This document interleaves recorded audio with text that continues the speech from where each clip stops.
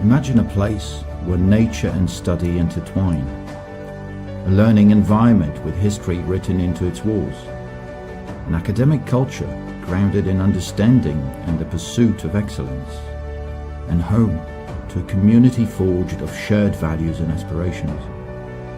Imagine a place where knowledge blossoms, tailored towards personal and professional development, nourished by the experiences and perspectives of many, and by the minds at its very heart. Imagine a wider perspective. Imagine Natolin.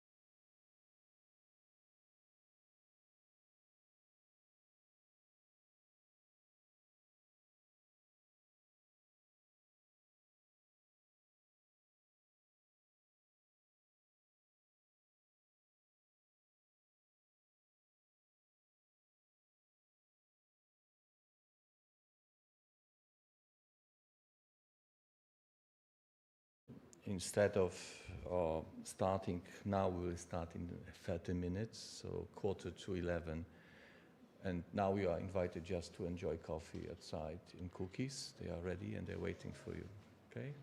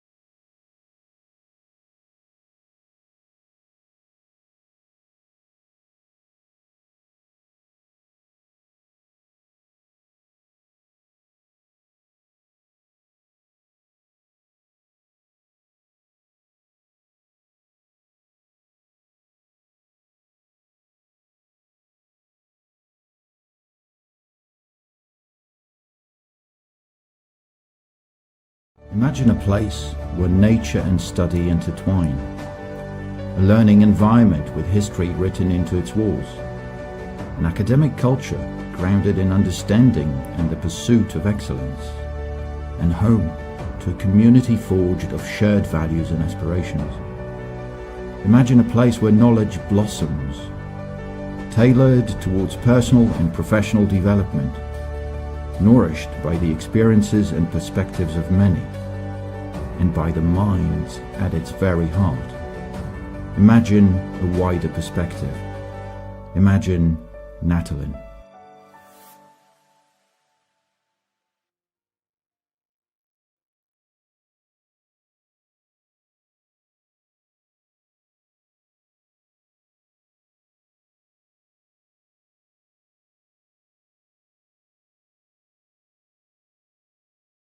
Imagine a place where nature and study intertwine, a learning environment with history written into its walls, an academic culture grounded in understanding and the pursuit of excellence, and home to a community forged of shared values and aspirations. Imagine a place where knowledge blossoms, tailored towards personal and professional development, nourished by the experiences and perspectives of many, and by the minds at its very heart. Imagine a wider perspective. Imagine Natolin.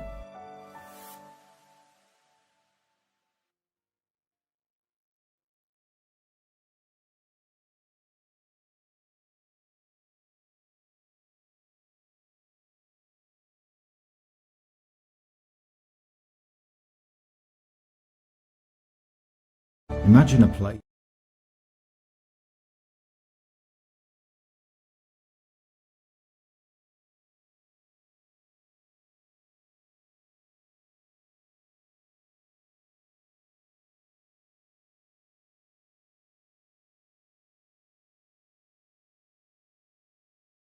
Imagine a place where nature and study intertwine, a learning environment with history written into its walls, an academic culture grounded in understanding and the pursuit of excellence, and home to a community forged of shared values and aspirations.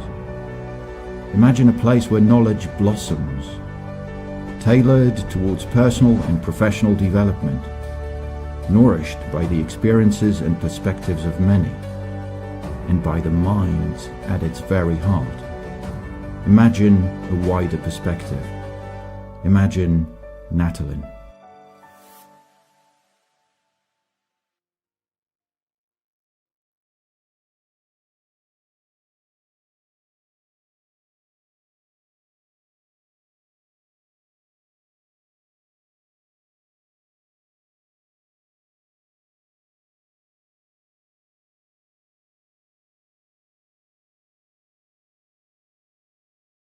Imagine a place where nature and study intertwine, a learning environment with history written into its walls, an academic culture grounded in understanding and the pursuit of excellence, and home to a community forged of shared values and aspirations.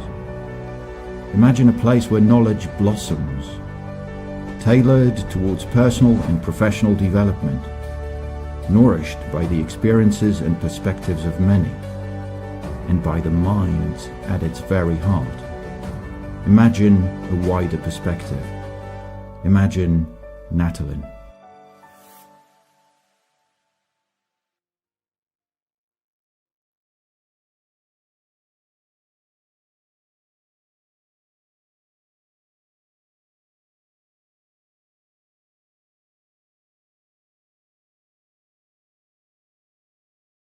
Imagine a place where nature and study intertwine, a learning environment with history written into its walls, an academic culture grounded in understanding and the pursuit of excellence, and home to a community forged of shared values and aspirations.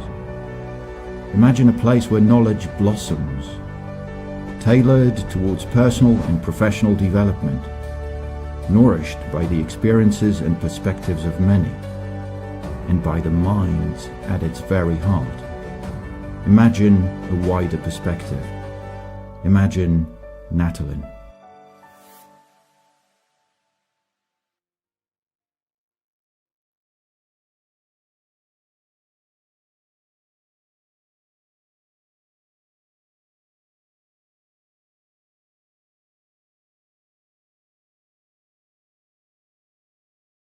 Imagine a place where nature and study intertwine, a learning environment with history written into its walls, an academic culture grounded in understanding and the pursuit of excellence, and home to a community forged of shared values and aspirations. Imagine a place where knowledge blossoms, tailored towards personal and professional development, nourished by the experiences and perspectives of many, and by the mind at its very heart. Imagine a wider perspective. Imagine Natolin.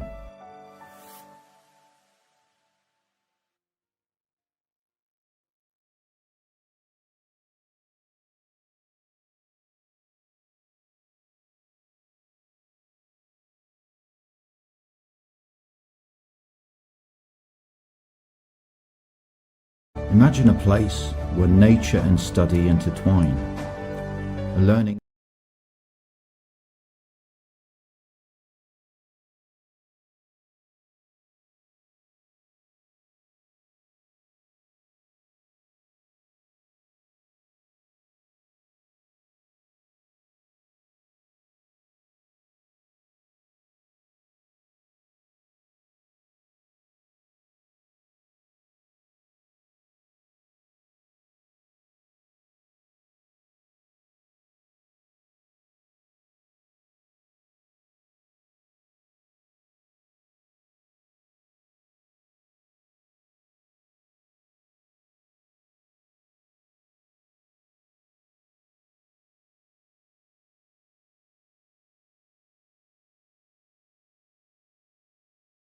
environment with history written into its walls, an academic culture grounded in understanding and the pursuit of excellence, and home to a community forged of shared values and aspirations.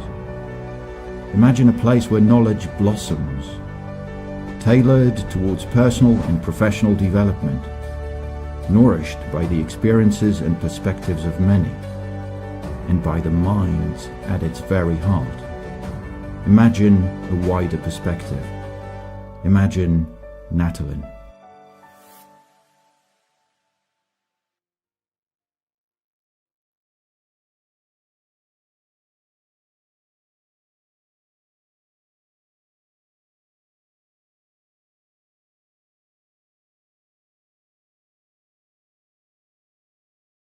Imagine a place where nature and study intertwine, a learning environment with history written into its walls, an academic culture grounded in understanding and the pursuit of excellence, and home to a community forged of shared values and aspirations.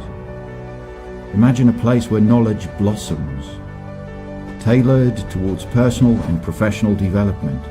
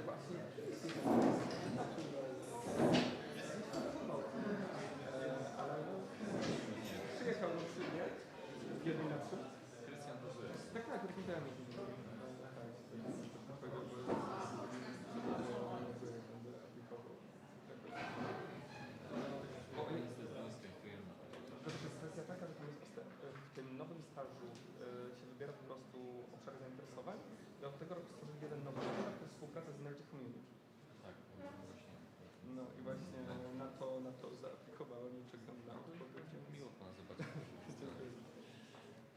Okay.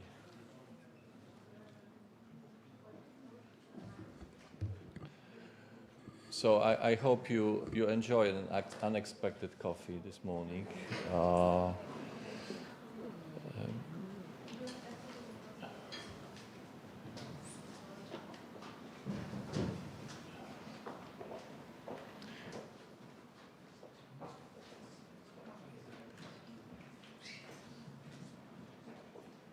So, but this coffee was just, to saying sorry for this unexpected rescheduling the beginning of the conference. But now I think we are ready to move forward and to start the conference. And it is my great privilege, on behalf of the College of Europe in Natolin, to welcome all of you, those who made the effort and joined the conference in person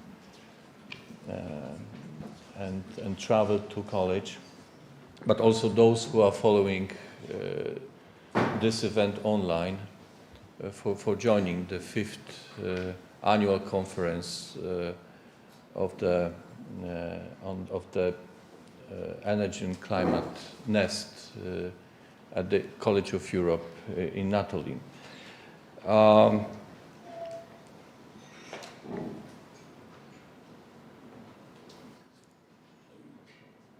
This is the 5th conference, and this is also my privilege of having this opportunity of mentoring the groups of those students of the College of Europe who have a specific interest in climate and energy related agenda.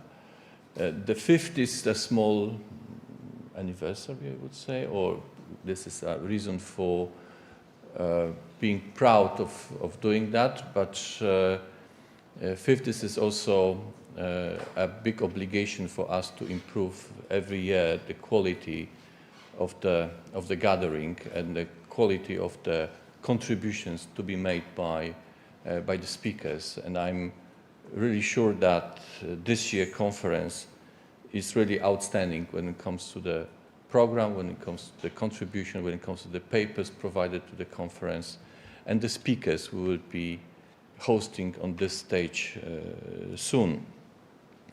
The Nest itself is a concept which has been developed at the college to enable students of the college to encounter the topics, people, and the processes which are going beyond the basic curriculum they are following on the everyday. So the students, they have a lot of opportunities to see interesting people, make some study visits, organize discussions, and some field trips.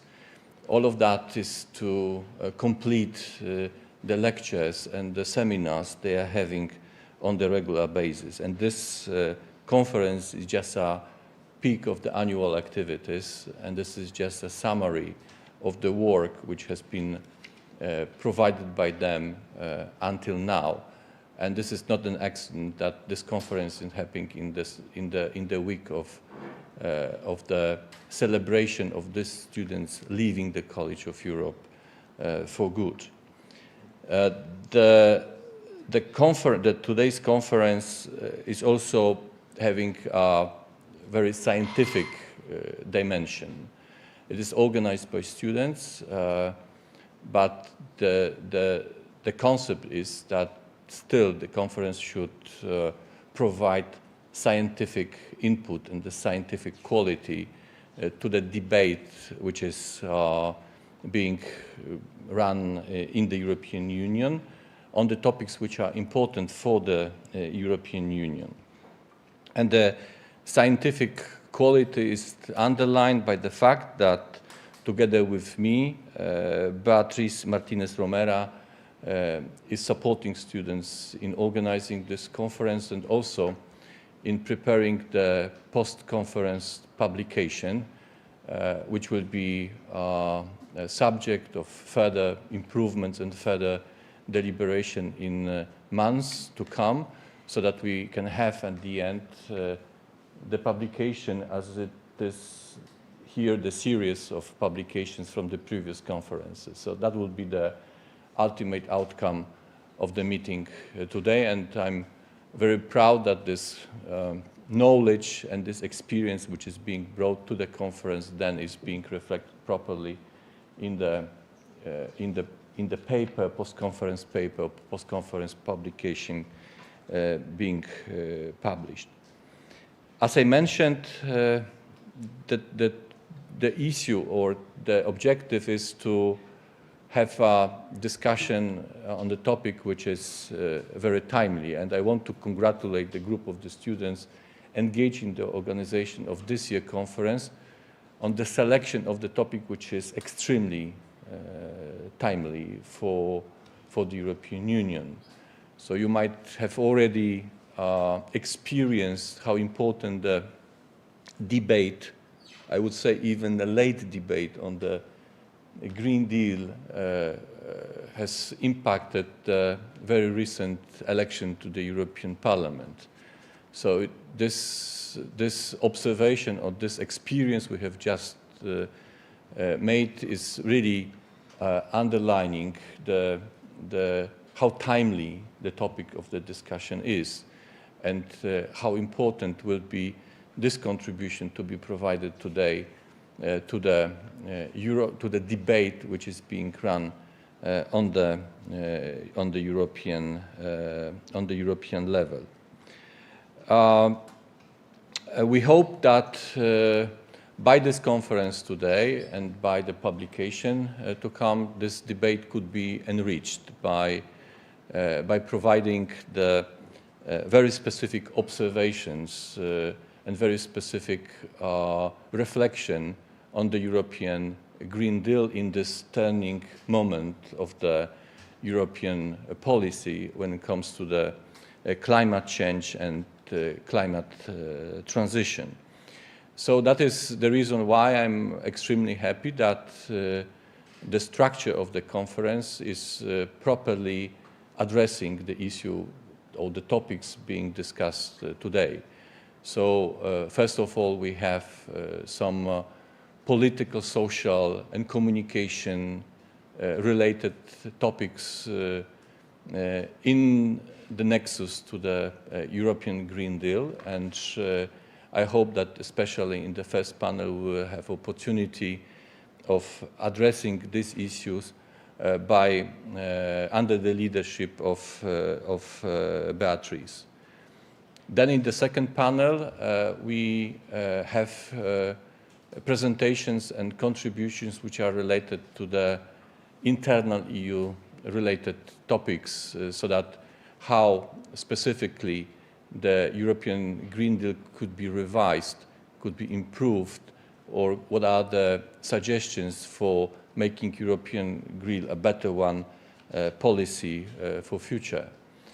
But finally, which is I think also extremely interesting, is to see the external impacts of the European Green Deal and the adjustment processes which are happening right now outside of the European Union in relationship to the Green Deal as the European Union policy, and how the external world, how the non-European Union countries are seeing and perceiving the Green Deal as a European policy with some external impacts, or how they see these externalities to be managed in the future. So in that sense, the program of the conference and the collection of the contributions is representing a really comprehensive picture, and I hope that you will be really enjoying this picture and the discussion today. We hope very much this discussion to be as vivid and as interactive as possible. So we hope to keep the presentations of the papers maybe not to the minimum, but rather focused and concrete, so that we can create space for discussion with the audience. and create the space for audience to also to interact with the authors, so that we can have a more interactive and more lively discussion on the topics to be presented today.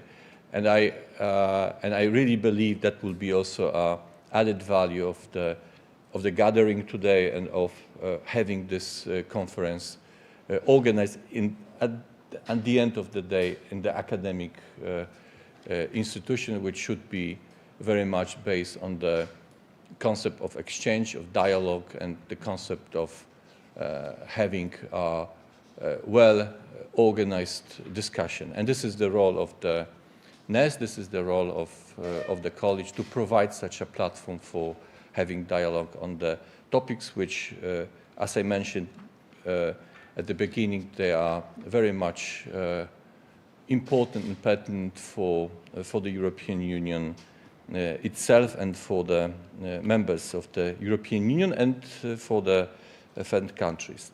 Having said that, I would like invite the first panel to step in, to take the stage. So, Beatrice, you are now taking over the responsibility for the first panel, and I'm very glad that you are with us and that you are joining this conference today. Thanks.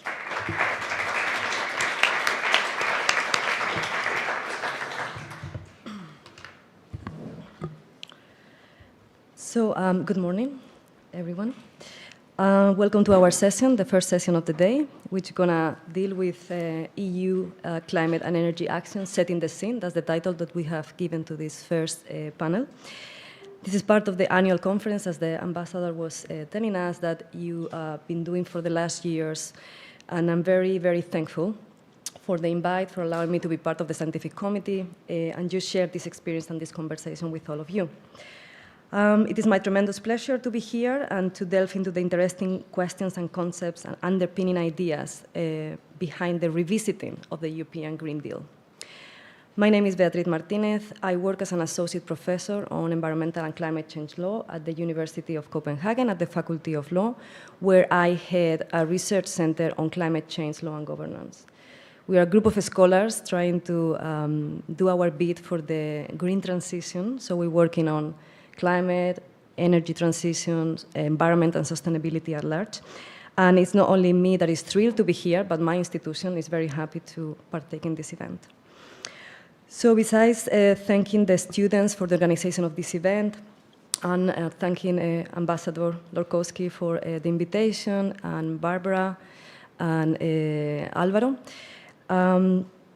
I would like to say that it is very special for me to be here in Warsaw. It's one of the first countries that I visited when I was young, alone, so it's linked to an idea of freedom and experience, so I'm very, very thrilled to be here.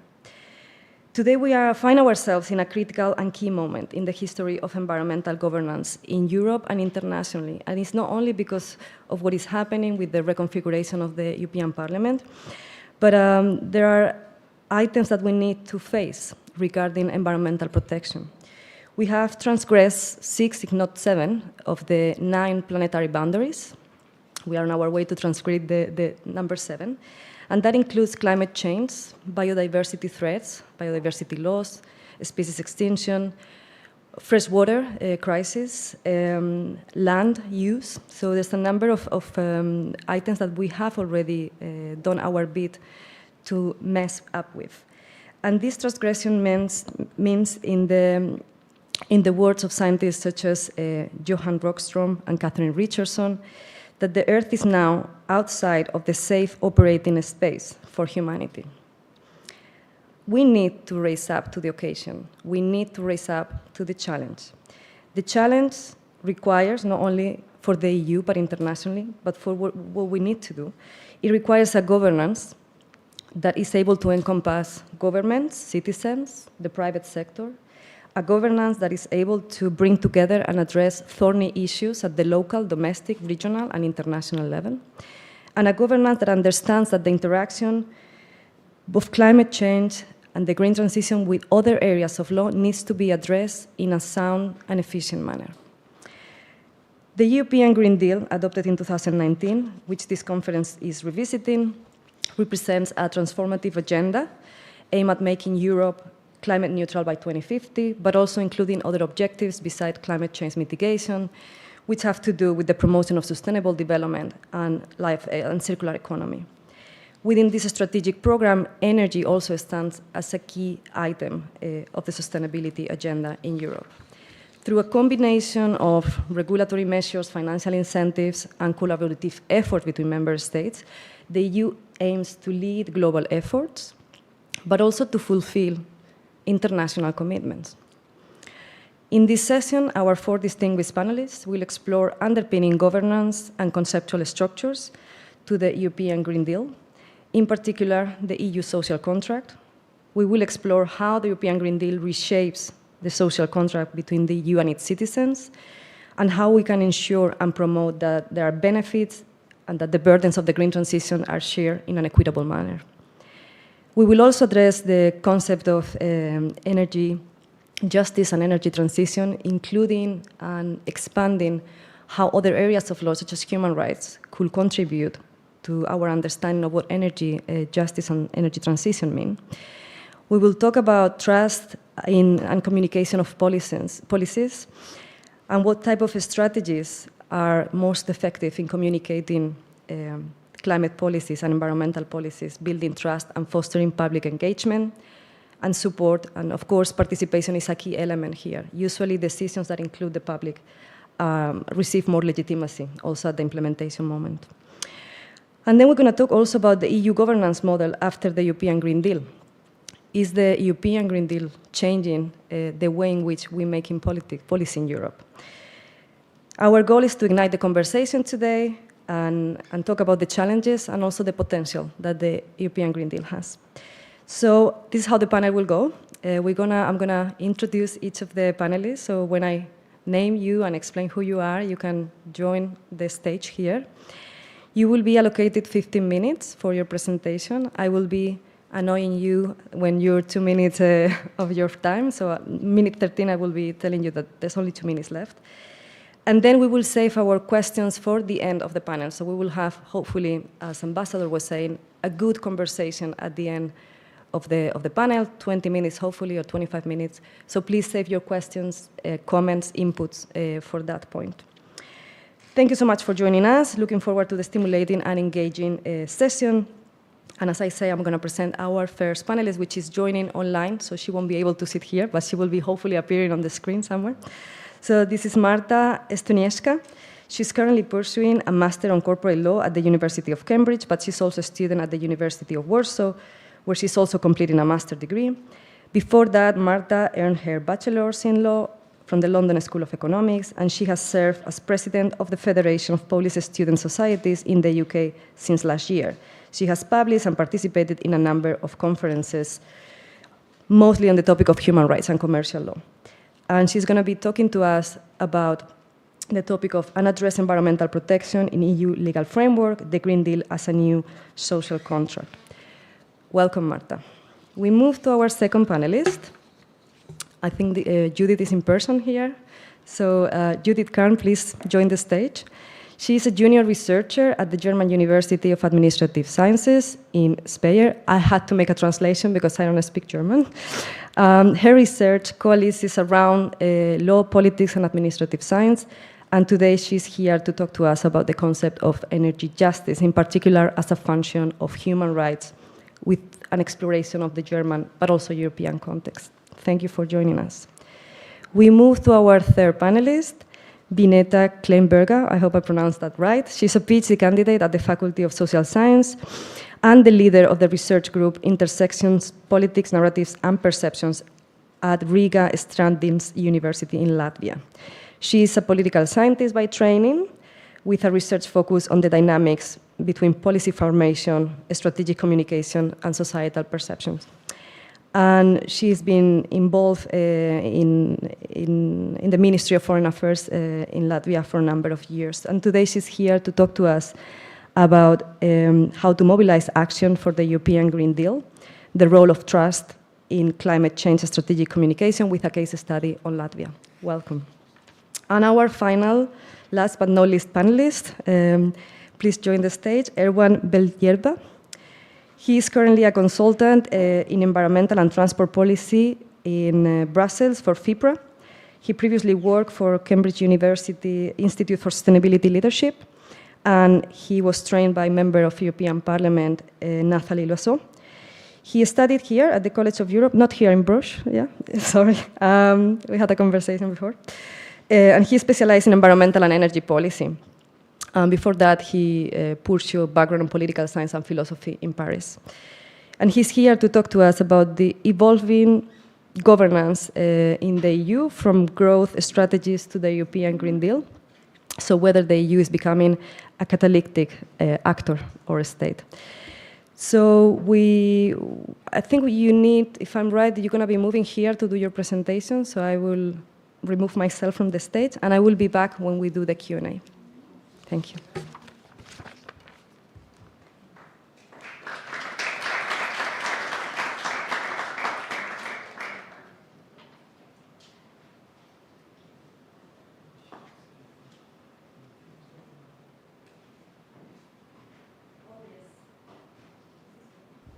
Marta? Yes, so the floor is yours, sorry. Thank you so much. Thank you very much for having me here, and it is my pleasure to be here with you. Sadly, unlike my duties in Cambridge, did not allow me to come to Warsaw, which is a pity, because I would like to meet all of you in person. But starting with the presentation, I would like to talk today about an address environmental protection in the EU legal framework. And I would like to talk about a concept which is quite new in the literature globally, which is a new social contract that's been developed on the UN agenda, firstly in 2020, 2019 by Secretary General Antonio Guterres, and then it's been elaborated in the very recent book of Minouche Shafik, LSE former president, currently serving at Columbia in the United States. And she's been talking to us about generational social contract that we owe to the future generations. And I would like to elaborate this concept today, talking about Green Deal as a form of such a contract, and starting with a context setting. In recent years, the urgency for a comprehensive approach to environmental protection has never been more pronounced, and we have a global declaration in 2019 of climate emergencies and projections indicating that up to 3 billion people could inhabit regions which are not very much habitable at the moment. And there is a critical nature of our discussion today in the conceptual setting. And the exploration today begins with the concept of a new social contract, as I said, advocated by the Secretary General Antonio Guterres and former developed by Minouche Shafik in her 2021 theory that she published while presiding the LSE. And the new social contract integrates employment, sustainable development, and social protection, ensuring equal rights and opportunities for all. And it is a response to the process that is need for socio-ecological framework that addresses the environmental challenges of our time. And central to my discussion today is the European Green Deal, of course, introduced in 2020, which aims for net zero Europe by 2050. And the visionary goal here, as you all probably know, because we're sort of at this conference, is backed by significant financial commitments, including 1/3 of the 1.8 trillion euro investment in the next generation EU recovery plan, and there is an EU 7 years budget also prepared. And the Green Deal addresses biodiversity loss, promotes a circular economy, and envisages green jobs and sustainable practices across sectors, such as housing, for example, to promote the transition. And this initiative underscores the EU's commitment to a climate-friendly future. So the EGD represents more than just policy shifts. It proposes us a new social contract with EU citizens, where the EU citizens are promised a sustainable future and inclusive future. And the discussion that I would like to build today will delve into the ambitious initiative that aligns with the principle of solidarity that's enshrined in the EU treaties and aims to ensure the high level of environmental protection. As I delve to the Fit for 55 package designed to facilitate necessary changes across various sectors, I would like to talk about the pivotal role of the EGD and how we can ensure its success, integrating environmental sustainability, and how we can ensure it's not technocratic. Moving on, I would like to talk about the concept of generational social contracts. So the Green New Deal is central to the socio-economic contract and eco-social contract, as the initiatives globally strive to integrate climate safety with welfare enhancement through cohesive eco-social policies. And these policies are not just about mitigating environmental damage, but also about creating sustainable, socially inclusive economies. And post-COVID economies have created stimulus packages influenced by the Green Deal thinking that reflect this approach by incorporating green and social policies to foster our resilient recovery. And globally, we can see, for example, the example of China eco-civilization plans and South African just energy transition partnerships that exemplify how green economic leadership can be paired with social justice. And these initiatives highlight the shift towards integrating environmental stewardship into the economic governance. So revisiting the social contract to incorporate eco-social considerations is imperative for us today. This involves balancing environmental limits with social principles as per Shafek's theory. It means re-evaluating welfare systems and addressing challenges related to technology, demography, inequality, and environmental issues. And I would like to talk about the mandate for environmental social action, as each social contract requires, to some extent, mandate of society to have it done. So as we explore the mandate for environmental social action within the EU, in 2019, a mandate, as clearly reflected in recent political trends and public sentiment, was very high. The 2019 Eurobarometer, that is the data from the 2019 Eurobarometer, reflects a significant increase in the prioritization of climate change among Europeans over a period of 1 year. In April 2018, only 35% of respondents identified climate change as a top campaign issue for European Parliament elections. And by February-March 2019, this concern had risen to 50%, making it the second most important issue after economy and growth. So the public concern for climate change has dramatically risen, as we can see on this graph and in this data as well, becoming the top priority for many Europeans. And Eurobarometer surveys highlight that this shift has been there, and as I said, the data is showing it. And the post-electoral Eurobarometer in 2019, in September, further emphasized this, with 37% of EU voters citing climate action as their primary voting reason. Younger demographics, particularly those aged 15-24, were the most concerned about climate change, driving the prioritization of environmental issues in the EU agenda. And this younger group is highly educated. Those are predominantly students and actively engaged in EU affairs, advocating for the European Parliament to focus on climate action.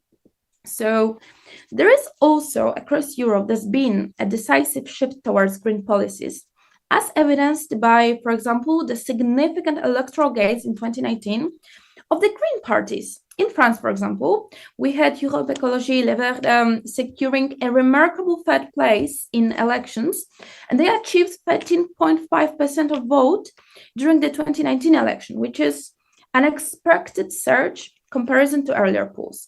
And Latvia's own shift towards stringent climate, and I'm talking about it in my paper because it's a remarkable story of a young electorate also participating, is also notable. Historically resistant Latvia, under its elected at the time of the introduction of Green Deal President Krišjānis Kariņš, committed to reducing greenhouse gas emissions by at least 55% by 2030. And it was one of the first EU countries that committed to such policy.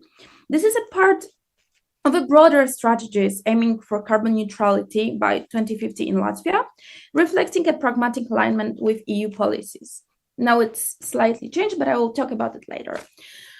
And also, the Fridays for Future movement, along with other YA-led climate protests, has significantly mobilized millions of youth and young people across EU and globally, gathering extensive media attention. According to the Parliamentary survey in 2019, nearly 6 out of 10 Europeans believe that these protests have led to increased political measures to combat climate change and at both European and also national levels. In 25 member states, a majority of respondents felt that these YA-led actions have influenced EU policies with strong conviction, seen in Ireland, for example, that 74%, Sweden 71%, and Cyprus 70%. Even in countries like Estonia or United Kingdom, back then still in the EU, nearly half of the population acknowledged the potential impact, through Czechia remained at the time skeptical, for example, but they still had some support for such action and the outcome of such action. So the survey highlighted that there is a clear demographic trend.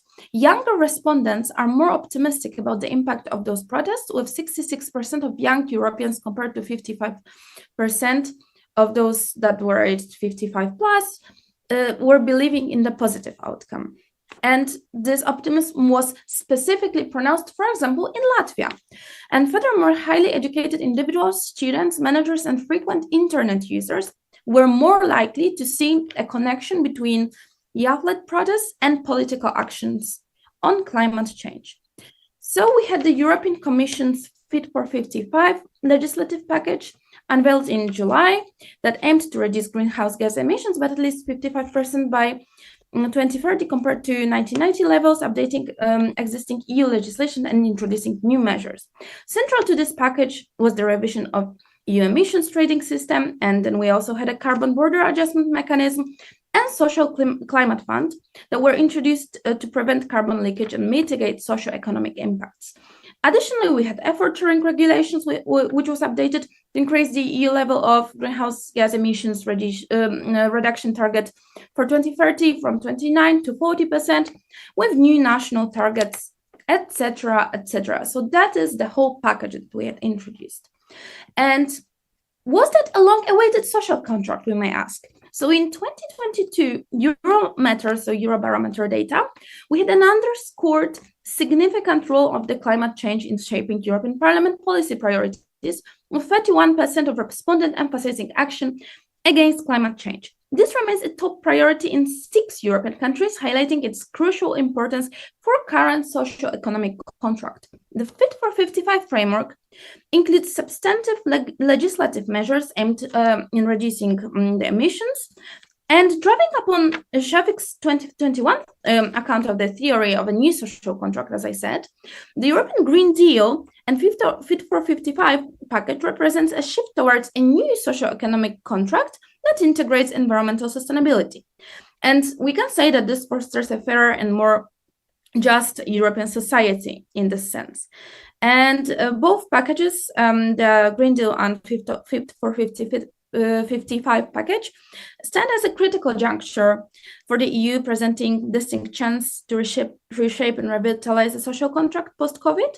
And in 2021 Ipsos data survey for the European Environmental Bureau, we had a project that found that over 22,000 young people across Europe still expressed deep concerns about climate change even after the introduction of the Green Deal, ranking it above other issues like infectious diseases, for example, which is interesting because it was during COVID. Moving on, I would like to talk about something that is linked to the whole debate on the social contract and how we are scared that it can become too technocratic in the form of legislating the Green Deal and legislating the Fit for 55 package. So despite its all noble intentions, we have several critical issues that have emerged undermining EDG's effectiveness. Firstly, there is mounting discontent among voters. So we have, leading up to the recent 2024 European Parliament elections, we have seen a noticeable shift in voter sentiment. So climate action, once a top priority, is now competing with urgent concerns such as poverty or social exclusion and public health. So this shift is particularly evident in the rise of right-wing populism and anti-EU sentiment in countries such as Germany or Italy. And voters are turning away from green parties driven by dissatisfaction with the policies. Why you would ask? And the answer is probably they're too technocratic. So voters are turning away from the green parties, and there is no sufficient consideration of their economic and social impacts of the changes. So secondly, there are significant regional differences in climate priorities. While countries like Sweden, Denmark, and Netherlands place a high emphasis on climate action, others like Latvia, Bulgaria, and Czechia right now are not, according to the barometer. So this disparity creates challenges in forming a unified approach to climate policy across the EU. And additionally, the rise of movements such as farmer citizen movement in the Netherlands, which opposes EU agricultural emissions policies, further complicates this political landscape. So thirdly, the economic impact of the European Green Deal is also causing a significant pushback. So we have Italy's government under Prime Minister Giorgia Meloni that argues that Green Deal policies threaten economic stability.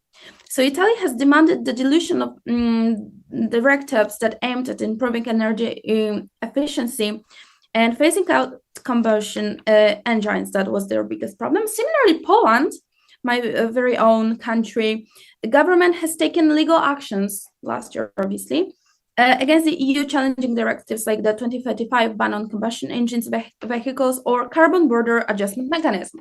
So we have furthermore Germany. As you probably know, the debate is phasing out oil and gas heating systems, and it has nearly broken the ruling coalition last spring. The internal strife highlights the broader issue of balancing ambitious climate goals with economic and social realities, which is a huge problem. And the dissatisfaction with the EU policies is turning centrist voters more Eurosceptic and impacting political stability within member states. So the European Green Deal was supposed to represent a new social contract integrating environmental sustainability with economic and social equity. But however, this vision has been undermined by this uneven distribution of costs and benefits. And we have most vulnerable groups who are often hardest hit by climate impacts, such as farmers, that felt left behind by policies, and that this seems to, as the policies seem to favor the wealthy and powerful. So in conclusion, let me just conclude. While the European Green Deal and Fit for 55 framework aims to address the critical juncture of climate change, they're currently falling short to create a truly inclusive, and that's the conclusion of my paper as well, and equitable transition. The rising political opposition, economic concerns, and regional disparities all point to the need of more balanced and less technocratic considerate approach. We must ensure that our policies not only address environmental goals, but also support social and economic justice for all Europeans. And only then we can hope to achieve a sustainable, fair, new social contract. Thank you very much. If you want to contact me on the paper or anything related to this presentation, feel free to email me on the on my Cambridge affiliated email. And I'm very happy that I could present in front of you. I'm very glad that I can be a part of this amazing conference, and thank you to the organizers. Thank you very much, Marta. Thank you for a very interesting presentation, a lot of food for thoughts. I'm sure there will be questions and comments in the Q&A later. Stay with us. And now we move to our second panelist. Thank you, Judith. The floor is yours.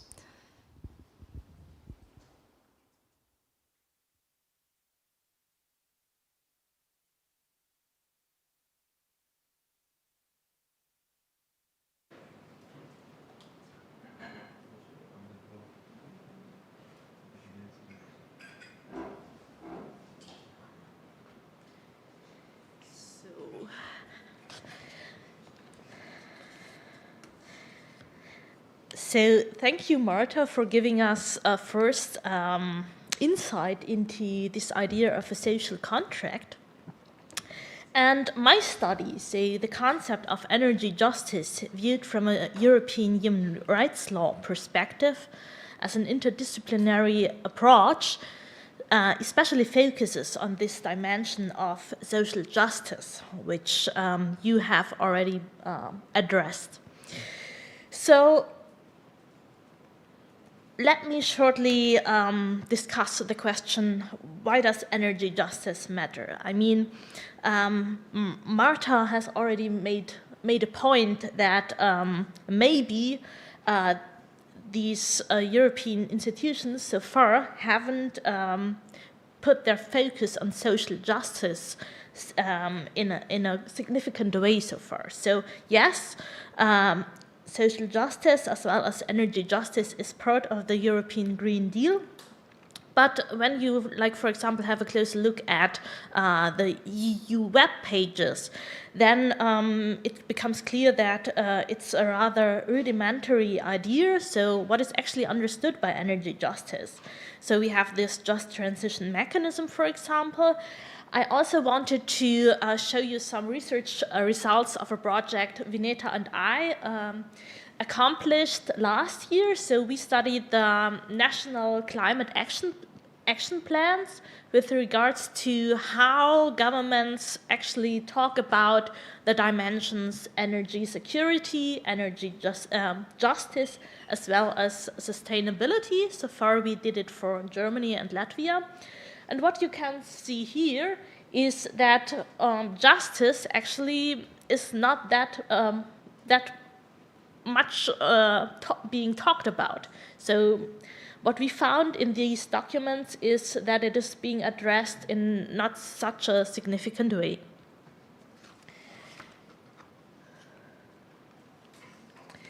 So,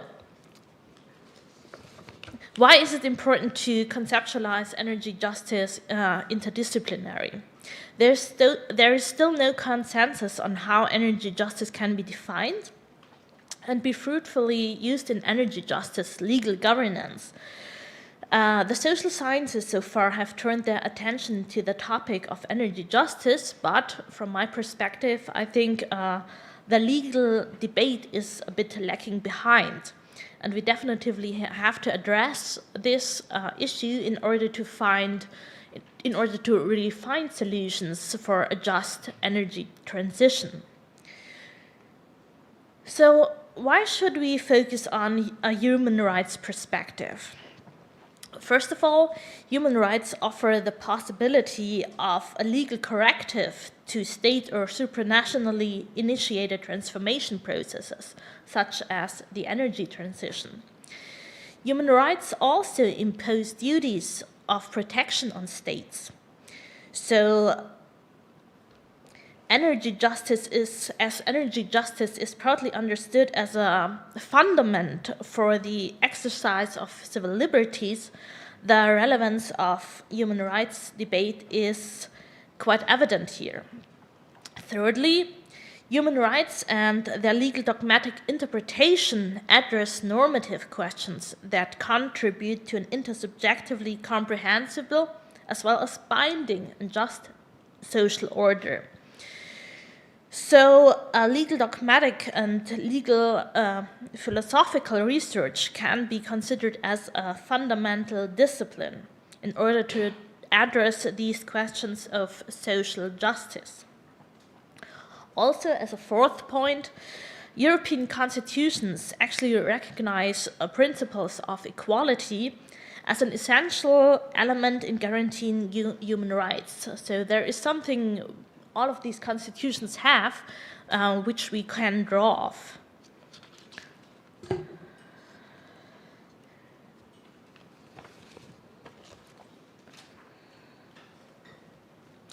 So let me define quickly what is energy justice actually all about. So with regards to legal philosophy, what we can start from thinking about what is actually understood by justice. And of course, there is no clear idea to that. So during history, we have been facing quite a lot of approaches which we can make use of. But let me also elaborate on the social science conceptualization that I would like to discuss now. So, which has been presented by Jenkins et al. So these authors focus on 3 to 4 dimensions of social justice with regards to energy justice. So we have distributive justice. It was already been mentioned that this is all about addressing the burdens and benefits in an equal way. We have recognition justice, which is defined as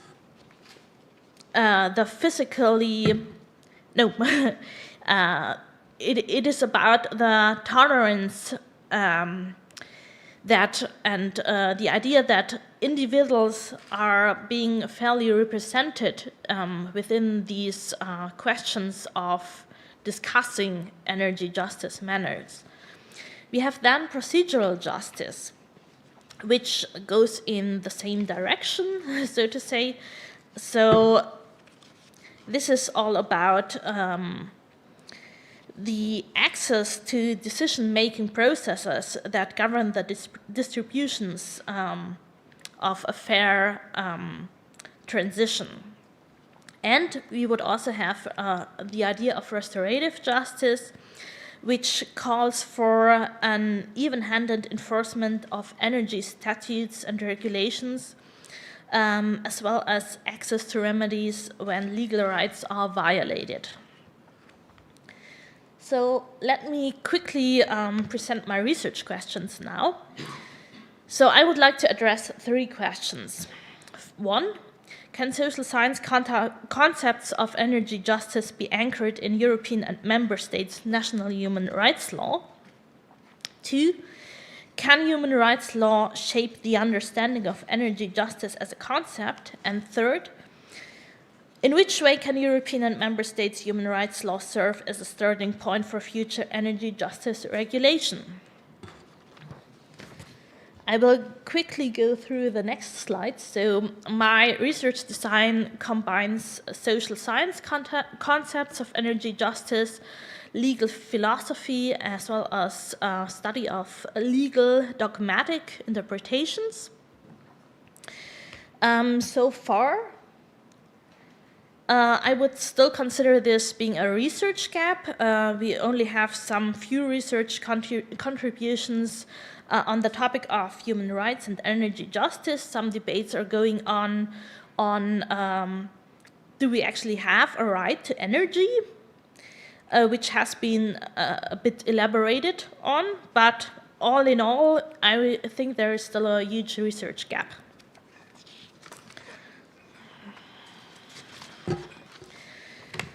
So now I would like to come to the actual analysis. So if we have a closer look at what is actually given by the law with regards to the idea of distributional justice, there I would like to study the German Constitution as well as the European Convention on Human Rights.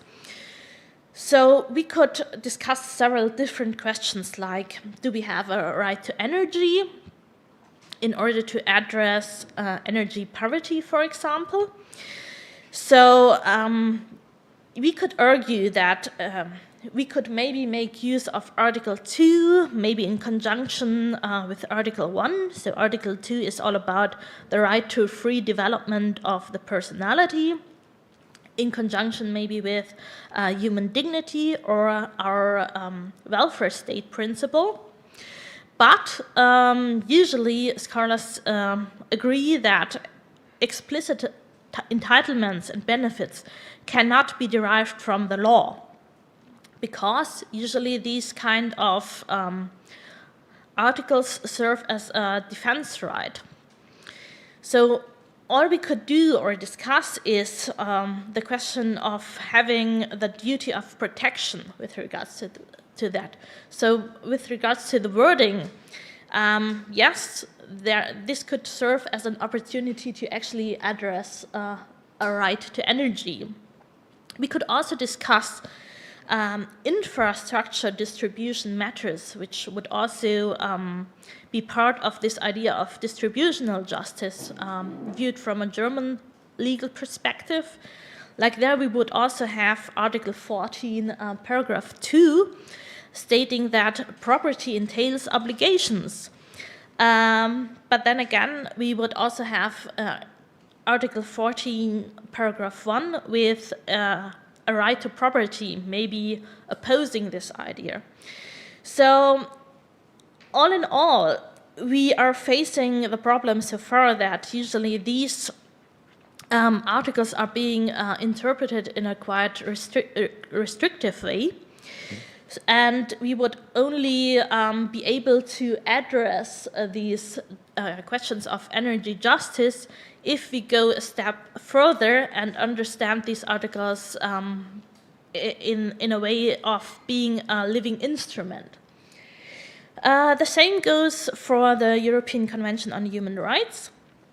There as well, we could argue, is there a right to energy? We could maybe say, okay, it might be guaranteed under Article 8, which guarantees the freedom of family, well-being, equality of life and health. But there again, we have these matters of a quite restrictive interpretation so far.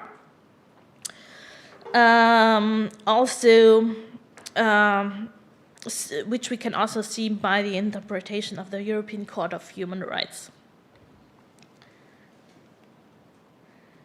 With regards to recognition justice, I would, we could maybe focus on the fundamental rights to ensure pluralism of opinion, which are provided in the German constitution by Article 5, freedom of expression. We have that as well in the European Convention on Human Rights, like these fundamental communication rights. But here again, these are usually interpreted in a quite restrictive way as a defense, right? So we would have to do a lot of, have to give a lot of reasoning and arguments why we would like to see that differently maybe in the future, or maybe interpret this differently in the future. We have also these discrimination rights, anti-discrimination rights in the German constitution. That would be Article 3, and also in the European Convention on Human Rights. But then again, we have only a quite restrictive interpretation so far.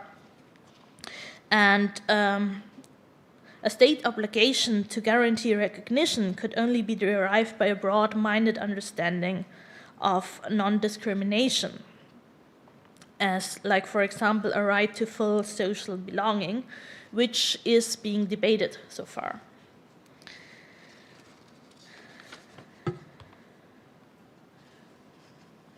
So with regards to procedural justice, this is also a point I would like to focus on. Actually, we could discuss the same questions as I did with regards to the formal point. So this would also lead to a critique of this social scientific concept because it doesn't create clear categories so far. If you look at it from a legal point of view. With regards to restorative justice, there we can see quite clearly that we have legal possibilities in order to fight against violation of a person's rights. So this is quite well. And we can definitively link this idea of the social concept, a social energy justice concept, to the law.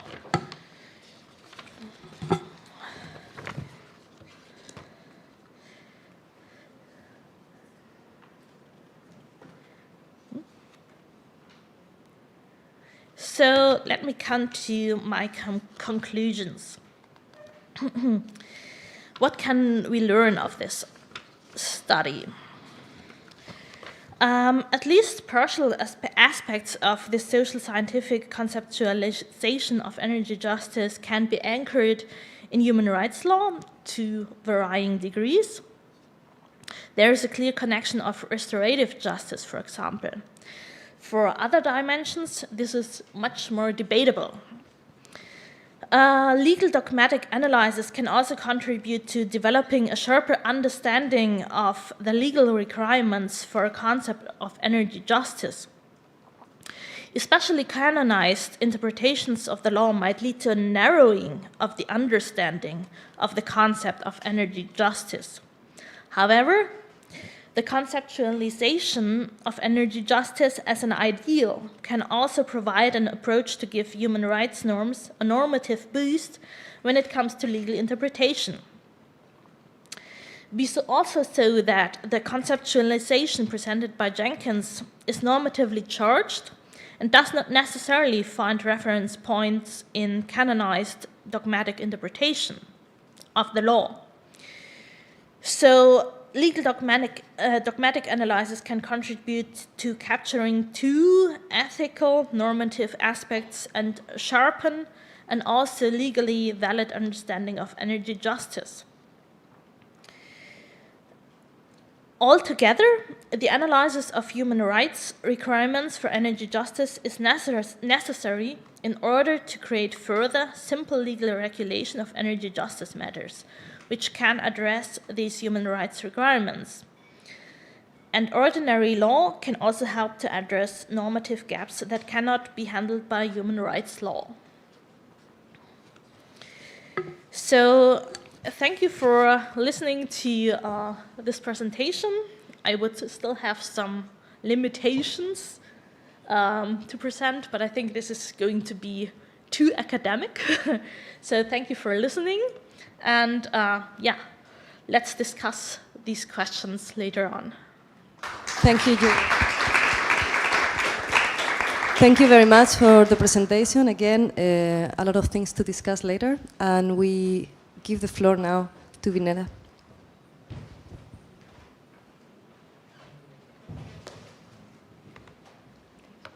Good morning or good day. Thank you, Beatrice, for introducing me, and thank you for having me here. Thank you, Marta. Thank you, Judith, for providing the initial insights into the difficulties we face with actually truly implementing the European Green Deal. And my presentation today is focused on strategic communication. And I will just say that this is part of a bigger research we've done at Riga Stradiņš University in Latvia since 2020 on climate change communication and narratives in Latvia in general at different levels, political, media, business, and society.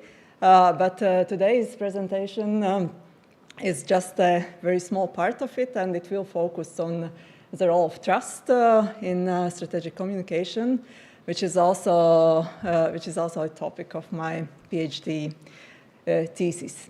So why should we talk about strategic communication at all? The ambassador already mentioned that recent European Parliament elections, we saw the contestation of the European Green Deal, and we saw and still see many actors who try to diminish the importance of the European Green Deal. And it is exactly strategic communication which can bridge the gaps between the policies, for example, the goals of the European Green Deal, and its practical implementation. And it is strategic communication which can help to mobilize action. I myself, come from the discipline of political science and specifically international relations. And I'm a strong believer in the constructivist school of international relations. And these people, they say that we don't have such a thing as a political or social reality. As such, all these realities are constructed. and they are constructed in a discursive way by the language we use. And in this discursive environment, narratives are very important tools for constructing reality. They offer the mechanism through which we ascribe the meaning to particular phenomena.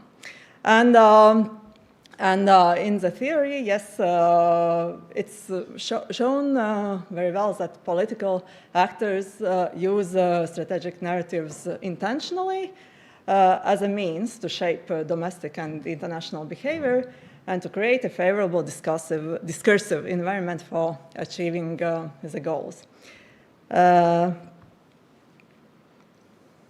So the research puzzle in the strategic narrative studies is basically one thing. So they ask, what is it that makes the strategic narratives persuasive? Because we can have many strategic narratives, the ones who support the European Green Deal, but also the ones who are against it. And both of them can be very persuasive. So the scholars, they actually look for the factors which could make one strategic narrative more effective than the other one. And here in my research, in today's research, I explore the factor, the role of the trust, of the perceived trust to the person who tells the story, to the narrator, and look for this, how this trust to the narrator can influence the persuasive power of the narrative. I use as my theoretical framework the conceptual framework of strategic narratives, which has been developed at the beginning of 2000s with, by several scholars like Alistair Miskimon, Ben O'Loughlin, and Laura Rosella.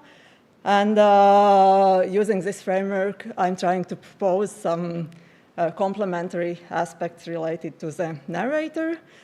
In my research, I use a mixed method, research design, using Latvia as a case study. One is quantitative. I have two nationally representative sociological surveys, which were conducted, one in 2021 and the second one in 2023. And then I complement these findings with qualitative research, conducting 17 semi-structured interviews with representatives from civil society organizations, and I did it last year. About the theoretical basis, yes, I mentioned it already and won't go too deep into that. It's like if we look at the theoretical spectrum, it's located in the discipline of political science, but somewhere in between international relations and political communication. As I said, yeah, the strategic narratives are means for political actors and intentional means to construct a shared meaning of the phenomena with the intention to influence the behavior. And what is important why I chose this theoretical framework, they look not only on the formation, construction of the narrative, but they also look how the narrative spreads in the media ecology and how it's perceived by the people, by the audiences, and not only at the domestic, but also international level. And they say that in order to evaluate the effectiveness of the narrative, you have to see how it's perceived. And I think we all could agree to that, that you can talk whatever you want, but if the people did perceive it differently, it has no effect.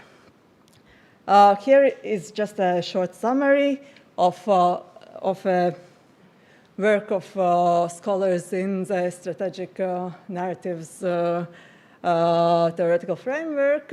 They have analyzed the factors which make strategic narratives persuasive.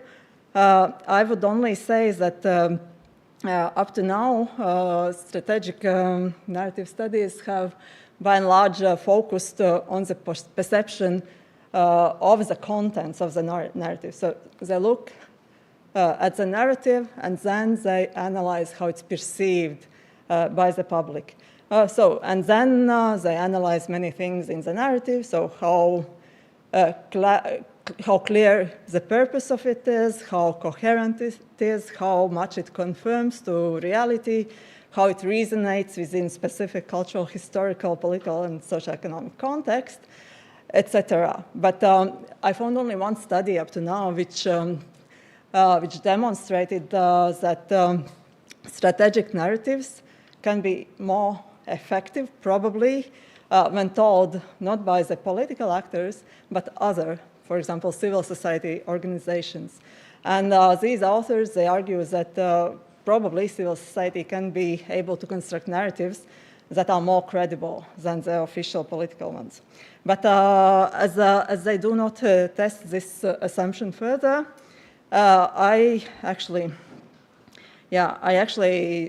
it's somehow kept in my mind, and I thought that it should probably be looked a bit more at, and that we should also look at the person who tells the story. Who is the person and how trustworthy is the person who tells the story? I would say that I was inspired by the research in other disciplines. For example, in narratology or literary text research, scholars pay lots of attention to the narrator. And the whole study is evolved around trying to discover how the narrator builds trust and how it is perceived by the reader. But I would also say that historiography, also they pay attention to the historian. Who is a historian who tells a story? Because they acknowledge that history can be a very subjective thing. And also in management studies, there has been quite a lot of research on how leaders build trust to ensure that the people follow them. But it's a new trend in political science, in another theoretical framework, in the narrative policy framework. The scholars have started to experiment with the idea that the person who tells the story may be important. And I was also inspired by economic sociologist Jans Beckert, who also explores the role of a storyteller in decision-making about the so-called imagined futures, because as he said, imagined futures is something you cannot prove. So to ensure that people follow you, to implement these imagined futures, you have to have some kind of trust as a storyteller to make them to follow you. So it's written, I'm sorry, so it's, again, few arguments here. Why is it important to study trustworthiness of the narrator? So, as I mentioned already, there are multiple narratives about the same topic in society, and they can always present conflicting and even mutually exclusive viewpoints. And people, individuals, they are at the crossroads of these diverse narratives, and they face very complex decision-making choices about the topics which they don't know in detail, so whom to believe and whom to follow and which action to take. So here I would say in my studies that the trustworthiness of the narrator is a very critical intervening factor in individual decisions when choosing among different perspectives and narratives. Trustworthiness, of course, when we do a research on it, we have to define what it means. First, it's a relational concept, which involves the things that an agent voluntarily places itself in a position of vulnerability to another agent who has the power to exert some kind of influence over the former. And basically, trustworthiness implies that the trusted party will not betray the trust. The research has demonstrated that trust in the government, for example, is very important because it fosters individuals to comply with regulations even when those regulations are not particularly beneficial to the people. And we saw it during the COVID crisis, that people who trusted the government actually followed the rules, but the ones who did not, they also did not want to follow the rules. I'm sorry, I have not changed the slides. And here in my research, I try to use a very holistic definition of trustworthiness, because very often trustworthiness and credibility are used interchangeably. In my research, I kind of say that credibility relates more to the expertise and competence of a person, while trustworthiness is a much broader concept which involves not only the competence, but also the moral character of the person and the confidence that the person will act in a fair, ethical, and predictable manner. Turning to Latvia. Yes, of course, I'm from Latvia, but also there are a few arguments why Latvia is an interesting case study in this regard. One thing is that our greenhouse gas emissions per capita have increased if compared to 1990-20, which diverges from the EU general trend. And from this graph, we see that actually we are the least progressive country in the EU, Cyprus being the second one, but our emissions are actually increasing, not decreasing. And thank you, Marta, for presenting the insights on Latvia. Of course, we had this very sudden change in approach towards climate change with the Prime Minister Krišjānis Kariņš in 2019. But I would say our research actually started with him proposing these very ambitious goals to Latvia. But I wouldn't say that it's a belief in majority of political circles and also in society. In general, Latvia is a country where issues related to climate change have acquired a very limited resonance at both political and societal levels. We did a research on the political party programs, on government meetings, on parliamentary meetings in the period of 3 years. And we saw that basically, like in most of the cases, we don't talk about climate change at all. And if we talk, we basically talk about it as a responsibility of Latvia to follow the EU rules.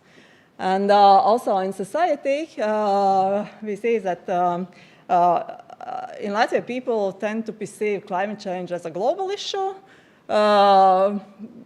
Less people think that it's a national issue, and even lesser think that it's a problem which could be important personally.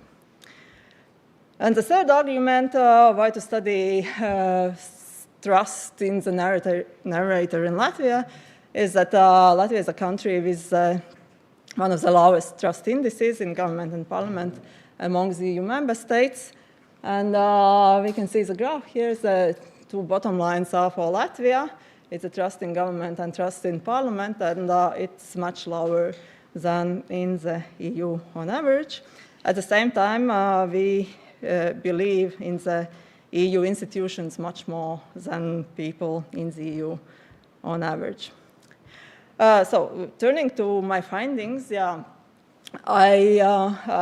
first what I did with the quantitative study, I correlated the trust in certain institutions with people's belief in certain statements. And here you see the table on the trust to many sources of information in Latvia regarding climate change. And what it shows is that the most trusted sources of information in both 2021 and 2023 are the scientists And they are followed by EU institutions, international organizations, but the least trusted sources, it's influencers and celebrities, but we see also a very low level of trust about climate change to politicians and to government institutions. And then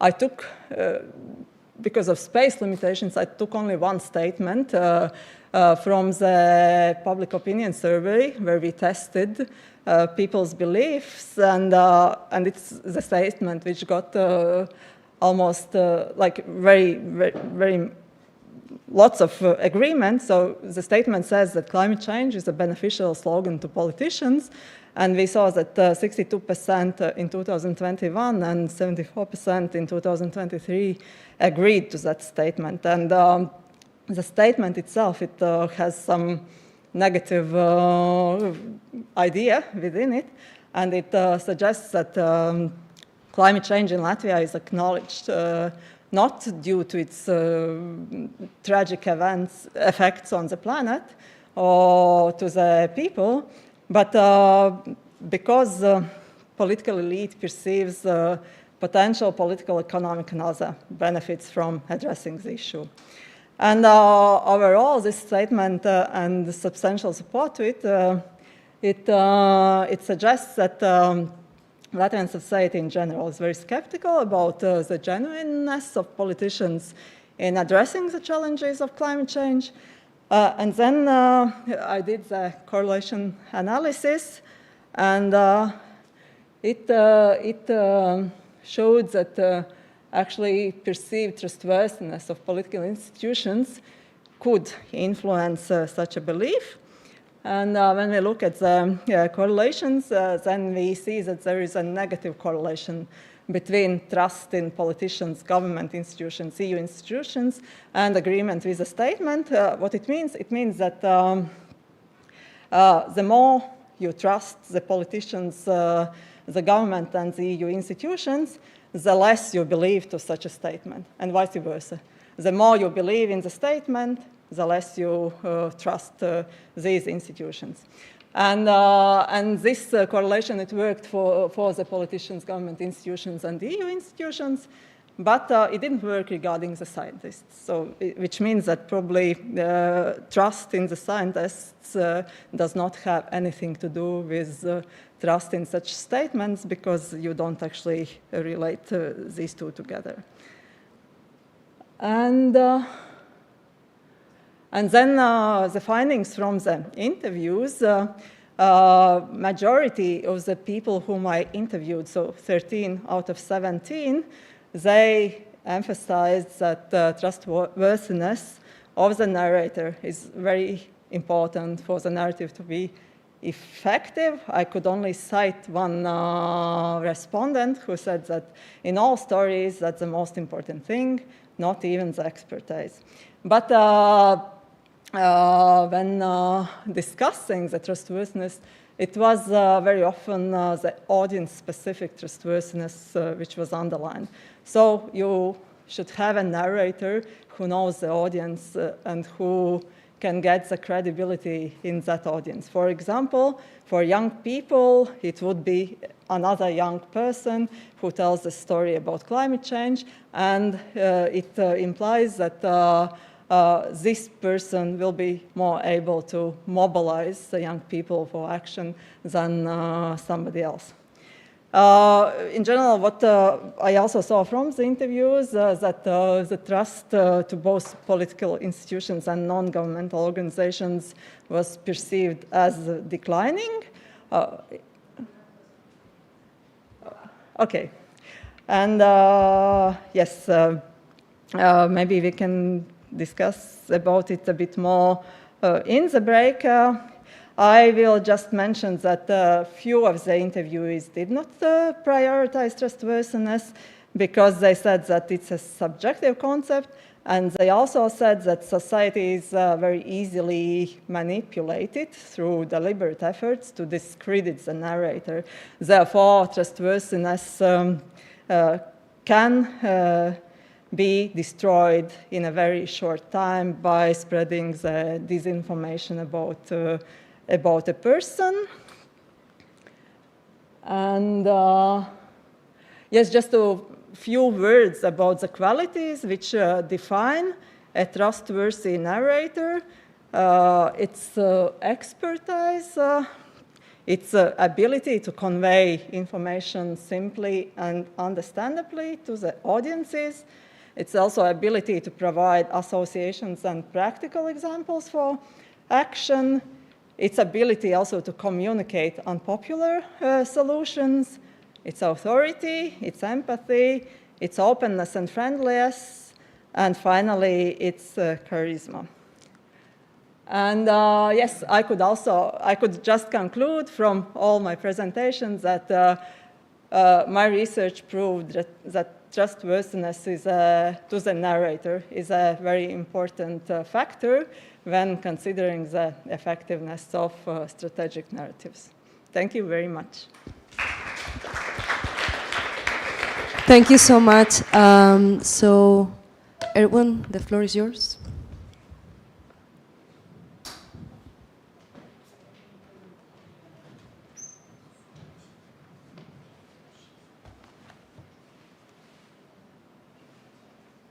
Perfect. So I'm conscious that it's been an hour, so I will just take a 1 minute of break to tell you about the story. Because looking at the title, it might seem like something that is a bit abstract. That being said, I come from Brussels now. And how does policy failure materialize in Brussels? Well, I have the chance to live in the European quarters, so whenever farmers are not happy with the European economic strategies, they come to my neighborhood and they yawn. So honking of tractors is how I perceive the failure of the Green Deal, and lately it's been quite intense. And this day is about the European Green Deal.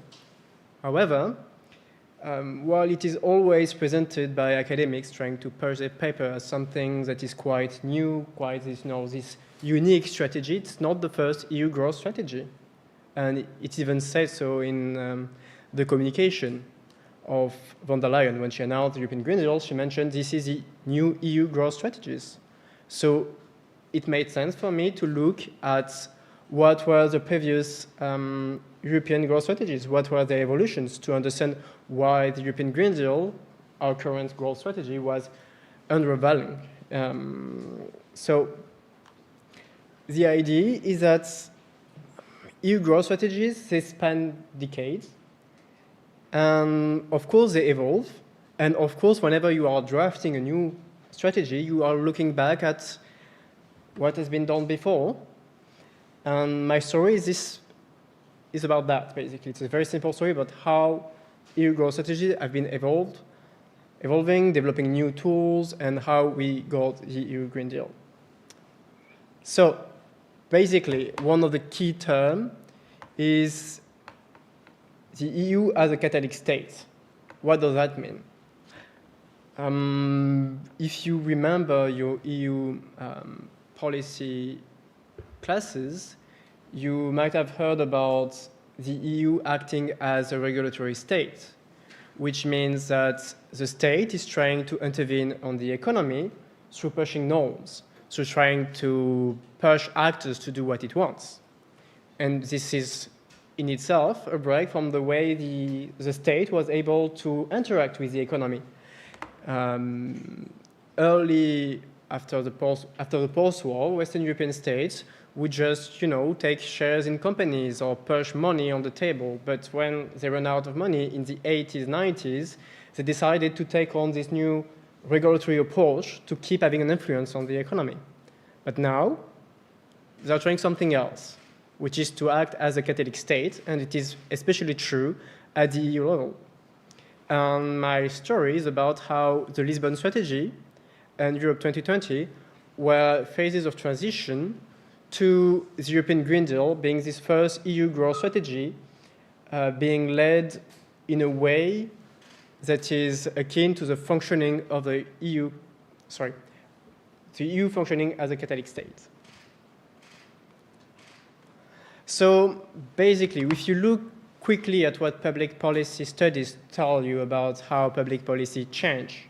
Well, change is a reaction to failure. It's quite empirical. You're trying things, and if they don't work, well, tractors will come to you, and then you have to, change your policies. One of the main scholar is Peter Hall, which is now on this screen, and he had this idea of studying how the UK transitioned his model of approaching its economy. So basically, after the post-war, you had this Keynesian consensus in the UK, but well, in the 70s, it didn't work so well, and old recipes were leading to bad results. And so they tried to embrace a new model, which was the monetarist paradigm to approach the economy. And so after a while, after minor adjustments, they started to change their approach totally until they came to a third order change, called also a paradigm shift, perhaps the terms you're familiar with, where they basically reshifted the whole approach to the economy, which is basically a turn towards what we would see as a more neoliberal attitude to the economy. So what is very important is that policy failure drives these shifts. And the idea is also that, and is present in Lindblom's, is the idea that public servants are always trying to adjust their ways and trying to come up with new tools and new ideas. And there is this idea that public policy is always something that is dynamic, changing, and evolving. And as you may have noticed, in the last 30 years, the economy, our priorities, our geopolitical environment changed. And the old tools that were used to address the economic issues are no longer working, hence why we are turning to new ideas. But it had been the case in the past. As I mentioned, before, the state used to be a lot more interventionist until intervention just costed money and was not bringing any results. So they took on the regulatory approach, and it was a change that Mayon described in his work. So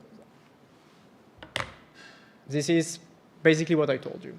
You have the caricature of Keynes, the positive state, intervening, the regulatory state, norms, and then the catalytic state.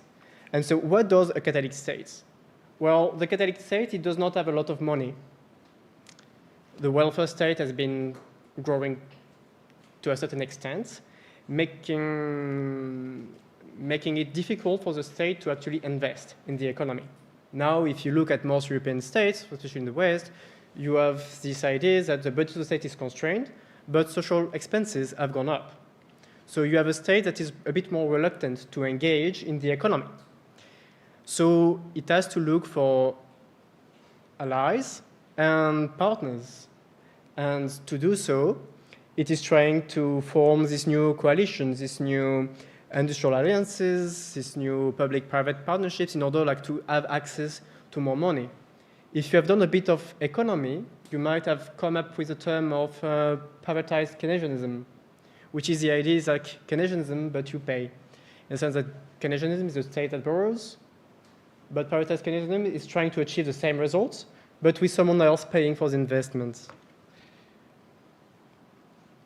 So let's start with the Lisbon strategy. A lot of you were not around during these times, but what happened is that for the first time after the unification of the Eurozone, they decided to come up with a growth strategy called the Lisbon Agenda, and it aimed at enhancing the capacity of the EU to compete with the US. You had this sense of, well, the EU economy is on par with that of the US, but we need to have more money going in education, in innovation, as we were kind of losing the race on internet. And the Lisbon strategy sought to make the EU the world's most competitive, knowledge-based economy. And to do so, it introduced this new method of coordination, the open method of coordination, which was this idea that basically it would just promote soft rules for state to redirect their investment to certain issue and meet certain targets. It was a very loose way of coordinating on the economy, of acting together. And I spoke about policy failure. Well, quite early on, people started to criticize the Lisbon strategy. At first, a year after its being drafted, people were saying, well, you forgot about the environment and climate change. So you had to adapt the strategy the first time. So like, as I mentioned, public policy changes often, it's quite dynamic. And then 4 years on, people were already saying, well, at the end of the decade, we would not be this competitive and knowledge-based economy, so we need to do something. We need to redraft the strategy. We need to adapt it and change it. And what they did is like they kind of tried to reinforce the enforcement mechanism. But despite trying to innovate like it somehow, the strategy was still seen as a failure. And we mentioned the importance of discourses, and discursively, both the EPP, the SND were criticizing the strategy, and it became seen as kind of, let's say, it became seen as not that efficient. And then, of course, in 2008, the financial crisis overshadowed the Lisbon strategy, and people were saying, well, we need to do something about it. And that's when Europe 2020 came around. And Europe 2020 was the idea that, well, EU growth strategies made sense. We need to act and spend and planify our economy and plan our economy together. But we're going to try to do so with different tools. And that's basically the blueprint of the European Green Deal. And a lot of the different tools that are now in the toolbox came up and were invented by Barroso and Juncker's teams. As I mentioned, Lisbon strategy was characterized by this very loose coordination. Member states had targets and they were supposed to meet them, but, well, they had to report on it. But nothing bad would happen if they did not meet the investment targets. They could just get away with it. What they tried is to supplement economic coordination through the European semester to have a bit of more peer pressure on states in order to push them to act a bit more together. But they also, and this is one of the interesting bits, introduced the European Fund for Strategic Investments, which you might not know, as is going onto this term, but you might know the Juncker plan, which was basically this investment plan of the European Commission. And the idea, and that's when the Catholic states come around, is that, well, if you look at the EU budget, it mostly goes to agriculture and to cohesion. You don't have that much money to, conduct proper economic policy. So how can you, what can you do? Well, you need someone else to pay for it.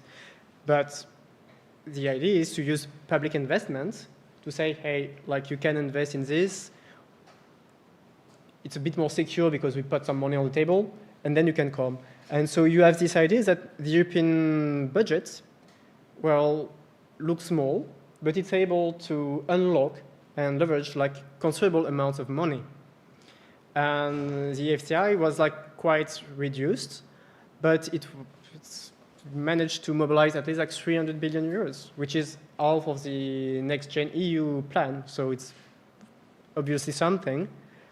And what is also quite interesting is that since they have some difficulties going around pushing their norms, and you have like some sort of protest against, EU over-regulating things, which is something that if you go to Brussels, you hear like every day, like people complaining about it, think tanks, trade associations, they would complain about it. Well, the EU decided to engage a bit more directly with these actors and try to find people that would be a bit more willing to engage and follow its industrial ideas. Because of course, the European Commission, they have a vision of the economy. They see it going somewhere. They see hydrogen as being important. So they see the batteries as a way to save the EU automotive industry, which is 10% of the GDP, so we want to keep it. So they decided to engage with people and create this sort of informal alliances. And this is where it becomes a bit tricky. Basically, in terms of social sciences researches on them, probably you have few papers. You don't really have access to any archives. You don't have any access to the conferences. And it happens mostly behind like closed doors. So it is actually a puzzle. It's an interesting one. But still, it might take some time until we kind of understand fully how the EU industrial policy is actually functioning. And this brings me to the European Green Deal.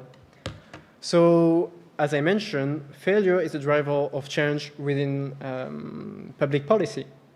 And Well, when von der Leyen took office, it was kind of obvious that the EU was failing in terms of its climate policy. You had terrible rains, terrible fires, and a lot of people in the streets protesting against climate inaction. So this created what we call the policy window, which is a moment where, well, everybody across the room recognized that the situation cannot go on anymore and that something has to be done. And then people are able to invest this policy window and push for changes, advocate for new ideas. And what was quite nice for the people pushing for the European Green Deal is that a lot of the tools were actually on the table. A lot of the things that were present in the Lisbon strategy or the Europe 2020 mostly were repurposed within the European Green Deal and used to create this sort of new strategy. But what we have seen is an intensification of the use of these tools. For example, when it came to industrial alliances, they multiplied. Under Europe 2020, we had 2, and now it's more than 10. New ones are coming up. And what is interesting is the fact that they are also very elusive in the sense that the Commission is able to create formats that would fit for certain industries. For example, for certain issues such as sustainable fuels for aviation or maritime industry, they are able to create this coalition of European actors, but also open the door for people in other geographies in order to be able to actually have an industrial policy that is functioning. So this is Thierry Breton, which is a nice French commissioner, but also quite someone being quite involved in pushing for these industrial alliances. To sum up a bit because I'm getting some looks for that, so trying to push it forwards. So the EU approach to growth and competition shifted toward embracing this catalytic mode of governance, trying to govern and trying to have an actual impact through using the resources of other actors. And these tools empowered actually the European institutions to go beyond the fact that they were getting a reduced budget, they were getting external pressure, but they were able to use this more agile way of governing to keep being relevant. The EU now is acting as a facilitator and a coalition builder, but it is also a challenge because I can tell you on a map where the Parliament is and where the European Parliament is, well, it's quite more difficult to study a network, basically. Who are the actors that are influenced? How ideas come up in this sort of more informal settings? And it's especially much more difficult to do so when all of these networks function in different ways. To finish up a bit on this one, what is also interesting is that this shift toward acting as a catalytic state is something that you could think is only relevant for EU studies. But truth be told, if you look a bit at the economic literature on the US, well, the federal state has been pushed into a corner and is starting to act increasingly as a catalytic state in the same way as the European Union. So this is one of the interesting findings and one of the perhaps way to push this research forwards. Was I on time? Well, this is my conclusion. Okay. This is how you keep time.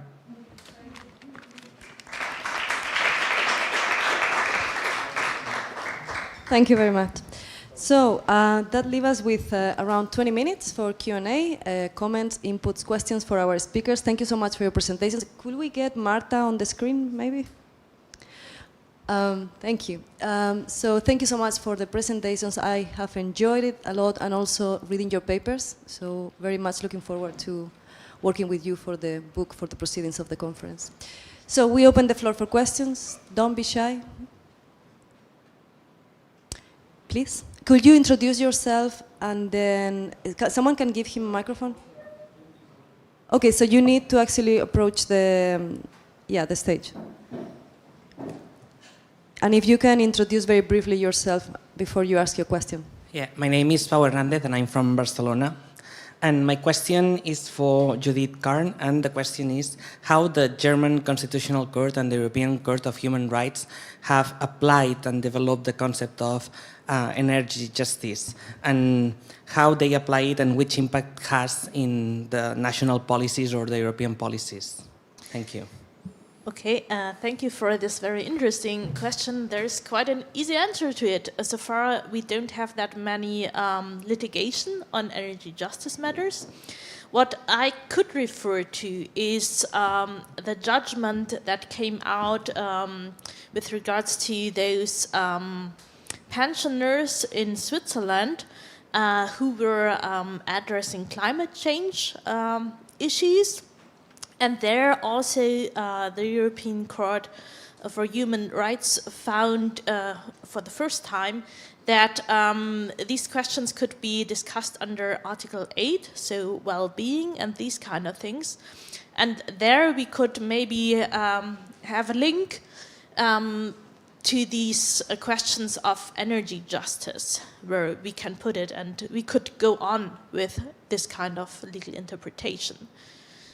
But I think that we will see this in the future. I just addressed some issues like right to energy, but there are so many more topics that can be addressed with regards to energy justice. So think of infrastructure debates, think of employment and of workers who are being affected by this. So I think that we will see a lot more about this these questions being brought in front of court in the future. Thank you. More questions? Please go ahead. Yes, you're going to have to approach the microphone. And actually, maybe we can collect another couple of questions if someone would like to. Just after. Thank you. Thank you very much. I'm Stanislav Jouillet. I have two questions, one for Vineta and one for Erwan. My first question for Vineta was about which difference do you make between communication on climate change and strategic communication? What makes communication strategic?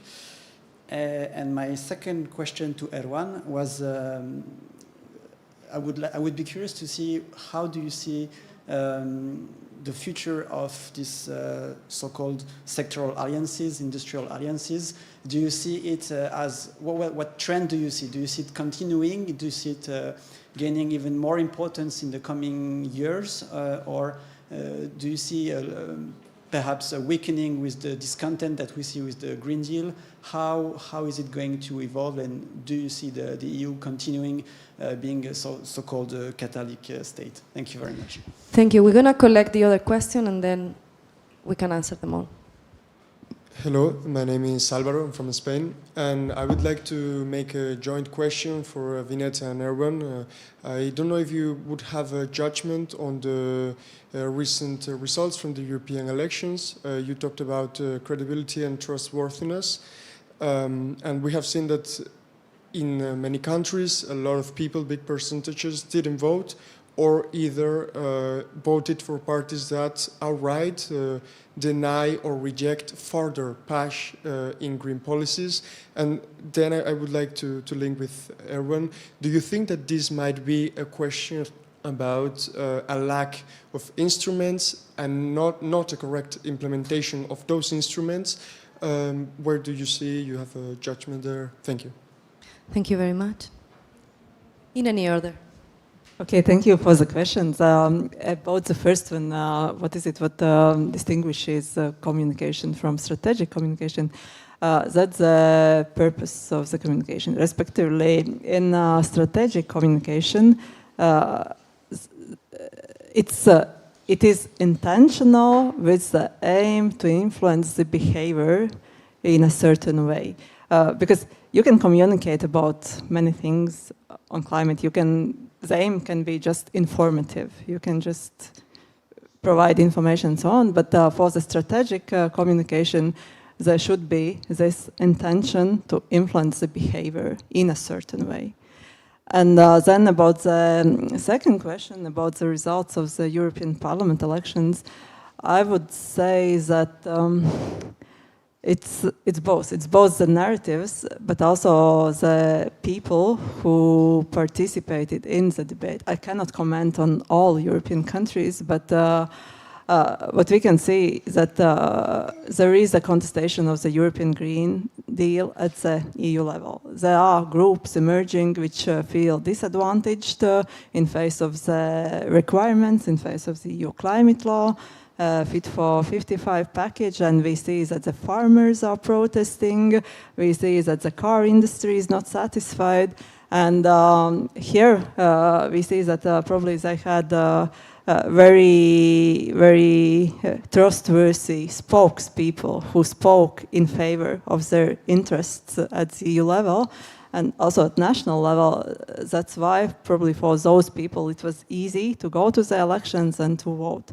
At the same time, probably we didn't see that many advocates of the ambitions of the European Green Deal. Even Ursula von der Leyen, she has changed her mind. She has become less ambitious than before the 2019 European Parliament elections. And maybe for those people who would have advocated for the more ambitious European Green Deal, they probably didn't see that trustworthy narrators for the European Parliament elections, and that's why they probably stayed at home. So I will start to answering by your question on sectoral alliances. So what role do they play? What's their purpose? The EU does not really have the money to pay for industrial policy in the same way as China or the US. For example, if you are the US, you will offer like tax credit on the long term to a lot of industries in order like to structure a sector. If you're China, you used to be able to like just write like blank checks and wait for like the industries to develop. But if you are the EU, you want all of these actors to spend their money in a smart way. You can push some money on research through Horizon Europe, and you can see a bit of what the EU is expecting the economy to look like in the different like programs that are being funded by Horizon Europe. What role also do these industrial alliances play for commissioners? As I put a picture of Mr. Breton on screen, Mr. Breton was quite keen on becoming the president of the Commission. And you know, being at the center of these networks of industrial alliances is also a way for commissioners to act for themselves. So I think that a lot of people understood that you could have these industrial alliances playing a role in enabling the EU to have a more concrete industrial policy, but they also play a role in the political trajectory of certain actors that are able like to invest them. And from the side of the industry, and speaking a bit more, putting my cap as a consultant, I can tell you like a lot of businesses are like willing to engage and have their you know, like a more direct access to people from the Commission. And these forums, they're like enabling them to gain access, gain proximity. And if they are like perceived as being part of these networks of innovative industries that are favored by the Commission, then they would get more subsidies, more ease getting the norm they want. So I don't expect them going anywhere. And as I mentioned, the first ones were quite centered around climate change, hydrogen and this kind of stuff. But now you see a bit more on data innovation, but also on critical medicines. So in a sense, they are spreading. So you will see more of them and hopefully a bit more articles on them so we can know a bit more about it. As for your question, it's a bit difficult to see because the European election is a tricky one as it plays differently in each national member states. So it's a question of context, it's difficult to say. But what I would say is that basically the second step to this one is the one that is in the European Parliament, where you have a different, and I'm putting my cap as a former assistant. Basically, it's a question of who is going to get what votes. And last time that von der Leyen had to get elected, she barely missed the mark. So there's also a question of having to tone down your European Green Deal proposals in order to get some votes from ECR, which might not be palatable to many people in the room, but it is what it is, and it's just like simple arithmetic. And that's Thank you very much. We have one more question. Yes, thank you. This is a question for Vineta as well. You talked about the trustworthiness and how civil society is able to establish trustworthiness quite well. And my question is, once certain political civil societies are able to influence government positions, or maybe political parties even become like in the role of the government, can this trustworthiness be sustained if it becomes the official narrative? Thank you. It's a very good question and a very difficult one. At least what my research shown that in Latvia, that people, when they become ministers, they automatically get less trusted. And it says something about trust to political institutions as such, not to the personalities. Though there might be some window of opportunity at the very beginning when the people take the post, they come with the trust from the audiences which have put them there, and then it depends on their stance, how they are able to defend their position in the whole system of bargaining, coalition making, agreeing, compromising, and not losing the idea. But I would say that it definitely requires a further research, taking several countries and doing a research on what happens to the trustworthiness of the person when it becomes a politician. Yeah. Thank you very much. One more question, if you can. Yeah. Thank you. My name is Jelle. I have a question for Marta, which is you argued about the European Green Deal, that it's not really there yet to be a new social contract. And one of the prerequisites would be social and economic justice, if I got that correctly, before this could become a reality. And I wondered, do you see a role for the EU there to get to this needed social and economic justice, or do you think this should be fixed on a member state level before then the EU might be able to put in place this new social contract? Thank you. Thank you very much. Thank you so much. This is a question also not very easy, and it can be answered twofold. So on the member state level, you can obviously see the trends that I've been showing in terms of group participation, in terms of surveys that are showing the mandate, and as probably we also see changes in how certain electorate groups approach certain issues, and as we see those young people that were organizing those protests will be growing up, and we'll have them in the group of 30s to 40s, that might also change. Although, as I also highlighted now, for example, poverty that's spreading across so many member states is on the spot, and it's very crucial as a general issue. So, from the perspective of member states, they can promote more policies, but as it was correctly followed up by Vineta, the problem with, for example, Latvia was that even though they tried to implement the policies, right now it's more observed, as I also mentioned during my presentation, that the situation changed from 2019 to now, and we now are observing in Latvia, for example, that most politicians see that as performing the duty towards our European Union rather than implementing their own policies and motivating the society to engage also in the debate and to promote the change. So right now it's like a checklist for many member states that they're just checking the technocratic agenda of the Commission, technocratic agenda of the European institutions, and it's a problem of a structural nature.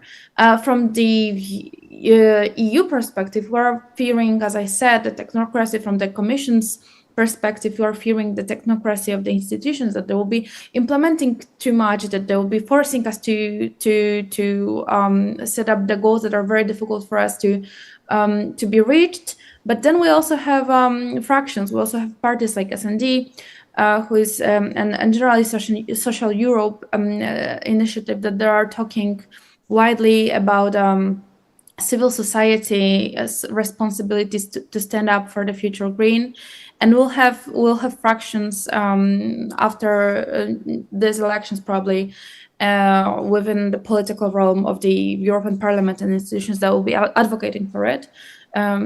So obviously there is a landscape, and I don't think it's a one fold answer to it, as I said.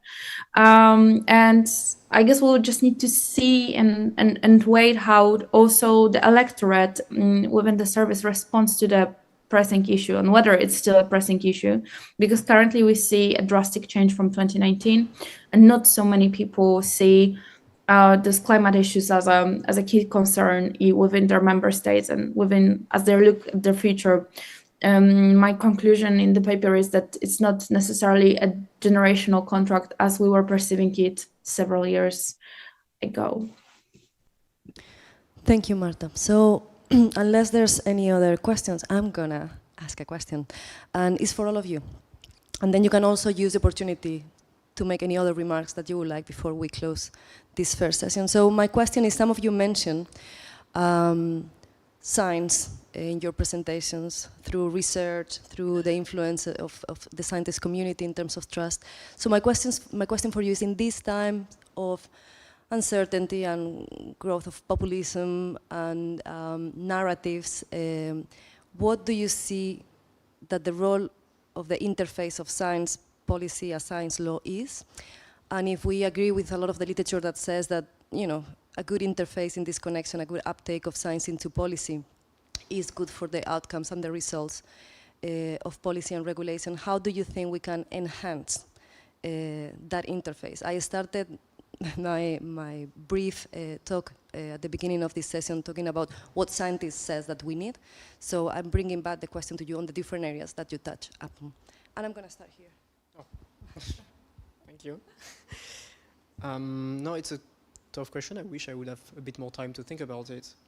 I think that for me, studying the change in the way we are being governed, like in terms of mode of governance, is also a way to provide tools for people to see how the economy is moving, as they are part of it, they are like involved in it, and it's a good thing to know, well, decisions now, they are not only being made within the traditional EU legislative cycle, but now you have like these other places where different decisions are taking place.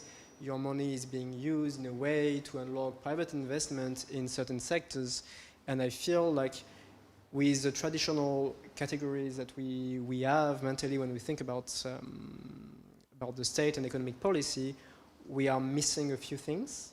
And it's interesting to try to renew the way we are approaching the economy and economic action to kind of grasp a bit more what's going on. And in terms of transparency, it's also quite useful, you know, to have people look in all of these different directions. Because, for example, the hydrogen sector has been gaining a lot of attention by the Commission, and you had like these alliances being put forward, but it also meant that commissioners and people working for the Commission had been exposed a bit more to the narrative of this specific industry, and so you know how well do they understand the different stakes, what are the competing industries that could also get some love from the Commission.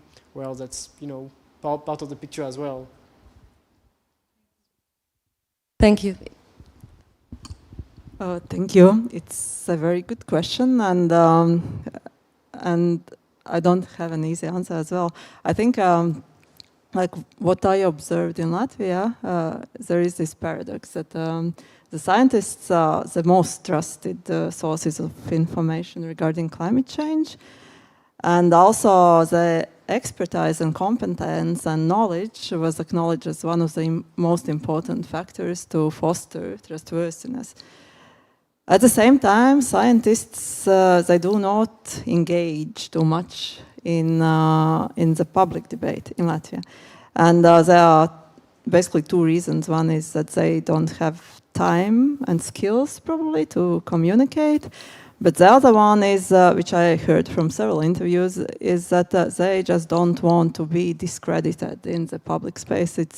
a bit related to the question which was asked before, that when you start to discuss things publicly, there always is a risk that those who disagree to your point of view, and those who represent certain interests, certain lobbies, and so on, that they will use massive disinformation campaigns against you as a scientist, trying to prove that you are not credible.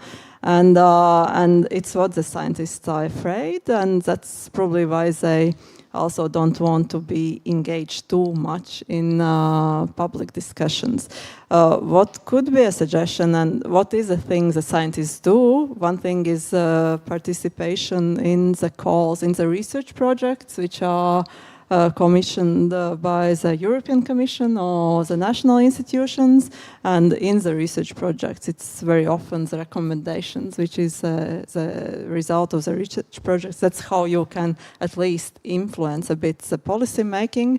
And the other thing is, I would say that talk more to your own audiences, in very specific audiences probably. You don't have to talk at a national level or the EU level. You probably it's enough that you talk to the young people, that you talk to the specialists in the forestry, agriculture, or transport, and try to show the rational arguments why we should actually do something regarding climate change, showing that actually with not doing it, we will face, and we already face, and we will face many problems which will influence the business, health, etc.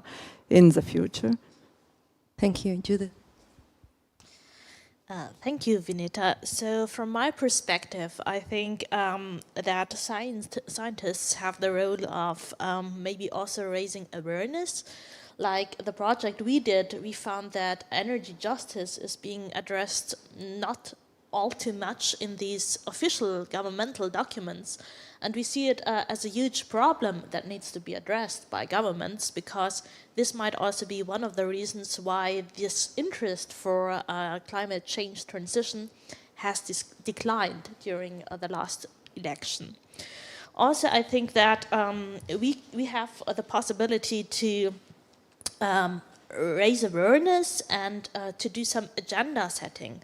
Like, as I said, the idea of energy justice also being questioned from a legal perspective is quite an important idea. So there is some human rights implication, and we can have the role of discussing this in public as well, and raise awareness that there is this side of energy justice and transitional justice matters that should be addressed, as we want and we need to address this dimension of social justice. Thank you. And Marta, if you can take the floor. Yes, thank you very much for this and for the contributions following that. I just wanted to add maybe one thing concerning the scientific research that we're all looking at and conducting.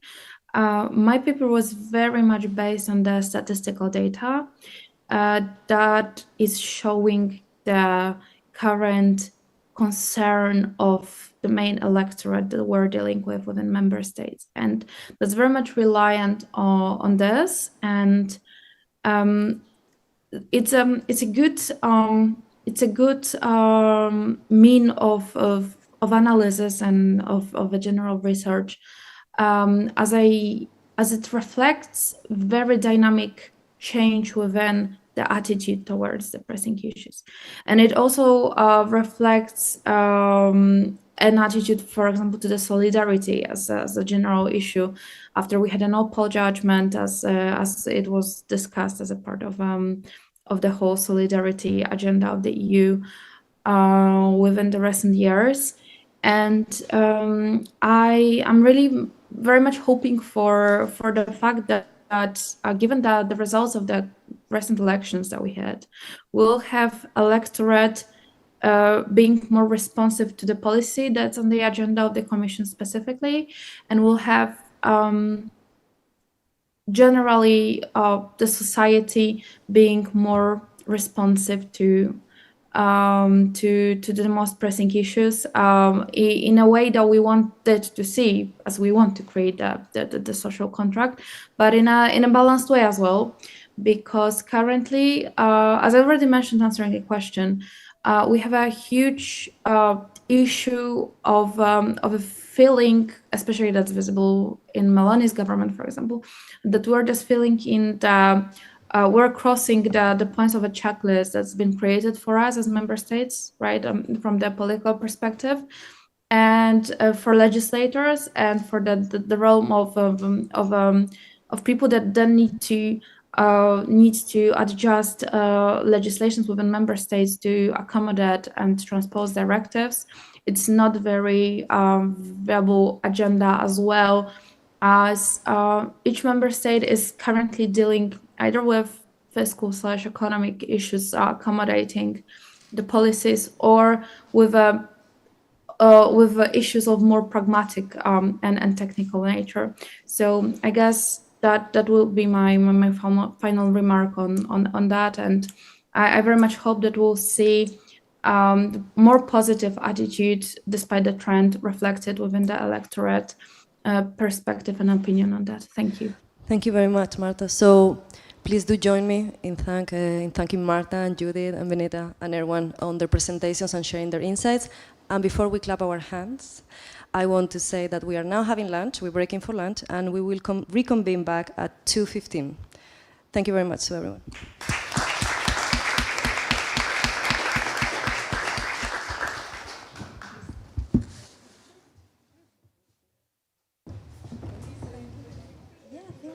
Imagine a place where nature and study intertwine, a learning environment with history written into its walls, an academic culture grounded in understanding and the pursuit of excellence, and home to a community forged of shared values and aspirations.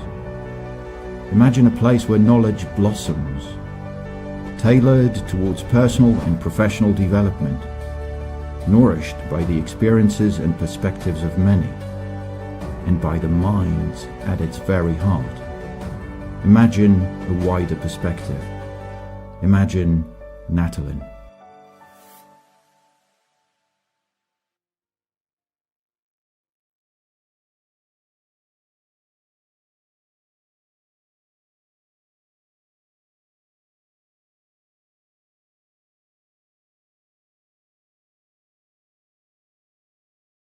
Imagine a place where nature and study intertwine, a learning environment with history written into its walls, an academic culture grounded in understanding and the pursuit of excellence, and home to a community forged of shared values and aspirations. Imagine a place where knowledge blossoms, tailored towards personal and professional development, nourished by the experiences and perspectives of many, and by the minds at its very heart. Imagine a wider perspective. Imagine Natolin.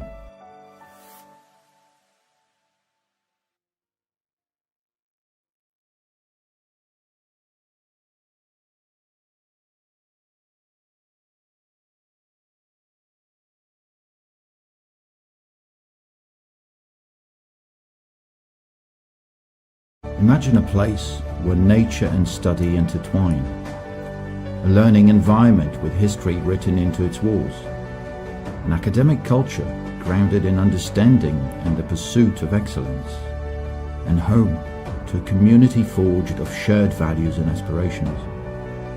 Imagine a place where knowledge blossoms, tailored towards personal and professional development, nourished by the experiences and perspectives of many, and by the minds at its very heart.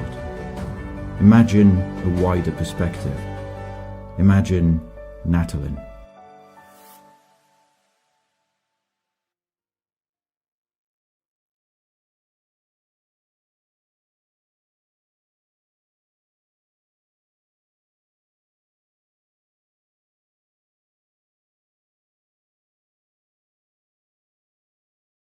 Imagine a place where nature and study intertwine, a learning environment with history written into its walls, an academic culture grounded in understanding and the pursuit of excellence, and home to a community forged of shared values and aspirations.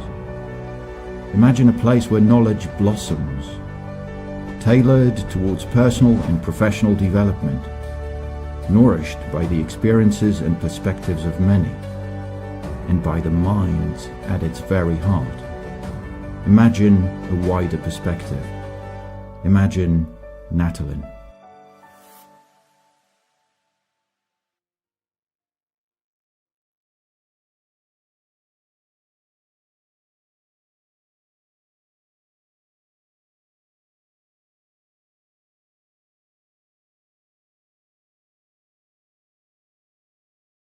Imagine a place where nature and study intertwine, a learning environment with history written into its walls, an academic culture grounded in understanding and the pursuit of excellence, and home to a community forged of shared values and aspirations. Imagine a place where knowledge blossoms, tailored towards personal and professional development, nourished by the experiences and perspectives of many, and by the mind at its very heart. Imagine a wider perspective. Imagine Natolin.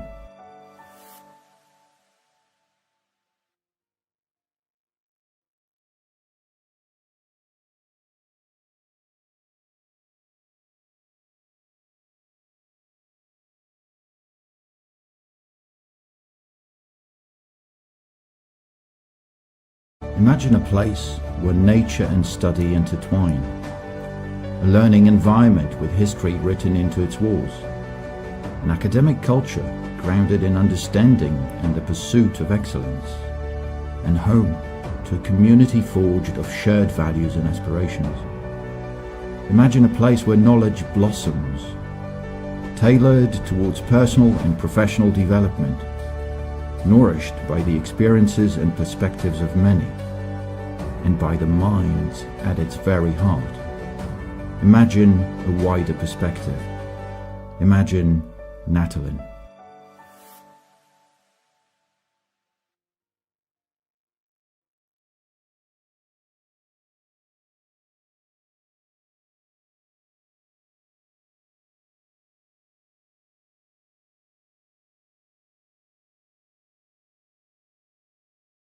Imagine a place where nature and study intertwine, a learning environment with history written into its walls, an academic culture grounded in understanding and the pursuit of excellence, and home to a community forged of shared values and aspirations.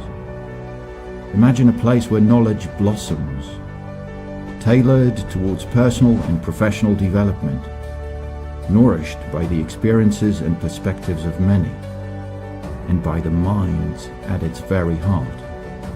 Imagine a wider perspective. Imagine Natolin.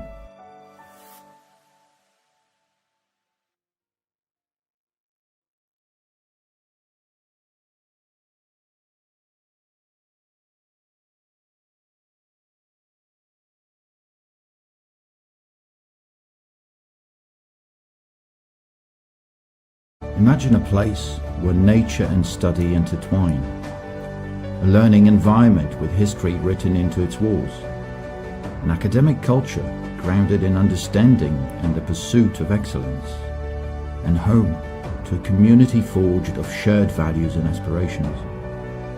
Imagine a place where knowledge blossoms, tailored towards personal and professional development, nourished by the experiences and perspectives of many, and by the mind at its very heart. Imagine a wider perspective. Imagine Natolin.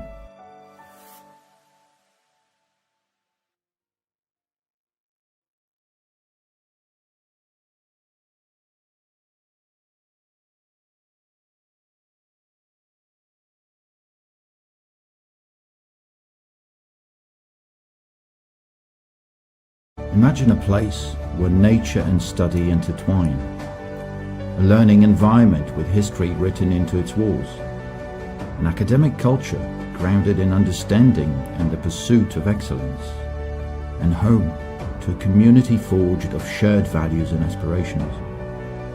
Imagine a place where knowledge blossoms, tailored towards personal and professional development, nourished by the experiences and perspectives of many, and by the mind at its very heart.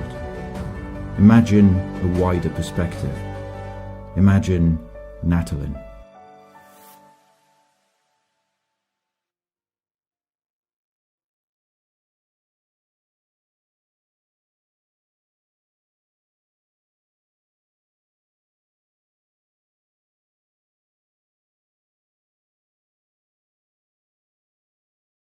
Imagine a place where nature and study intertwine, a learning environment with history written into its walls, an academic culture grounded in understanding and the pursuit of excellence, and home to a community forged of shared values and aspirations. Imagine a place where knowledge blossoms, tailored towards personal and professional development, nourished by the experiences and perspectives of many, and by the mind at its very heart. Imagine a wider perspective. Imagine Natolin.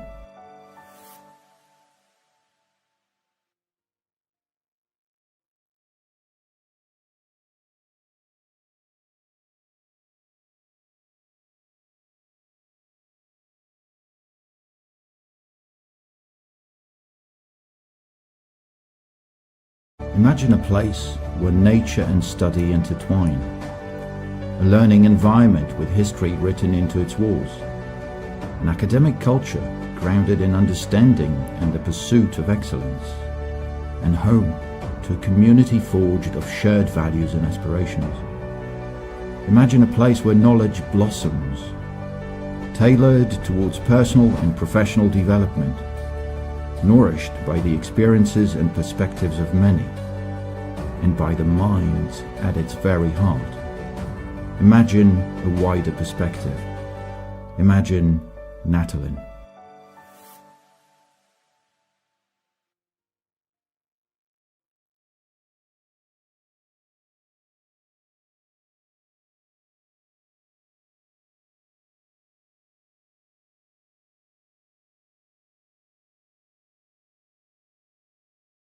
Imagine a place where nature and study intertwine, a learning environment with history written into its walls, an academic culture grounded in understanding and the pursuit of excellence, and home to a community forged of shared values and aspirations.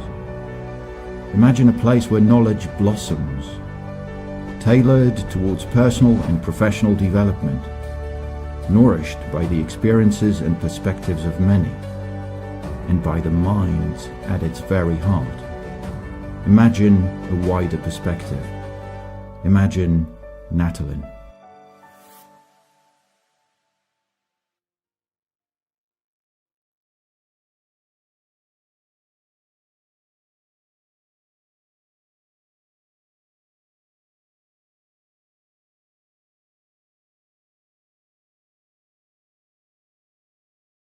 Imagine a place where nature and study intertwine, a learning environment with history written into its walls, an academic culture grounded in understanding and the pursuit of excellence, and home to a community forged of shared values and aspirations.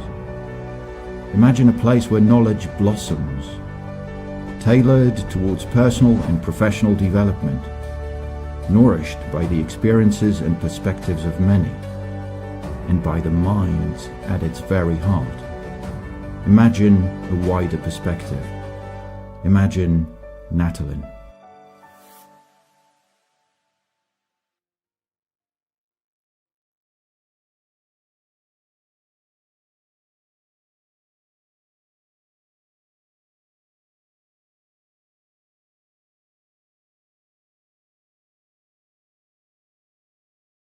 Imagine a place where nature and study intertwine, a learning environment with history written into its walls, an academic culture grounded in understanding and the pursuit of excellence, and home to a community forged of shared values and aspirations.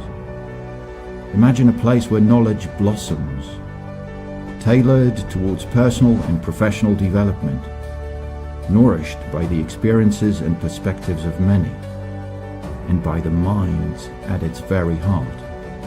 Imagine a wider perspective. Imagine Natolin.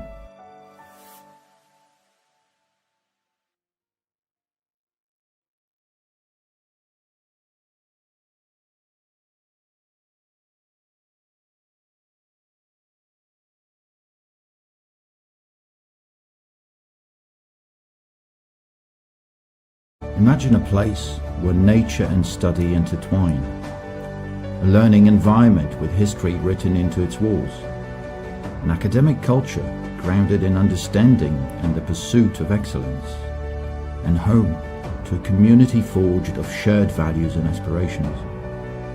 Imagine a place where knowledge blossoms, tailored towards personal and professional development, nourished by the experiences and perspectives of many, and by the mind at its very heart. Imagine a wider perspective. Imagine Natolin.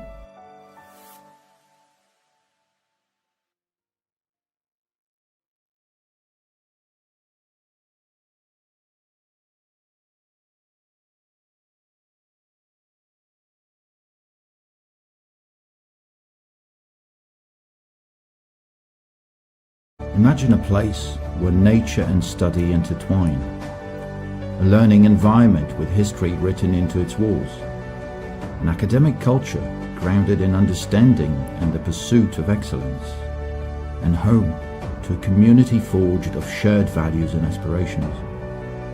Imagine a place where knowledge blossoms, tailored towards personal and professional development, nourished by the experiences and perspectives of many, and by the mind at its very heart.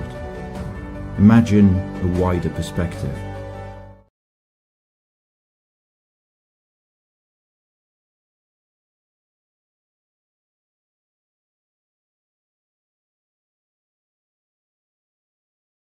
Imagine Natolin.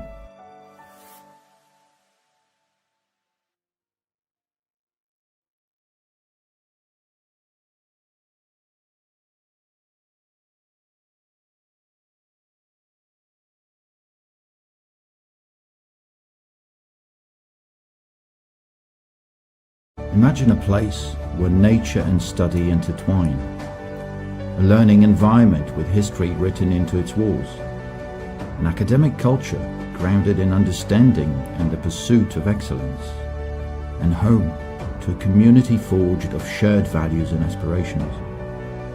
Imagine a place where knowledge blossoms, tailored towards personal and professional development, nourished by the experiences and perspectives of many, and by the mind at its very heart. Imagine a wider perspective.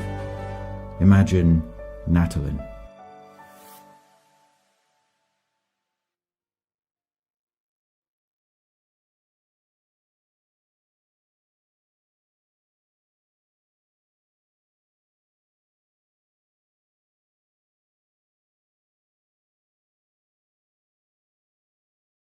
Imagine a place where nature and study intertwine, a learning environment with history written into its walls, an academic culture grounded in understanding and the pursuit of excellence, and home to a community forged of shared values and aspirations.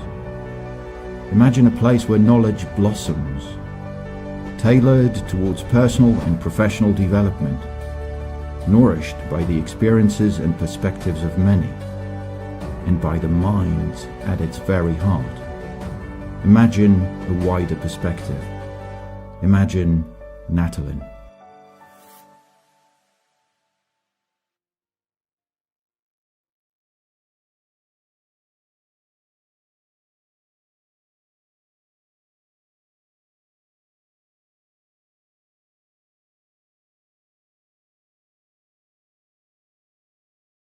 Imagine a place where nature and study intertwine, a learning environment with history written into its walls, an academic culture grounded in understanding and the pursuit of excellence, and home to a community forged of shared values and aspirations. Imagine a place where knowledge blossoms, tailored towards personal and professional development, nourished by the experiences and perspectives of many, and by the mind at its very heart. Imagine a wider perspective. Imagine Natolin.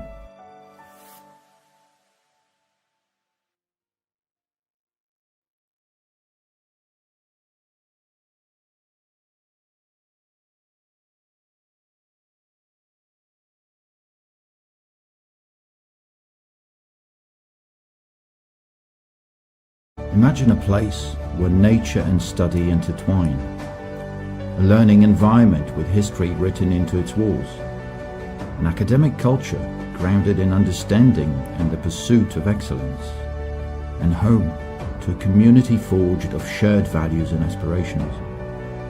Imagine a place where knowledge blossoms, tailored towards personal and professional development, nourished by the experiences and perspectives of many, and by the mind at its very heart. Imagine a wider perspective. Imagine Natolin.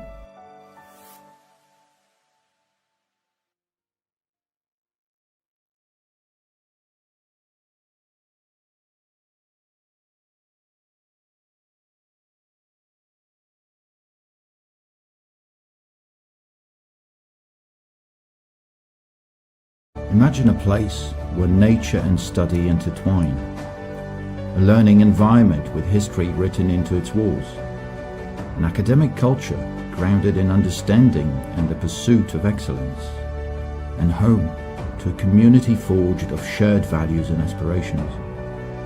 Imagine a place where knowledge blossoms, tailored towards personal and professional development, nourished by the experiences and perspectives of many, and by the mind at its very heart. Imagine a wider perspective. Imagine Natolin.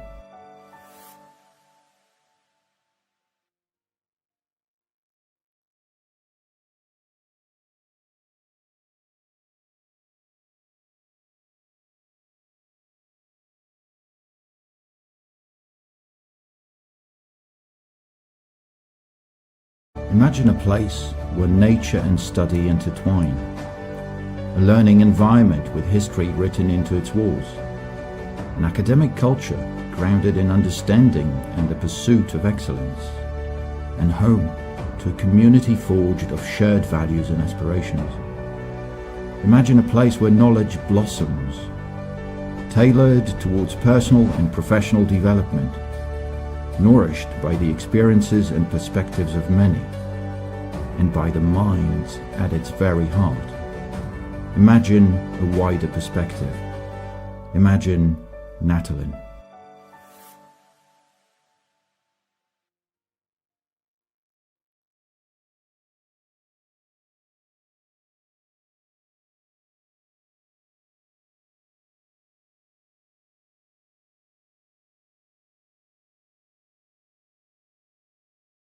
Imagine a place where nature and study intertwine, a learning environment with history written into its walls, an academic culture grounded in understanding and the pursuit of excellence, and home to a community forged of shared values and aspirations. Imagine a place where knowledge blossoms, tailored towards personal and professional development,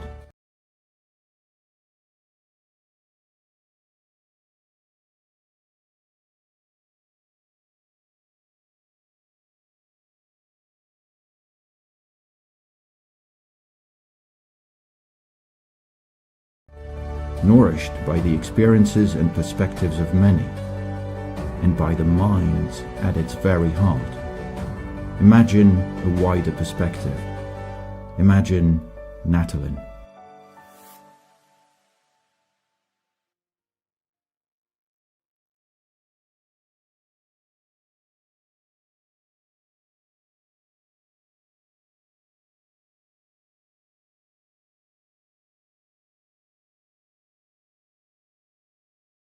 Imagine a place where nature and study intertwine, a learning environment with history written into its walls, an academic culture grounded in understanding and the pursuit of excellence, and home to a community forged of shared values and aspirations.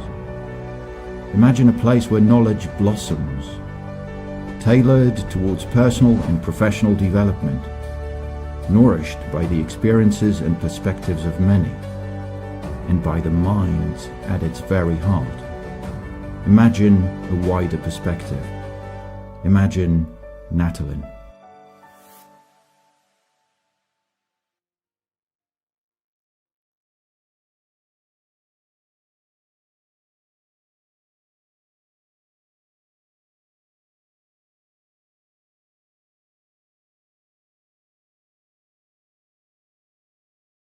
Imagine a place where nature and study intertwine, a learning environment with history written into its walls, an academic culture grounded in understanding and the pursuit of excellence, and home to a community forged of shared values and aspirations. Imagine a place where knowledge blossoms, tailored towards personal and professional development, nourished by the experiences and perspectives of many, and by the mind at its very heart. Imagine a wider perspective. Imagine Natolin.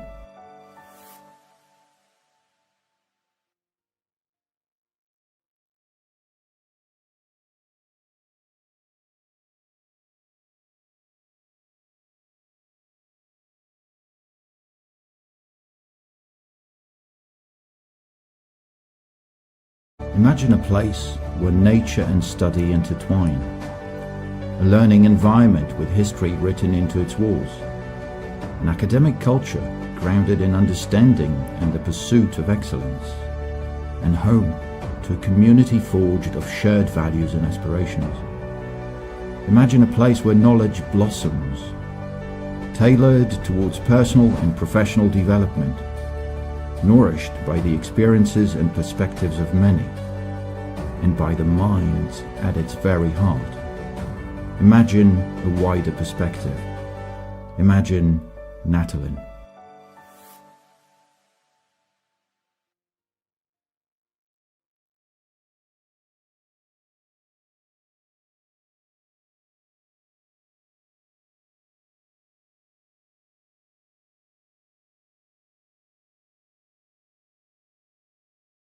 Imagine a place where nature and study intertwine, a learning environment with history written into its walls, an academic culture grounded in understanding and the pursuit of excellence, and home to a community forged of shared values and aspirations. Imagine a place where knowledge blossoms, tailored towards personal and professional development, nourished by the experiences and perspectives of many, and by the mind at its very heart. Imagine a wider perspective. Imagine Natolin.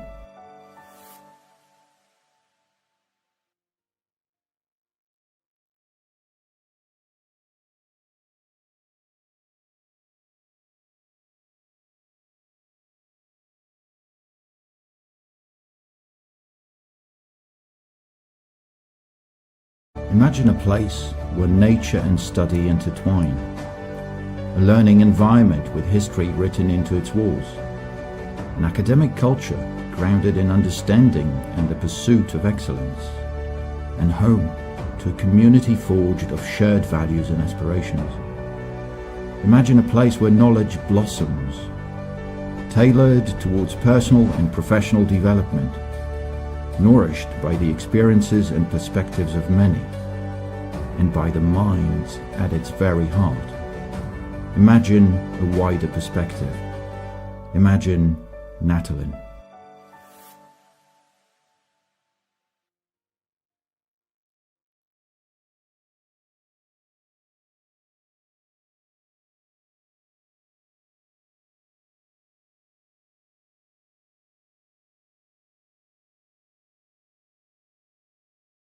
Imagine a place where nature and study intertwine, a learning environment with history written into its walls, an academic culture grounded in understanding and the pursuit of excellence, and home to a community forged of shared values and aspirations. Imagine a place where knowledge blossoms, tailored towards personal and professional development, nourished by the experiences and perspectives of many, and by the minds at its very heart. Imagine a wider perspective. Imagine Natolin.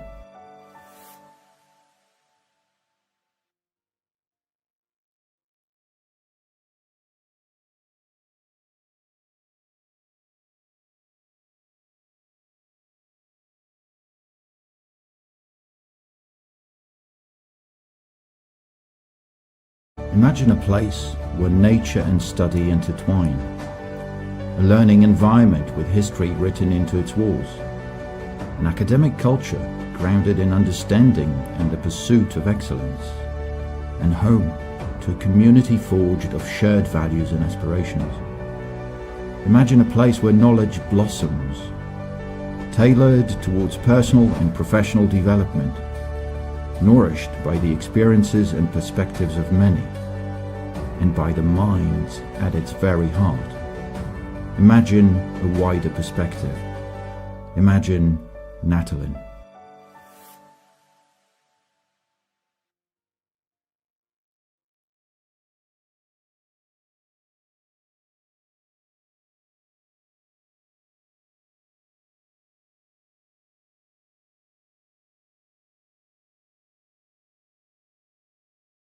Imagine a place where nature and study intertwine, a learning environment with history written into its walls, an academic culture grounded in understanding and the pursuit of excellence, and home to a community forged of shared values and aspirations.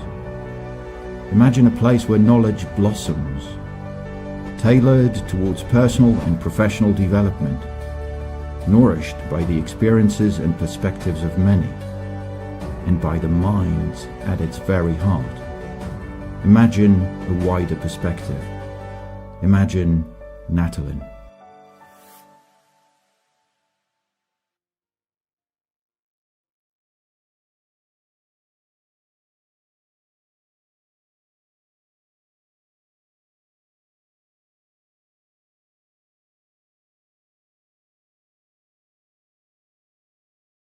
Imagine a place where nature and study intertwine, a learning environment with history written into its walls, an academic culture grounded in understanding and the pursuit of excellence, and home to a community forged of shared values and aspirations. Imagine a place where knowledge blossoms, tailored towards personal and professional development, nourished by the experiences and perspectives of many, and by the minds at its very heart. Imagine a wider perspective. Imagine Natolin.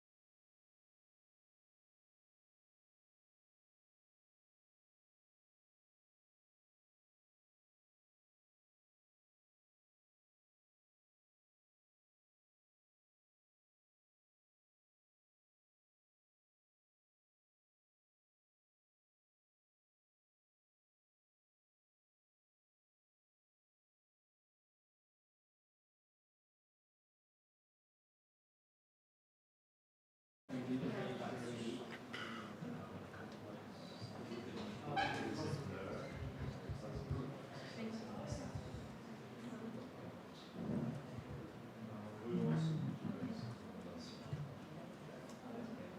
we ready? Thank you.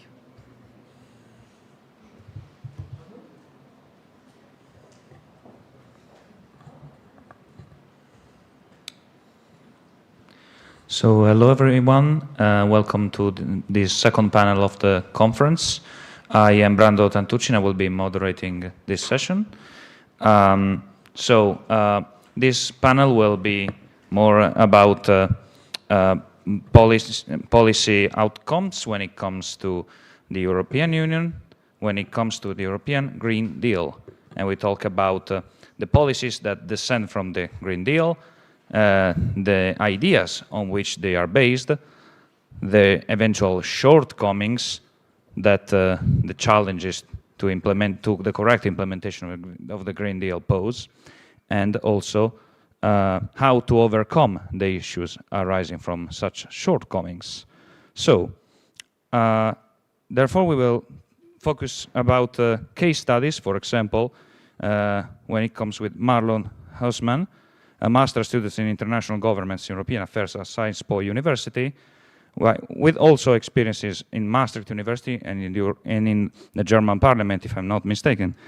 And he will talk about the role of relative gains in Germany's alignment of the national hydrogen strategy and the EU hydrogen strategy.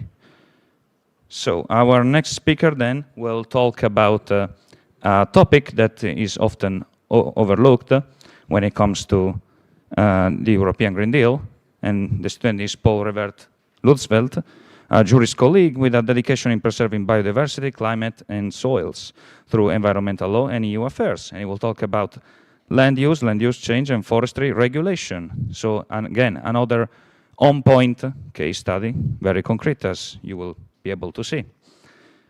Our third and last speaker for this panel is Pierre Wolkers, former College of Europe student, former Blue Book, and PhD candidate at UC Louvain in law, which will talk about revisiting the technical European Green Deal and the agri-food system to the relational approach from a perspective of law and philosophy. Again, so very original, very original case studies. And then I will leave the floor to the first speaker, Marlon, please. You all have up from 13 up to 15 minutes for every intervention. Thank you. Thank you for being here. Thank you for the invitation. And with pleasure, I'll share my topic. Okay, thank you. I will talk about the alignment or walking alone of the German hydrogen strategy in the context of the European hydrogen strategy. I'll walk you through the introduction, research question, analytical framework, and findings, and draw some conclusions from it. But first of all, I would like to start with the basics, namely, what is hydrogen? Because I believe that we all have heard of it, but only few of us actually put a lot of thought into it, what it actually is. So hydrogen is the smallest molecule in the universe, and it has some very favorable properties that we like in our climate policy. It is basically an energy carrier that can be produced through electrolysis or steam methane reforming. It burns without emission and is a direct competitor to natural gas, which means it works as a substitute to natural gas and as an alternative in many cases. And it's crucial for our net zero goals in the European Union and in Germany more in particular. However, this is especially important for steel and concrete because those two sectors are very difficult to abate for CO2, and here hydrogen is the crucial element to make them more CO2 neutral. I also would like to draw the attention to the fact that hydrogen has a spectrum. You have green hydrogen, which is made only with renewable energy. You have gray hydrogen, which is using steam methane reforming, and you have blue hydrogen that's using the same technique but with carbon capturing, so it is slightly better. And finally, you have pink, which is made with nuclear power. There are many more variations of hydrogen. Being aware of them is very important in general for the policy debate, because a lot of the dispute on the EU level hinges on the taxonomy of hydrogen. Nextly, a brief overview of the context in which I move with this paper. The main premise is that the European Union is facing a geo-economic turn, meaning that in the context of the war in Ukraine and the rising tensions with China, and also a difficult to predict United States, Europe faces the decision to make more policies, more foreign policy, using security-oriented goals. And to achieve them, the EU is using more economic measures to do so. For example, more protectionist measures, more tighter control, more diversification of imports. In this context, and stemming from the Green Deal, we have the EU hydrogen strategy and the German strategy. However, it's an important aspect of the geo-economic turn to focus more on relative gains in foreign policy making, meaning that you measure your outcome of your foreign policy and your economic policy to your competitors, partners in the world, as opposed to positive sum, which focuses more on cooperation and achieving common goals through cooperation. This leads to the question that I'm working on in this paper. Does the German hydrogen strategy lead to alignment or non-alignment with the European hydrogen strategy? And understanding that is very important because Germany's preferences in this geo-economic turn in hydrogen are quite telling for how the EU is moving on energy at large, especially since energy remains a national prerogative in EU policy making. Yes, it's, as I said, relevant for the climate neutrality, geo-economic turn, but also technical considerations are important as well. I will not go into detail here. Maybe there are some questions on that later. Now a brief overview of my analytical framework. So I am analyzing this issue through the relative gains theory, basically underlining that if there's no EU cooperation, if it diminishes the relative economic or political gains for Germany, and vice versa. Thus, I'm trying to assess Germany's economic and political gains in this through analyzing primary sources and secondary sources from the German government and scholarly work. Yes, by walking through independent and dependent variables, looking at whether economic and political relative gains of pursuing deeper hydrogen, EU hydrogen integration is benefiting Germany, and the dependent variable is whether the German hydrogen strategy is aligning itself with the EU hydrogen strategy or not. This is a brief overview how I look at it in the paper. Now, the main part, the findings from which I will try to show you how I draw conclusions. So in the sphere, in the inter-EU sphere, in terms of economic cooperation, there are a lot of benefits to reap from Germany, which really strengthen its relative gains within the EU. First of all, is the economies of scale, which is also favorable for hydrogen. Germany's technology leadership in the field of hydrogen is also non-negligible. And also their over-compliance with EU regulations, for example, the Renewable Energy Directive, to have consistently higher targets for achieving a share of green energy in their energy system than other EU countries. This is important because this gives Germany a first mover advantage not only in technology but also adapts the companies earlier and makes them more competitive in a regulatory environment where such aspects are crucial for being active in the market. Yes, so Germany focuses in this area mostly on ramping up its national hydrogen market first, while at the same time affirming its willingness to contribute more to an EU hydrogen market. So it's locking in national gains first and then looks at the EU-wide approaches. And that, I think, is quite telling of how much Germany wants to Europeanize hydrogen in practice. Another telling aspect that is focusing on external hydrogen production rather than EU production of hydrogen. Next, I'll have a look at the intra-EU political competition. And this is also a very telling area where Germany has the strategy of policy upload, which means developing very stringent, very high standard policies on the national level and uploading them on the EU level. For example, there are ideas for the EU Hydrogen Bank modeled on the German H2 Global, which is basically a German subsidy system to make it possible for German companies to buy hydrogen now at the same level as gas. To incentivize demand for hydrogen.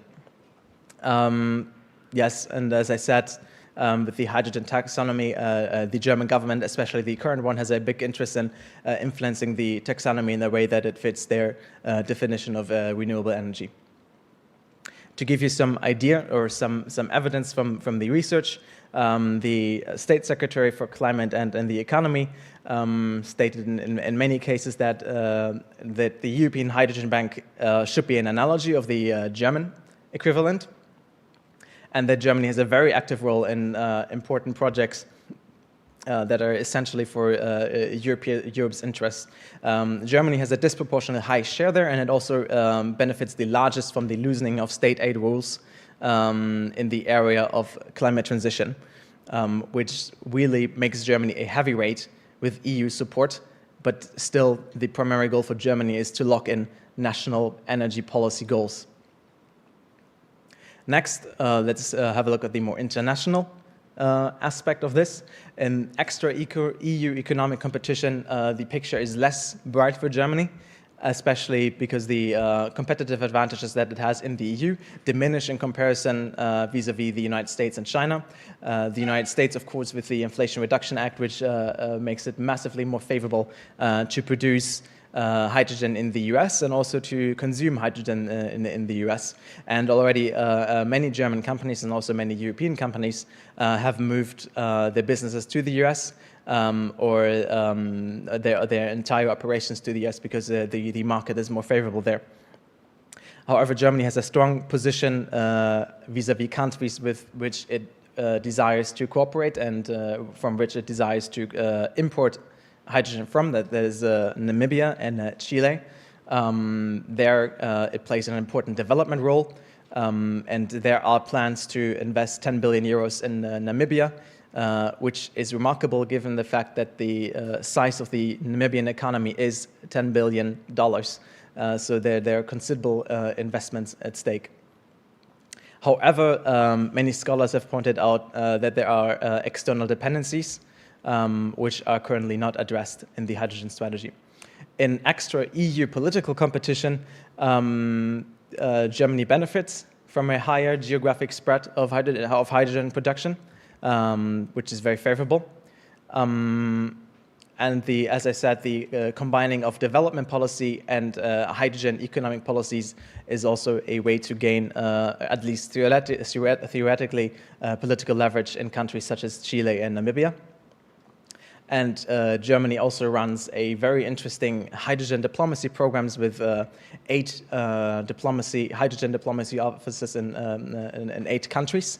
One of them was in Russia, that was closed down, but the countries include Saudi Arabia, Ukraine, Namibia, of course. So a very interesting, very global spread in countries that have very competitive circumstances for producing renewable hydrogen.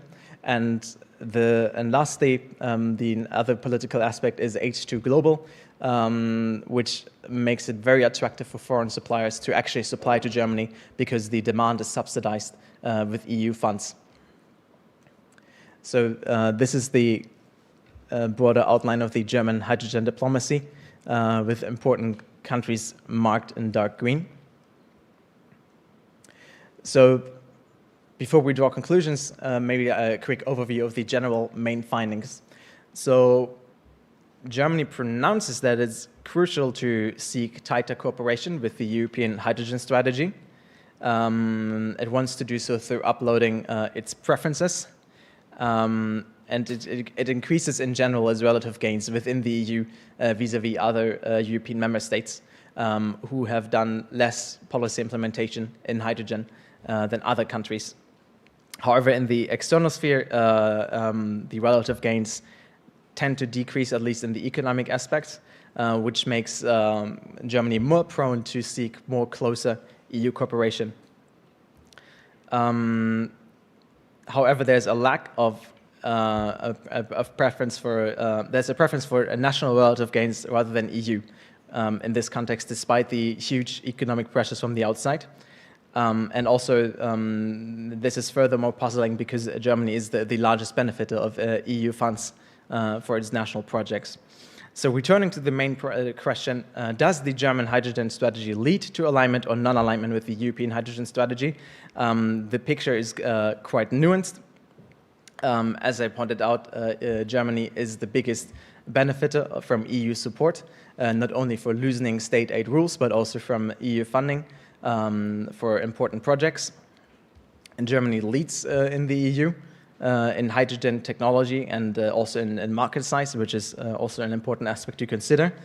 However, its laggardness in actually moving forward on integrating a common hydrogen market and moving beyond making energy policy on the national level is currently a hindrance for reaping the benefits of having the economies of scale that Germany could have. And lastly, the international competitive pressure require a stronger focus on boosting EU relative gains rather than German relative gains. And this also leads back to the fact that a lot of energy policy is still being decided on the national level for good reasons. The treaties outline that quite well, I think. However, we need to ask ourselves the question whether when we're facing such high exogenic economic pressures in a more and more uncertain world with bigger risks involved and with knowing what happened with our relationship with Russia, whether we can allow ourselves to really pursue such individualized and siloized national energy policies, especially in hydrogen, which is important for sectors such as concrete and steel, which are at the core of the economy, and also for our defense economies. And another idea for food of thought is whether we yield actually the desirable outcome if we really focus only on the national gains and not on the European relative gains. And lastly, this is also more on the taxonomy and also harking back to another conflict in European hydrogen governance is the question of hydrogen taxonomy. The German government believes that hydrogen produced with nuclear energy cannot be classified as green hydrogen, whereas the French government says yes for obvious reasons. And this might seem like a petty conflict, but is a major obstacle in moving forward in tighter EU hydrogen governance, not only in the internal market, but also in external EU energy policy. And with that, I am concluding my presentation. Thank you for your attention, and if you have any questions, let me know.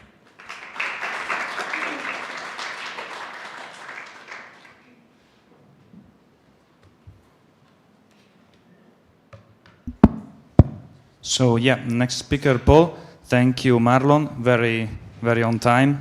Perfect, honestly. So yeah. Paul, the floor is yours. Thank you, Brando. So, yes. Hi, everybody. So I'm Paul Revert, and I'm going to talk to you about my paper on climate tunnel vision in the European Union environmental policies, and I use the case of the land use change, and forestry regulation. So I'm going to analyze this regulation with a legal perspective. There's a lot of technicalities and legalese that I'm going to try to spare you. So I tried to simplify it as much as I could and to make it as clear as possible. So first, what is climate tunnel vision actually? Climate tunnel vision refers to the fact that climate became the proxy for discussions and action on all environmental challenges. This with a tendency to focus on greenhouse gases emissions and the climate crisis rather than making a holistic assessment of the systemic issues that drive the environmental crisis. This is translated by a normative focus on climate in the European Green Deal and in land use regulations, notably neglecting broader concerns such as biodiversity depletion. And what is the LULUCF? So the land use regulation. I'm going to talk about the land use regulation, but it's land use change, and forestry regulation. This land use regulation aims to monitor land use greenhouse gases flows, so emissions and removals, and increase land removals, so with a target of minus 310 million tons of carbon equivalent by 2030, or ensure that there are no net emissions from the land use sector. It falls within the Fit for 55 package that has already been detailed before in the first panel. And yes, and the LULUCF was consolidated in 2023 to adapt to its objectives. In 2021, the LULUCF sector only removed 230 million tons of carbon equivalent, while the agricultural sector, which falls under the scope now of the land use regulation, emitted already way more. So let's not even talk about compensating emissions from, well, other kinds of emissions as industrial emissions and transports, etc. So what I'm going to talk about. As this is a quite technical issue, I wanted to focus on the issue, the problems and the methodology, and then the drivers and risks of climate tunnel vision in the land use change regulation. When it regards to the suggestions that can be made for further complementary policy interventions to improve this normative framework, I'm going to leave it to the questions, or I'm going to invite you to read the paper and on the second part. So, the issue. Obviously, there's a crucial importance of enhancing land ecosystems functionality for climate neutrality. And I'm going to take here John Sterman's analogy of the bathtub, which compares carbon cycles as a bathtub with input flows. So inflows which come from emissions, gray emissions, from industrial, let's say industrial emissions, burning fossil fuels, etc. And then outflows, so what is absorbed by land use, so for example, trees with afforestation, or what is dissolved in the ocean. I'm going to focus mostly in land use. And clearly, now the bathtub is overflowing with ramping climate change, and removals clearly do not match emissions in the EU, notably. So carbon sinks do their role properly, they function properly if they're in good health, if biodiversity is in a good status. However, 81% of habitats, land habitats in the EU are in a bad conservation status, and which increases land emissions and hinders removals permanence, land removals permanence. So despite the importance to improve land ecosystems, there has been a clear normative focus on climate mitigation in the Green Deal, with insufficient biodiversity requirements in the land use change regulation and adjacent regulations, as the Common Agricultural Policy, we've seen it lately with the backlash on the Common Agricultural Policy, and the Carbon Removal Certification Framework 2, among others. Land ecosystems are mostly talked about in the name of their climate reservoir ability. This is part of a broader policy approach that decouples decarbonization and biodiversity challenges. So there has been two policy tracks that went separate ways, with a kind of successful agenda for decarbonization and the severely undermined agenda for biodiversity, despite, for example, the recent adoption, thankfully, of the nature restoration law, which is very limited, for example, in agroecosystems preservation. This is what we mean by climate tunnel vision from a normative perspective. So, my research question were, what are the primary determinants of climate tunnel vision within the land use regulation framework? What limitations does this narrow approach entails? And what alternative strategies could be proposed? So my first hypothesis was that the challenge of grasping and addressing broader complex challenges, such as biodiversity depletion, leads to the prioritization of climate action, because acting on climate provides several other co-benefits to those environmental challenges. Then, underlying economic interests might hinder the adoption of more systemic and concerning approaches that hinder their interests, of course. And then there is a risk of non-compliance with the land use regulation objectives if there's no greater integration of biodiversity considerations, because what underpins the functionality of carbon sinks is ecosystem functionality. And then comprehensive complementary approaches could be implemented within the current normative framework without changing everything. So my methodology was I conducted a qualitative analysis of the land use regulation and associated regulations, including broader policy documents, scientific and journalistic literature. Then I did a qualitative analysis of all European Council conclusions published since the communication of the European Green Deal, where I was trying to assess how in high politics was grasped the challenges of decarbonization, biodiversity, etc. And then I conducted 7 interviews among environmental decision makers to scrutinize my hypothesis with them. So, for the drivers.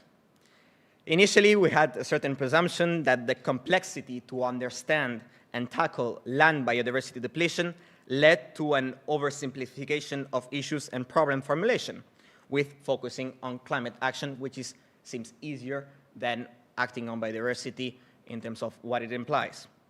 This also is compounded by a different public perception, awareness of climate and biodiversity challenges when we see it in the media or when we talk with each other, and even at the college, of what is being taught to us, and also the difficulties to measure biodiversity impacts. This was, however, a simplistic answer that led us towards 3 other main driving factors. So, first, climate tunnel vision seems to be the logical result of pre-existing legal constructions.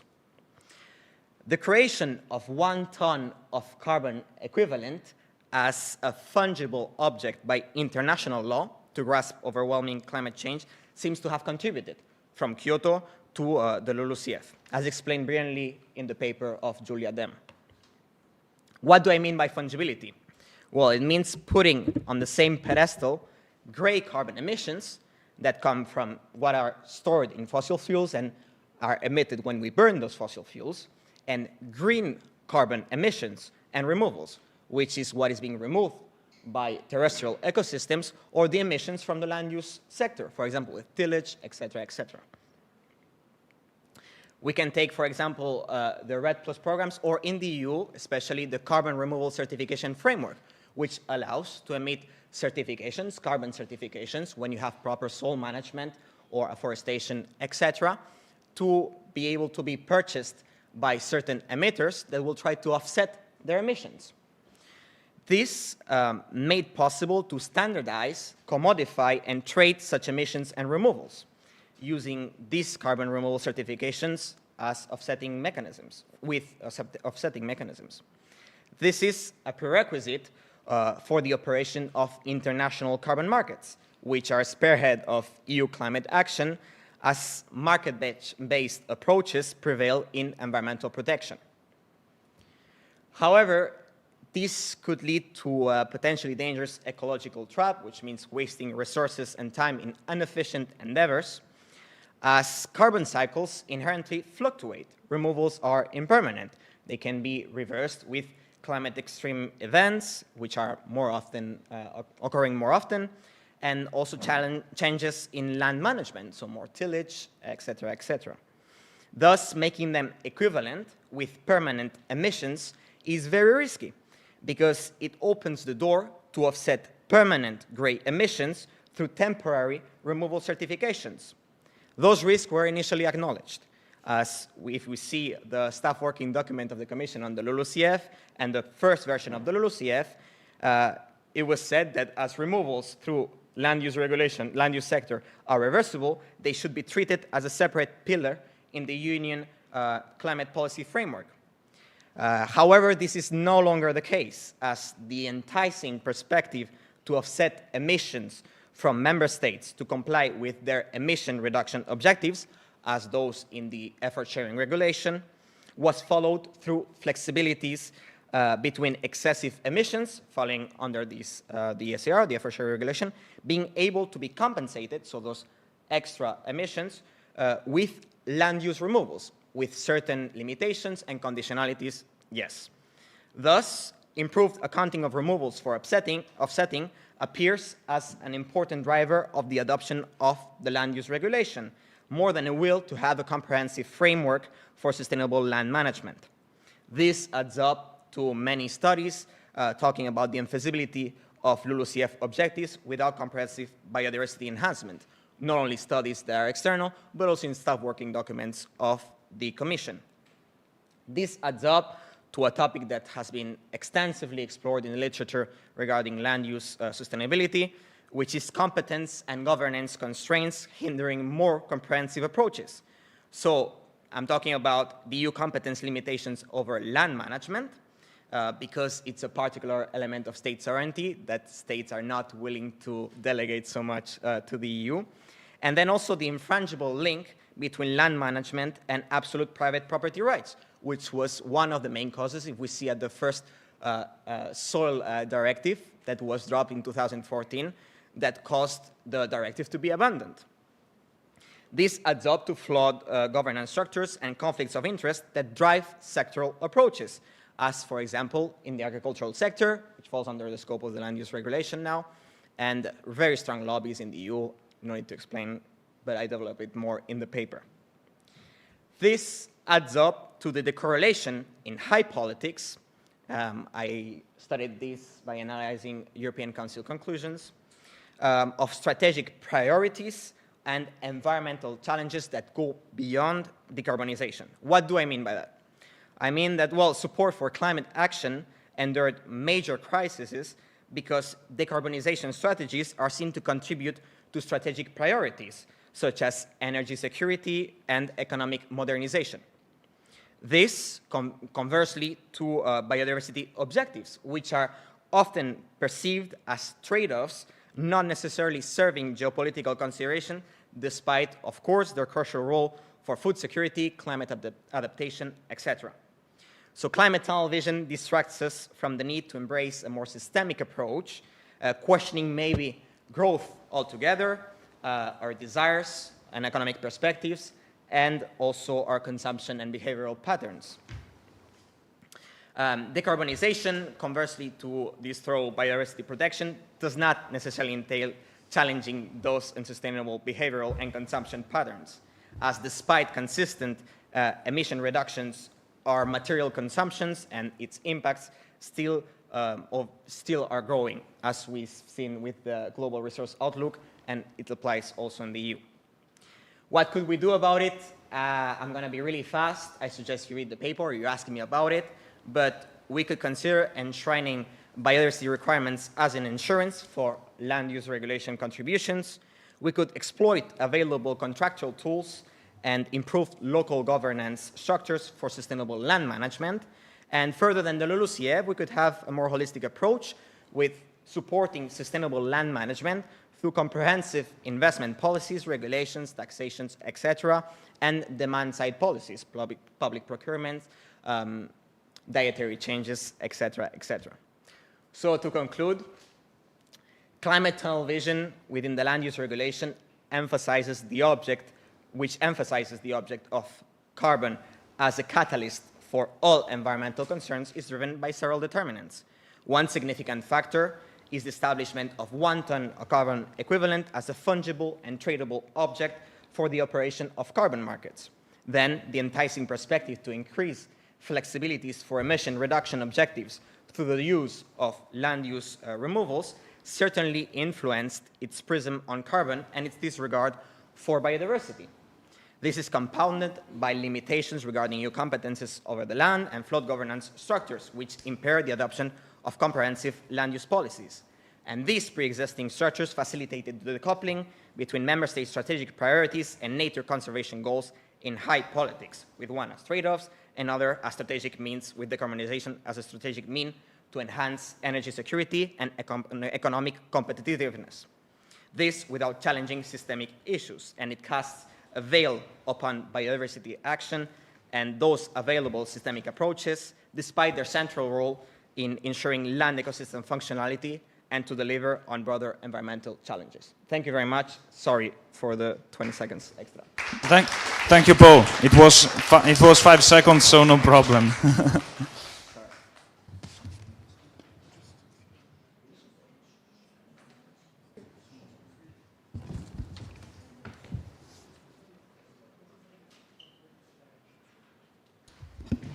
So I will leave the floor to Pierre Walkers, whenever you're ready. Thank you very much, and good afternoon, everyone.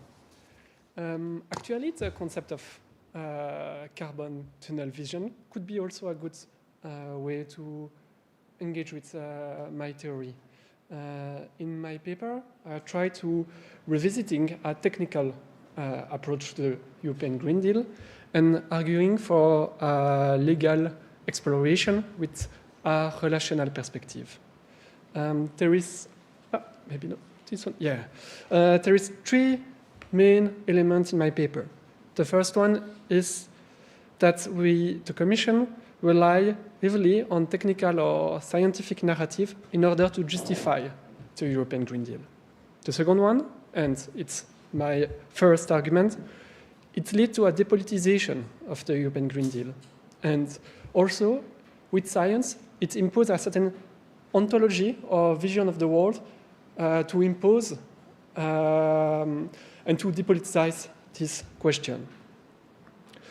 And I also argue that if you only argue with a technical or scientific narratives, while the Green Deal is contested by political narrative, science will be not enough to protect the Green Deal. The last one, the last point of my paper, I try to explore a relational perspective. So I want to go beyond a dualism who separates science and politics, nature and culture, and try to find relation between human and non-human, and relation with our objective with the Green Deal, and try to engage with this relational perspective. I will explore it at the second part of my paper. The first argument, or the context, is that we have dualism and epistocracy. Epistocracy is a concept where you justify policy with scientific arguments, and you say that it's rational, it's based on evidence, and therefore it's legitimate. And I argue that even though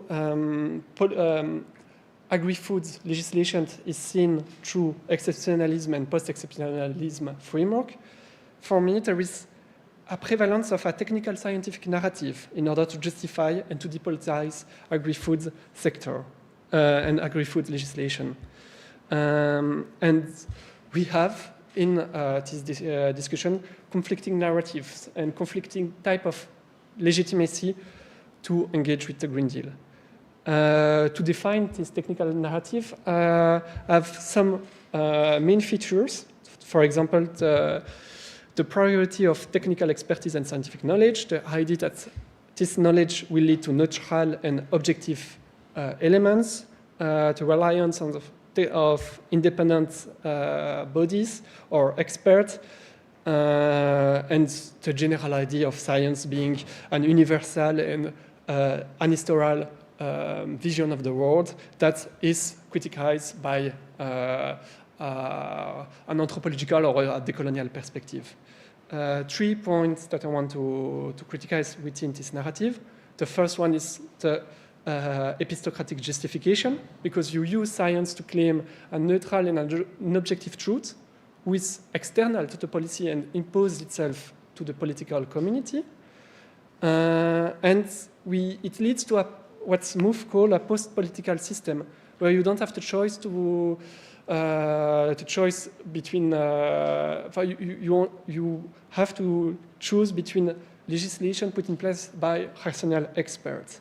And especially in agriculture, where I'm doing my research, it leads to a technicist approach to agriculture, where we impose technical solution and it neglects local or holistic knowledge or agri-food system.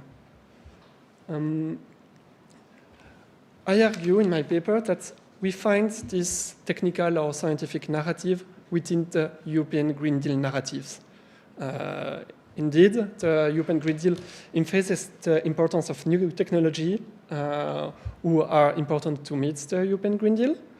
It's also visible in CAP reform, where there is science that can be used as a tool to keep the discussion without public and to argue with scientific or technical elements, for example, workshop or evidence knowledge derived from expertise, to justify again legitimacy for this proposal. And it could be also seen within the recital for the CAP legislation, where there is this emphasis on innovation and modernization of the CAP. The last point, and I'm looking to the new genomic techniques proposal proposed by the Commission in 2023. there is this idea and this narrative of scientific arguments to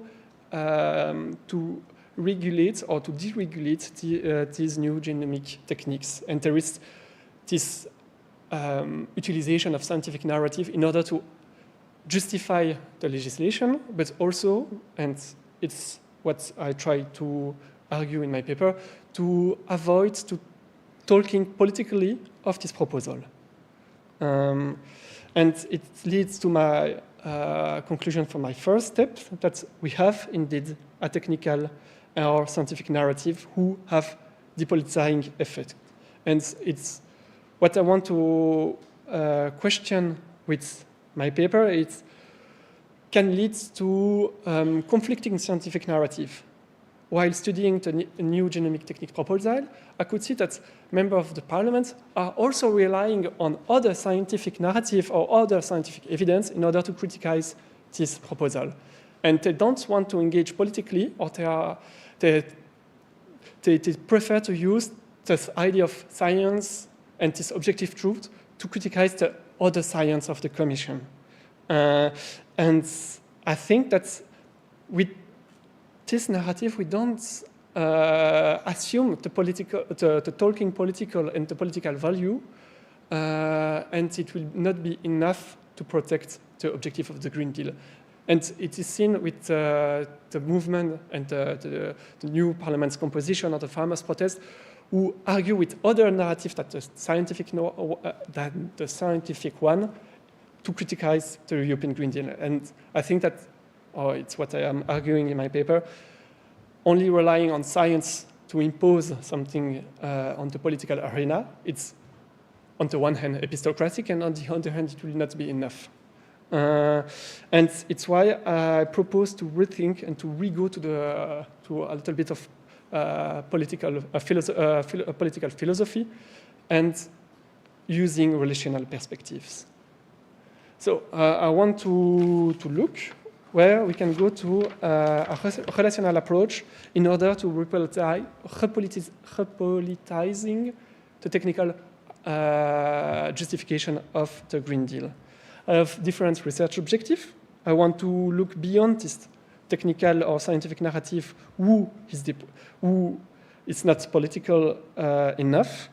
I'm using this relational perspective to go beyond the Western ontology with the dualism who separates nature and culture, science and politics, and exploring other ways to protect virtuous relationships between humans and non-humans, and specifically in agricultural sector, where we have this kind of relation between human and seeds that are not only technical application of plants. And in my paper, I take inspiration from Latour, Stengers, Castoriadis, and Mouffe. I've tried to pose a provisional definition of this relational approach that seeks to emancipate itself from the dualism and heteronomy, who recognized a multiplicity of ontology and links between humans and non-humans that are existing, unexplored, or potential, by valuing the autonomy of the political community view holistically, and as a consequence, that the questions invoked by the community cannot be discredited by the application of scientific or technical knowledge. There is two ways or two philosophical way that I engaged with in my paper.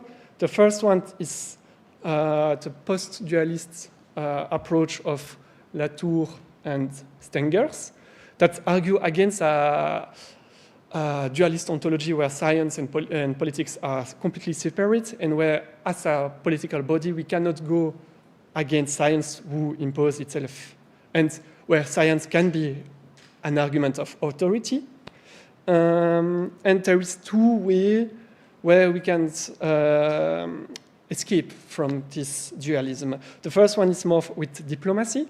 It's the philosophy of the cosmopolitical or the parliament of things, with the shame here, where we can engage with new elements that are not qualified as object or subject and integrating within the political community, or the way to, like the conflicting way, where we look the political arena as a place of conflict and where we cannot use science or nature as a third arbiter that is neutral and will resolve all the discussion. Because we can, like, to talk again with the Green Deal, you will not be able to protect the Green Deal if you not engage in a conflict and a political arguments where you have to engage with political arguments. If you only rely on science as a third party or an arbiter to justify the Green Deal, it will not work.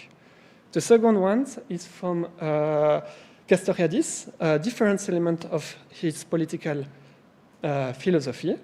First one is the idea that, or the philosophical conviction of Castoriadis to value the autonomy of the political community and not the heteronomy of it. So the community have always the power to imagine or to destroy its institution, and it's the community itself who places its own norm. So, and he make, for example, a difference between the instituting and the instituted society, where the instituting society can always have all the right to reinvent new political configuration that can be relational, that this new configuration can accept and integrate human and non-human relationships and holistic elements. But another element of Castoriadis' philosophy that I think are useful to still be able to integrate scientific expertise in order to argue better or to have this knowledge within this community is his difference between politics as a praxis and his arguments against politics as a technique. As a praxis, there is the idea that politics have to value the autonomy of its political community as an end and also as the mean. And you cannot there is with this politics as a praxis the idea that it's the politics itself, the political community itself, that will have the power to engage and argue politically, and it cannot be limited by the use of scientific expertise knowledge because they have another way to integrate knowledge within praxis, because the knowledge must be derived and emerging from the political community in itself. It's not something external who would impose itself on the political community. As a technique, and he's talking about how it was in ancient Greeks, knowledge and expertise can be acknowledged, welcomed, but only on this field of expertise. And the political power, it's something where we cannot be an expert of. The value of the political is from the community, the political community in itself. And so we cannot be experts in the general political field. This leads me to my second part of my paper. So I argue that these relational theories can be a way to either through the conflict diplomacy, political philosophy, or as a practice, a way to engage politically with this science and these scientific arguments, and to repoliticize this technical question. And thank you very much.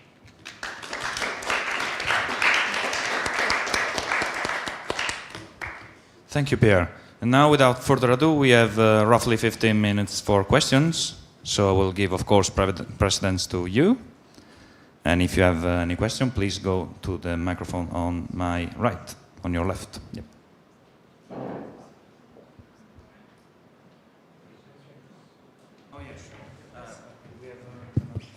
I have a question to Paul, actually. following your conclusions how to improve the existing LULUCF framework in Europe, do you believe that this framework could be improved by the adoption, very recent one, of the nature restoration law? Do you see that as a way of going forward? Do you hear me? Yeah. So in environmental law, we've learned to be happy with everything and anything. So yes, I mean, it's a step forward and a big one, we have to say it. But if we look at the annexes of the ecosystems that are being protected and the actual constraining obligations, the protection of agroecosystems has been severely undermined. I can provide you then in the paper, I don't know if I detail it too much. So I think, yes, it will contribute to enhancing ecosystems in general, which has an impact in land use and others, as we've seen with hedgerows and forestry, etc. But I think it will have a limited impact in challenging our unsustainable land management practices, especially in agriculture, which is a major part of our land use, and also in forestry in terms of diversity requirements, etc. The forestry strategy is quite okay and interesting. We'll see how it's implemented. So I think we have to take it as a win, but it will have limited effects into our land use management concretely, I think. But I'm not an expert about the nature restoration law.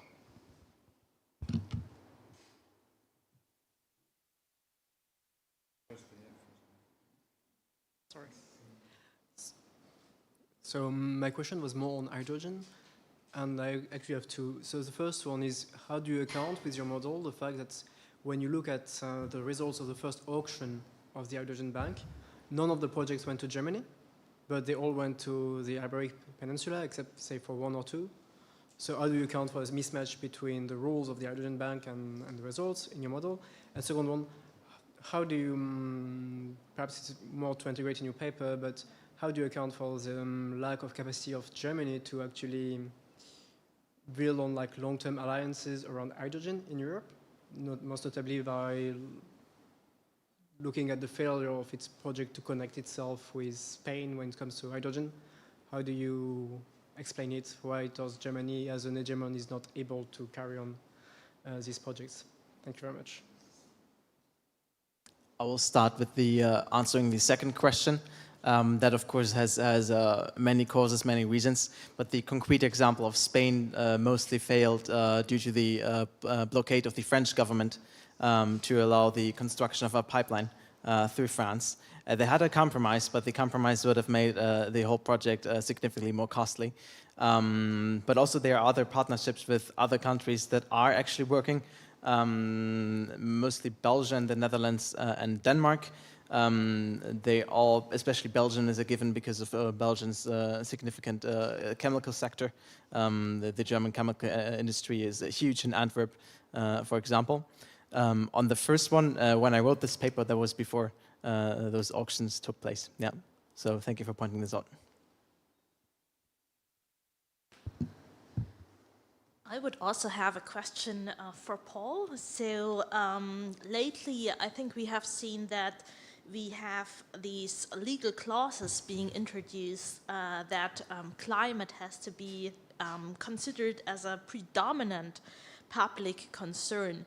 So what do you think of these kind of clauses, and what else would you suggest in order to really focus on all of these dimensions? Like, for example, we have it with wind farms, then whenever you want to create a wind farm, then it is being considered as a predominant public concern. Yeah, we saw it a lot in France with the renewable energy legislation. To be honest, I don't have a clear answer. I think that this is driven, of course, since the Paris Agreement. When I had the interviews, the prism on climate and the drive on decarbonization is clear. It gave an objective, and we have to follow it, and the European Union aligned with it. So when it regards the arbitration between the impacts of biodiversity of renewables and others, I think it's going to be a hard one, that decarbonization is going to prevail. And the problem is that despite those legal causes, litigation risks are still existent. We just have to be way more creative in the courts, and the precedents are quite against us, at least in France, with renewables. So I don't know, and it's moving forward. Also, we have agrivoltaism now, moving forward, in disregard of biodiversity sometimes, with limited impacts. Biofuels too. So I don't know where it's gonna go, but it's clear that there's more drive towards decarbonization because we'll keep having the same way of living. We'll keep having our same consumption patterns, and we don't want to hinder this. When considering more biodiversity will necessarily entail changing this. So I'm sorry, it's a bad answer, but yeah. Yeah, thank you. I have a question for Pierre. As I understood, your main focus is on the way that now things are discussed on a political level, and that the focus on technocracy takes away this debate. And I wonder, where do you think this stems from eventually? Because I do see your point in that the EU is very technocratic, but do you think this lies mainly with certain parts of the EU, such as the Commission or the Parliament, or is this also something that happens due to lobbies that try to hide certain things or show others? So this whole narrative and debate, where is it shaped, and why is it so technocratic? Why is there not a better debate with an actual story that people can understand and believe in? Thank you.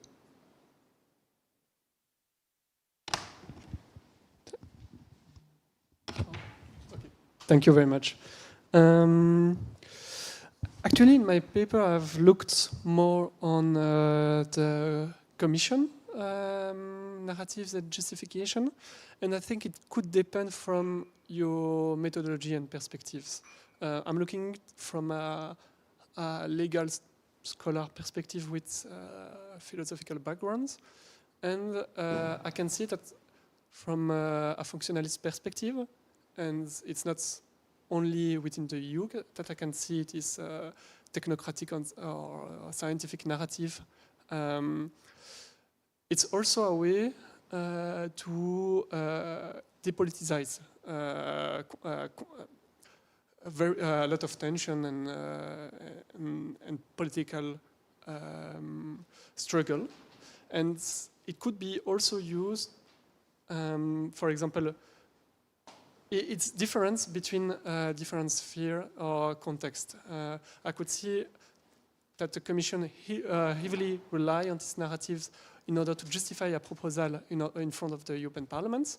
From literature that I review, they have some difference when the Commission is arguing in the European Parliament and when it's arguing in front of member states. They don't use the same narratives according to the public. In international organizations, you could also see that some are using knowledge in order to have technical harmonization and try to impose an agenda in front of member states. But from what I've seen in other situations, for example, between states in the negotiation of a multilateral treaty, you will have a more states are not so happy to have these scientific narratives and technical narrative from another state when they want to argue and negotiate a treaty. And we have covered for my research the negotiation of the pandemic treaty in the World Health Organization. And some states wanted to impose, for example, or to put into the agenda experts and external expertise in order to shape the treaty with technical expertise. And it was not well received by other states because we were in the context of negotiation. And also from literature, I have seen that in international organization, we have also some organizations that will produce their own knowledge in order to put in place their objective. And sometimes, depending on which organization you are, the knowledge will be different on the same topics. But if you look to the production of knowledge from the, or report from the FAO, Food and Agriculture Organization, or World Trade Organization, it would be slightly different, and because of this political arena that is disguised by science, I would say. So it depends, like in a summary, it depends who is speaking to who, and how is the political arena confirmed. If it's only you impose your law on, in front of the European Parliament, or if you are in the multilateral negotiation. But thank you very much for the question. Please. Thank you very much. Just to follow up on what Pierre said, I also agree that it's not enough to use scientific arguments to engage the people, but at the same time, when we look at the Commission, probably that's problem with the problem is more basic, that the Commission is supposed to be non-political. So my question would be, so what other arguments the Commission, or what other narratives the Commission could use to justify its course? If it's not scientific arguments, what else? Because it's the member states who use political arguments. It's the European Parliament who also uses political arguments. But what else could the Commission use? And then a question to Marlon is about what you said about Germany. Yes, that Germany prioritizes national gains, which is in a way normal. But have you probably do you probably have some examples from other countries? How do other countries deal with the European hydrogen strategy? Do they behave differently? Thank you. I would argue that there are other countries that also prioritize national gains first, the relative gains. Mostly because this is the way how the European energy market is structured. However, it is, I believe, not too desirable for all European countries because they lose out on the economies of scale at large. And to give other concrete examples, for example, Belgium has followed up in 2021, I believe, with a similar hydrogen strategy, like Germany, also focusing more on a global reach. But we also have the example of France, which focuses more on domestic hydrogen production. And also, as I said in the presentation, the question of taxonomy is very different, in between these two countries. Yeah. But then again, which European member state doesn't prioritize relative gains at national level? I think they all do, because this is the way the governance system works, but is, I believe, not the most desirable way to move forward, because if they all do different hydrogen policies and can't agree on a common taxonomy, on a common hydrogen foreign policy, I think they're losing out on a lot of potential economics of scale, especially vis-a-vis the US. In the US, energy policy is completely a federal competence with the IRA, as we have seen. And I believe not scaling up to the task of having a more European approach to hydrogen is actually detrimental for the industrial competitiveness of the EU. And thank you very much for your question. I think it would be a question that I will engage with in my research. And the reply that I will give you is only provisional and also very subjective, I would say. That in my position, in my vision, I see the Commission as a technical, not only as a technical body, but also a political one. And there is the difference between the Cabinet and the Commission in itself, but even within the Commission itself, I can see that there is a political agenda, and seeing the Commission as a neutral or technical body is something, and it's subjective, I'm not comfortable with. But the question of what other arguments, that scientific one, is a good question, because there are indeed really good arguments, despite if, and this is still an argument and a subjective position, despite of if these arguments are also political, I would argue that it would be better to have science-based arguments. The takeaway from my perspective, I would say, is more to assume some argument that, or some positions that are well shaped by scientific knowledge, but also to assume the political color of it. And if the Commission is proposing something that is highly technical, there is always a little bit of political in it, and the public debate would benefit from this political color. And still, it's more my opinion. And thank you very much for the question. Thank you very much. I'm sure every single person in this room would like to ask more questions. For example, I do, but we are slightly over time, and then we can have our break and then pass at panel 3, where my colleague Wojtek will moderate.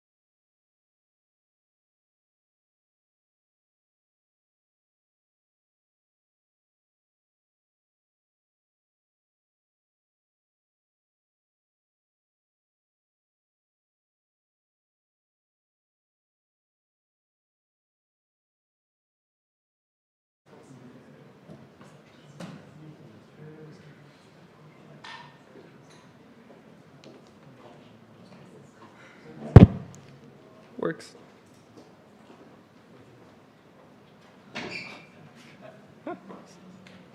No. Should we wait still, or are there people there?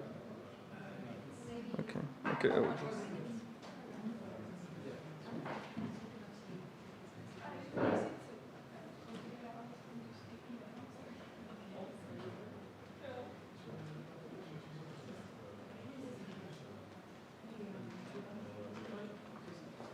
Where are the people who are presenting?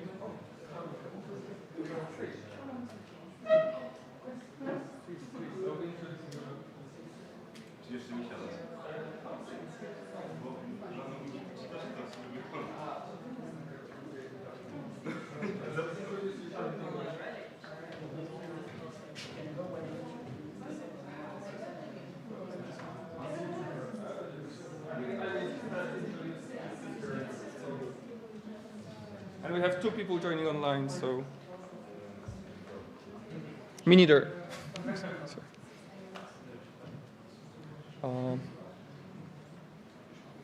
Okay, so we can start, I guess. Fred, is there anyone outside there? Okay, so good afternoon, everyone. I hope you still have some energy left for the forthcoming sessions. Just very, very briefly, I would like to thank you, the college, for the conference, and for Ambassador Lorkowski for being the mentor, everyone who organized it, all the people from the Nest, and all of you especially for coming. So in this panel, the third panel of the conference, will delve into the external, global, and geopolitical impacts of the European Green Deal. And our discussion will build on the first panel, in which we explore the EU's climate energy actions, crucial aspects as environmental protection, energy justice, and role of trust in communication. In the second panel, we looked more inwards into internal EU policies, and right now, through practical and case study-oriented examples, we'll look at in the global context. And just as a very brief introduction, so we know that the European Green Deal is a blueprint for transformative change. However, it faces significant criticism and challenges on the global stage. And one major challenge is the geopolitical tension it creates. So the ambitious targets have led to concerns about the EU competitiveness as well, that we'll further talk about in this panel. And there is a lot of political backlash and growing sentiments against it that we'll also talk a bit about. And the questions, of course, like despite these challenges, it remains the vital framework for addressing the climate change in the European case, in the EU case, but also globally, as it in a way forces or encourages other countries to collaborate on global solution to climate change. But the question which remains is, to what extent will that be successful? And to answer this question, we have a panel, I believe the largest panel of this conference. We have 5 presentations ahead of us, 3 in person, 2 joining online. First, we'll have online, do we have the online connections? Yeah, it all works. Okay. So first we'll have an online contribution from Paul Baker, who will discuss the implications of the European Green Deal on the political economy of international trade. And Paul Baker is the founder and the chairman of International Economics Consulting, a global management consultancy firm with offices in UK, Mauritius, Vietnam. He had 25 years of experience in advising many governments from G7, G20, G90, all governments around the world, and he's also a visiting professor at the College of Europe. Then we'll have Jakub Knop, who will explore the Green Deal industrial plan in international context. And Jakub is a current student at the College of Europe here in Natolin, hopefully very soon a graduate. And he obtained his previous diplomas at the Warsaw School of Economics, and he mainly focuses on transatlantic security relation and NATO and US foreign policy. Also industrial policy. Then we'll have Alma Bayramar, yes, pronounced well, sorry if I mispronounced it, who is a researcher and project manager based in Pristina in Kosovo, with a lot of experience in project management and analysis, doing research for non-governmental and consultancy institutes. and she'll talk about the implications of the carbon border adjustment mechanism on Kosovo exports. Then we have Stanisław Juillet, and who'll talk about the European Union capacity to act in the Arctic. And Stanisław is a current trainee at the Central Asia Division at the European External Action Service. He holds an MA in International Relations and Diplomacy Studies from the College of Europe in Bruges. Last year's promotion. He also was a trainee in the embassy of Poland at the Council of Europe and Europe Direct Information Center. And last but definitely not least, we'll have the second online intervention by Talak Harris and Ayman Ibrahim about the greening borders, assessing the impact of the European Green Deal on the MENA region. So Tala holds a master's degree in agriculture and environmental sciences, brings over 17 years of expertise in project management, and is also an alumni of the College of Europe, Maria Skłodowska-Curie promotion. And Ayman Ibrahim holds a bachelor degree in engineering from architectural department and many years of experience.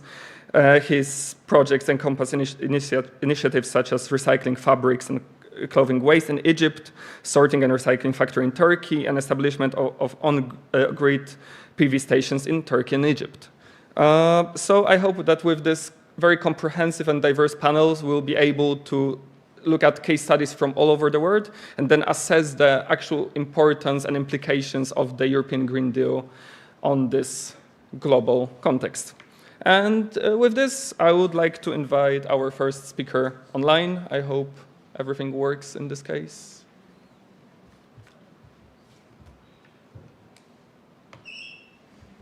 Yes, hello.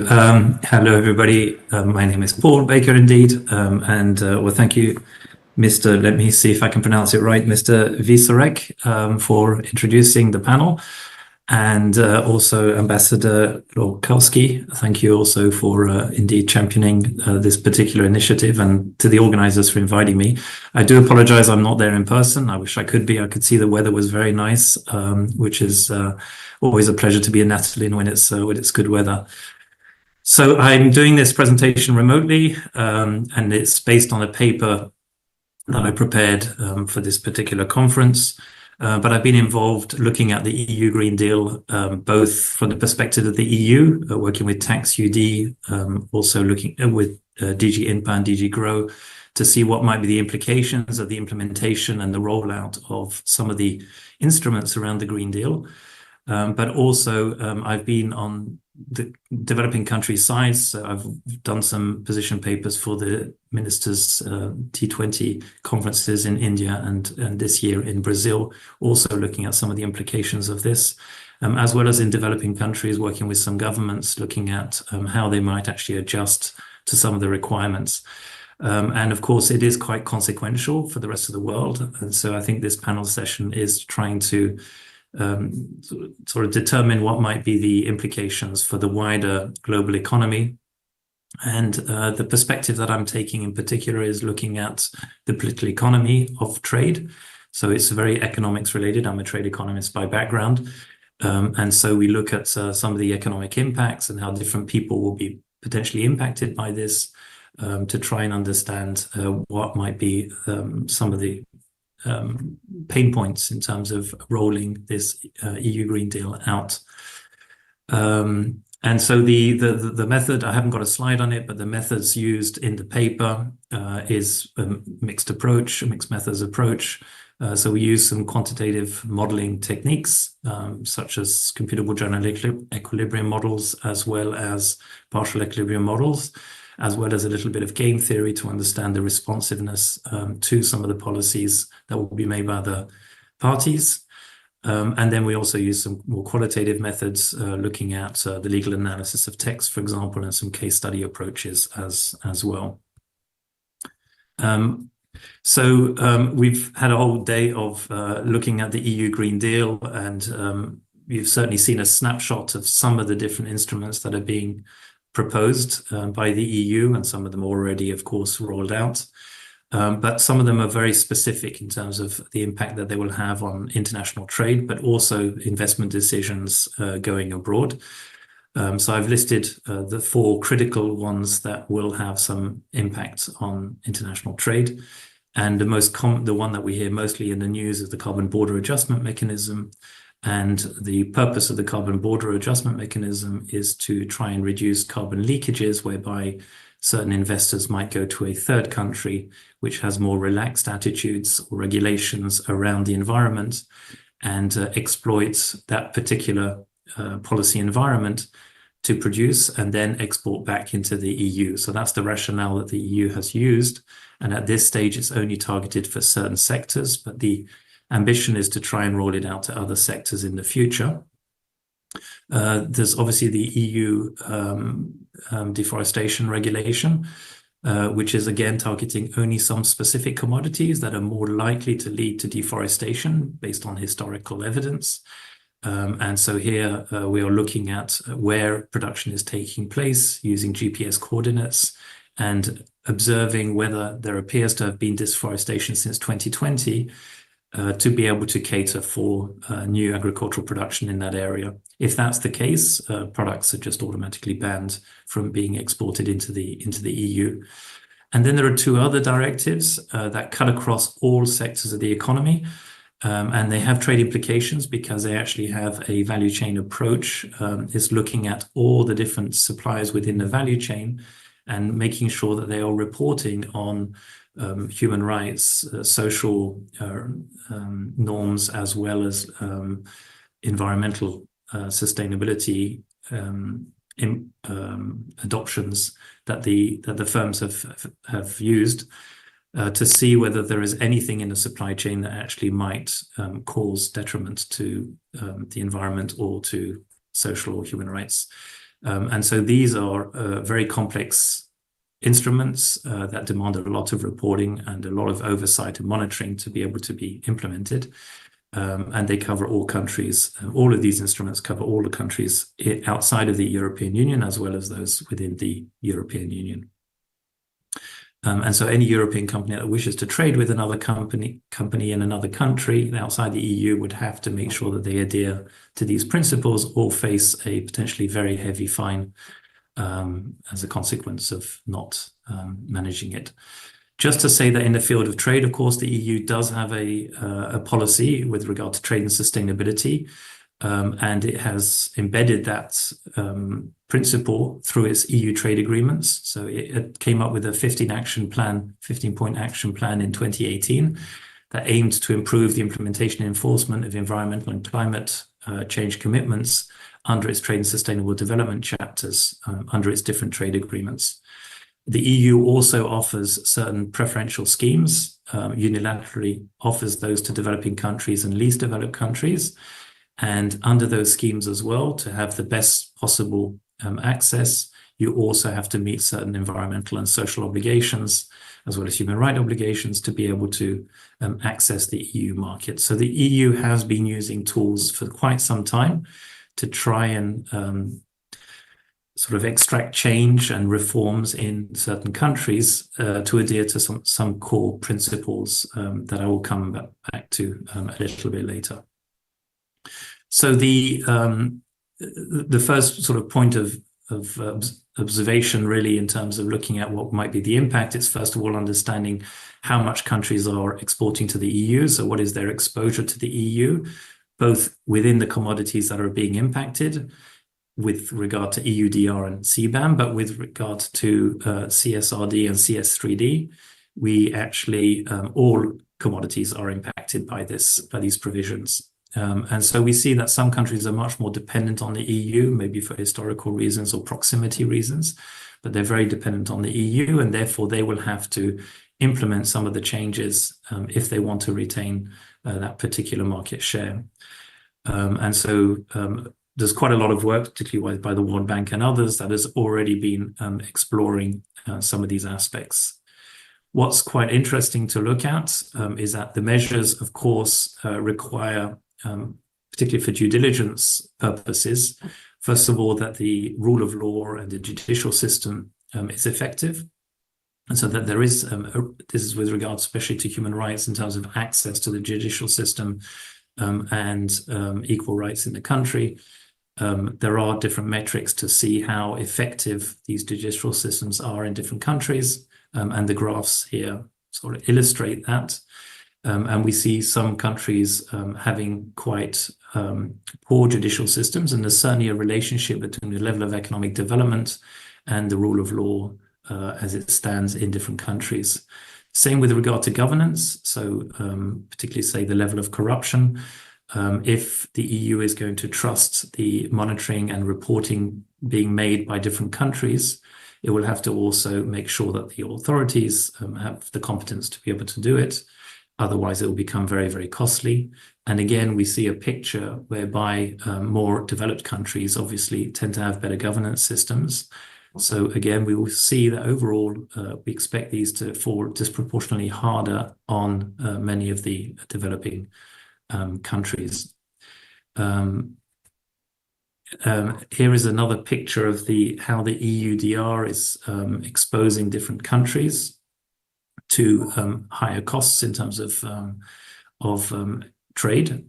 And so we see, for example, Brazil is very much dependent on the EU market, but also has a very large forest area, which has been, of course, deforested as well. So it actually makes sense that the EU is trying to target such policies at certain countries to change their policies. Of course, as a previous government, it might change. Indonesia, again, is a market that's very exposed to the EU, but also very much exposed to deforestation and has large forested areas.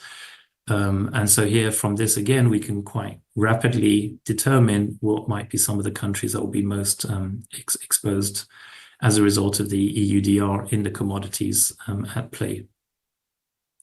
So when we actually introduce some of the expected impacts of introducing these measures, so for example, with regard to carbon border adjustment mechanisms, what the EU will do is to implement a duty at the border on products that are entering into the European Union in order to counteract the effects of CO2 emissions being embedded in those products coming from abroad. They will only do so if the companies operating abroad have not already offset some of the carbon emissions in their production processes. So to be able to do that, they have to have an emissions trading scheme, which many countries don't yet have. If they have it, then the EU has to also feel confident that the price accorded to by metric ton to carbon CO2 emissions is aligned to international prices, and otherwise there would be a duty that is applied at the border. And so here we're assuming a price of $100 per ton of CO2 emitted being imposed by Western countries. So that's the EU, the US, and the UK, which are the most advanced in terms of rolling this particular policy out. And we see the impact that it can have in terms of the exports of different, this is the group of 20 countries, the impact that it would have on exports from some of those countries. So the largest impacted countries are South Africa, in this case, India, and Russia, in terms of the effects of the introduction of CBAM. Partly the bigger concern that many operators have is really the costly documentation, reporting, and gathering of data to be able to comply with these particular regulations. And so there's quite a lot of evidence into how much this represents as a cost. And we use that to try and turn it into an ad valorem equivalent to see what would be the representative additional costs incurred by companies on average as a result of the introduction of these measures. And we put that particular ad valorem equivalent estimate into an economic model to see how it changes trade flows as a result of these additional duties at the border that arise. And so there are some quite important trade effects. Here we look, for example, the impact that it has. The top graph is really about the different products. For those more familiar with trade classification, it goes from agricultural products to semi-processed products to and semi-manufactured products to more advanced products towards the end of the scale. And we see the change in imports of the EU as a result of these new measures. And then we also look at how, in the lower graph, what is the intensity of trade that is happening in those particular products. So the product that's most imported by the EU is actually mineral oils, and that's the product that would also face the biggest decline. But we also see quite a lot of substantial decline occurring across different product groups across the world as a result of this. The biggest drops are outside of mineral oils, chemicals, pharmaceuticals, plastics, iron and steel, machinery and vehicles. And a lot of that is also due to the effects of CBAM specifically on most of these commodities, excluding. Yes. I'm sorry to interrupt, but we've just reached 13 minutes, and it would be really nice if we could move towards the conclusions in a couple of minutes. Sure. Thank you. I will do that. I've just got a few more slides left. Here is a picture of the world in terms of the effects of the world as a result of the EU Green Deal. So the redder the country, the greater the effect overall in terms of the exports to the EU from these countries. And again, that's assuming a rough estimate of around 5% of costs being added to businesses' operations. In the paper, we also look at the alignment of the EU Green Deal to multilateral engagements as well. So the multilateral environmental agreements, and there are trade instruments already embedded in free trade agreements of the EU. They're very much aligned to these multilateral agreements, such as, for example, the Montreal Protocol, also the CITES agreement, also the Basel Convention. So we still see alignment embedded in the EU Green Deal to these multilateral environmental agreements, but it goes beyond perhaps some of the requirements in those agreements. And particularly, it transforms it into enforceable trade instruments.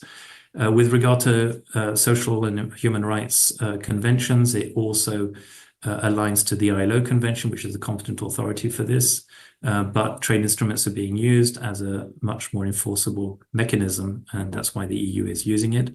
And then finally, with regard to the WTO, there are exceptions that are allowed under the WTO rules, particularly with regard to safeguarding the public interests. And they can also fall within those particular exceptions that exist under WTO agreements. So just very quickly, in terms of the geopolitical implications of the EU Green Deal, of course, there is a lot of sort of concern and complaints being raised, particularly amongst the developing country, both in terms of the rollout and the implications it has in terms of being ready for it, but also in terms of the unilateral way that it has been decided, and the lack of a differential treatment between developing and developed countries in terms of the impact that it's having in terms of the pricing of these different measures. And so the danger here is primarily that it might lead to the polarization of and different parallel trading systems emerging, one much more sophisticated and more aligned to sustainability requirements, and the other one whereby the South-South trades under a different type of regime that is more polluting and less sustainable, but much more within the means of different countries. And so the conclusions primarily of the paper is that the EU needs to consider adopting a more common but differentiated responsibilities principles when it's defining its trade policy instruments, so that it doesn't affect disproportionately more not only the developing and least developed countries, but also the smaller players in operating in international economy. The fact is that the Green Deal can use its financial instruments to try and promote, and it is using it at the moment to promote development which is a more positive approach to try and trigger change in the developing world. and it needs to very much be careful in terms of the monitoring of and implementation of its policies to make sure that it doesn't create damages and alienate certain countries towards this more parallel universe that might emerge in international trade. So sorry I went over, and thank you for listening.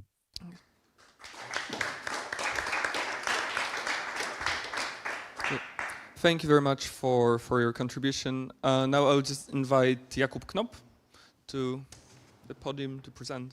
Thank you.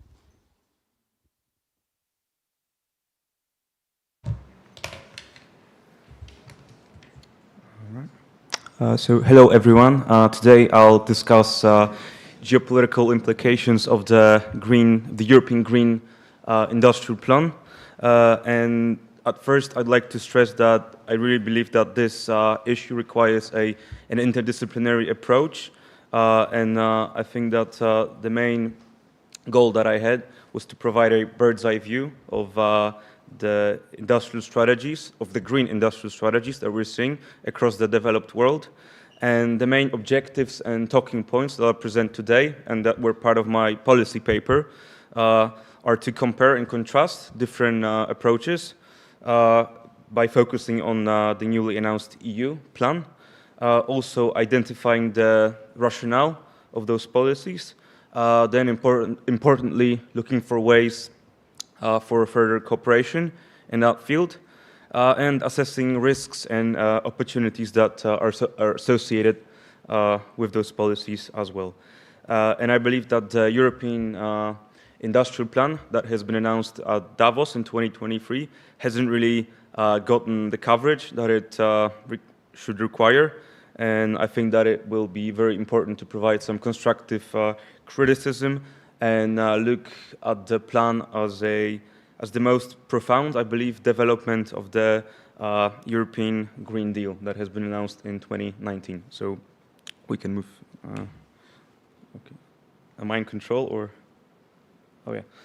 Right. So this is an agenda. I know it's an enormously big issue. So I'll probably just provide some food for thought, some data, and also look at the issue from a international relations perspective, given my background as well. So firstly, a couple of slides to sort of set the stage for the discussion. These come from IMF reports, and as we can see, 2023 has been a year of a massive uptick in direct state interventions in the economy, and IMF has found that there were 2,500 of those instances, and as we can see, most of them occurred in developed economies. And on the left, we can see that the main buzzwords, let's say, related to competitiveness, climate, and resilience. And when we look at the rhetoric coming from the private sector, the geopolitical threats and challenges seem to be the main concern on their part. So there's there are a lot of attempts to coordinate efforts at the public and private sector as well. But I think this is a good representation of the current situation. And first, a very short introduction to the idea of industrial policy in economics. So the easiest and most brief definition is that industrial policy is generally any government intervention that seeks to provide support for a particular sector. So in essence, it is a targeted economic policy. And some of the tools include tariffs, trade restrictions, or subsidies. And obviously, industrial policy often leads to distortions in free trade.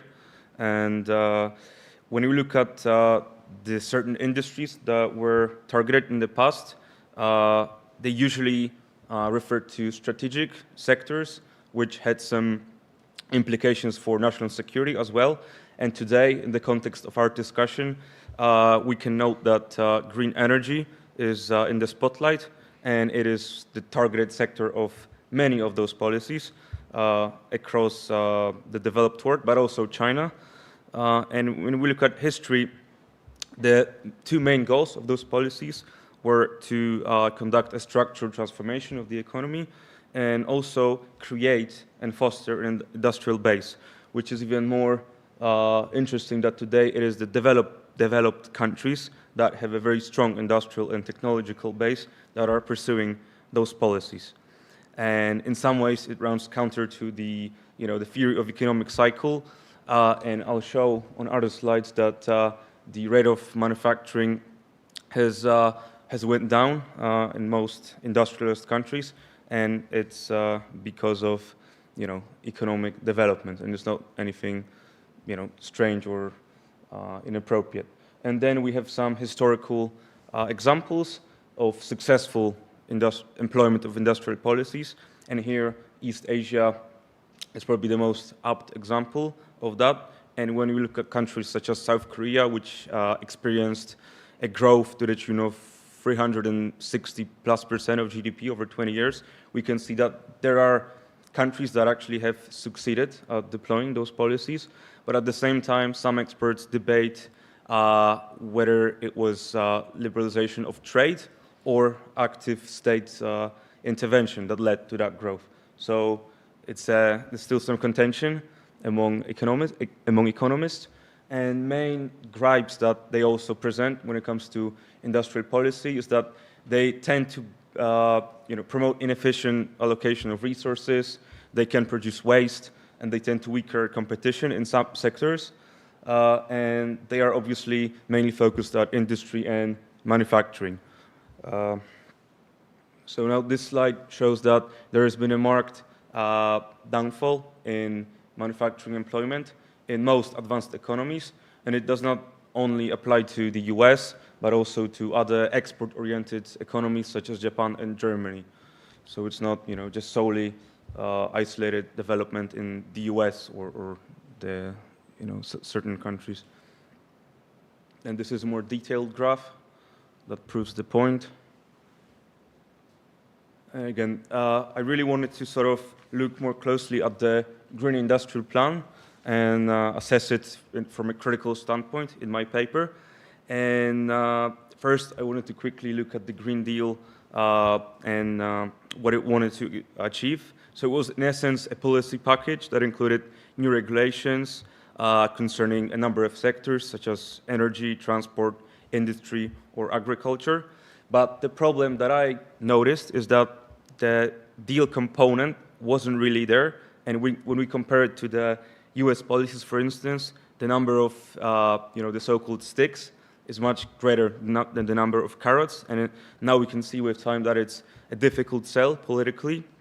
And I believe that the industrial plan was sort of a reality check for many EU policymakers, and an attempt to really preserve European competitiveness. And it was also sort of made worse by the number of geopolitical crises that we've had in Europe over the last couple of years, and the pandemic that showed that the supply chain resilience should be prioritized. And in essence, the industrial plan contains 4 main pillars, and the most important regulation that has been presented is the Net Zero Industry Act, in my opinion. And the EU set very ambitious goals of having 40% of green manufacturing at home by 2030. They also identified new strategic industries, of which there are 19. And also one of the objectives is to ease the permitting in Europe, which is one of the bottlenecks, but it applies to other places as well, especially the United States. Other than that, Critical Minerals Act is also another initiative that was a part of that plan. And in essence, the EU, again, set very ambitious targets when it comes to processing and recycling of those minerals. And at the same time, they really tried to underline the need for greater cooperation, especially with the United States on that front. And there seems to be some degree of agreement. Another institution has been established as well, the Critical Raw Materials Board, and other ideas such as joint purchases of those minerals has also been floated. And another issue that is extremely important for the EU and the success of the Green Deal agenda is the financing. And in 2019, all of those objectives sort of demanded commitment or rather mobilization of 1 trillion euros of investments over 10-year horizon. And I saw some analysis from Financial Times that pointed that there's a need for $9 trillion of investments annually by 2030 if we're to reach climate objectives. So in essence, the financing bottleneck still remains, and the two groundbreaking structural changes that I underlined, the Capital Markets Union and the Fiscal Union, are very ambitious proposals. And I think that when we look at the financial initiatives available at the moment, such as the Invest EU Fund, even the Next Gen EU Fund, which hasn't really been used that effectively, I would say. There's a lot of red tape as well involved with deployment of those funds. There is really a need for more common borrowing at the EU level. And again, without greater political will, the climate objectives might not really be fulfilled. And another crucial part of that program is an ease of national subsidies under the Temporary Crisis and Transition Framework. And the most interesting policy proposal that I found concerns the so-called matching subsidies. And in essence, the Commission wants to allow some of the countries, such as Germany or France, to be able to match foreign subsidies of big powers such as the US or China. So I think the fragmentation is the greatest threat in the long run if all those policies are to be materialized. But definitely it's a good development of the Green Deal agenda as a whole. So now, very quickly, we're going to move on to the US. And we saw a slew of initiatives coming from the Biden administration with Inflation Reduction Act at the forefront. I saw some analysis that pointed that over the 10 years, $3.5 trillion could be mobilized from both public and private sector. And the biggest advantages of those regulations are that their deployment is much simpler than in the EU, given that the US has much more fiscal firepower. And apart from green industrial policies, the premium has been put on maintaining technological advantage, and it also extends to green industries. And I strongly believe that the main target of those policies was not the EU, but rather China. However, some spillovers of that policy have affected the internal market in a bad way. And now there are some attempts made to try and increase the coordination between Europe and the US, for example, by introducing the Transatlantic Trade Council. And there's talk for maybe streamlining and perhaps in the future deploying the carbon border adjustment mechanism that would not only be limited to the EU but also its partners, including the US. And some of the European leaders, like Olaf Scholz, are also considering transatlantic free trade agreements, but obviously in the current political environment, it's rather unlikely. Jakub, no, I knew that I'm going to have a problem with time. Okay, thank you.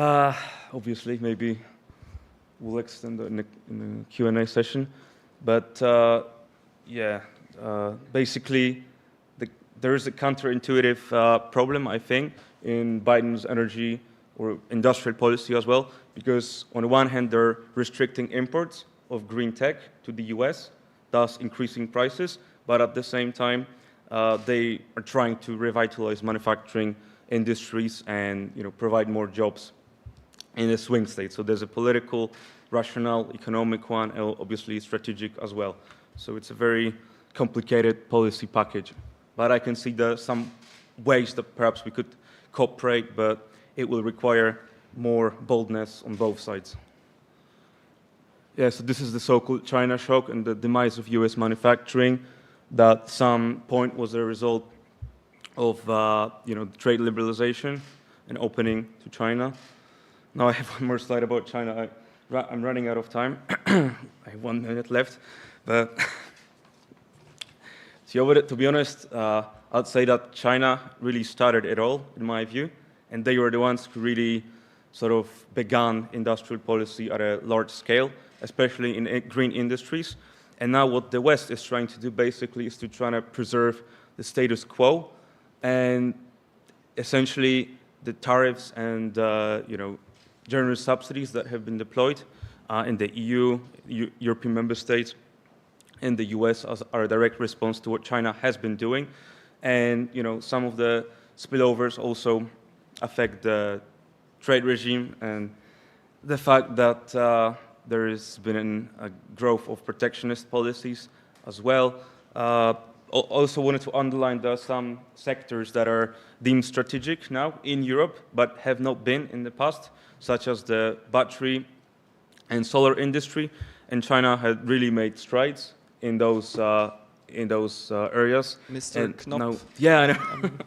Can you give me one more minute for the conclusion, at least?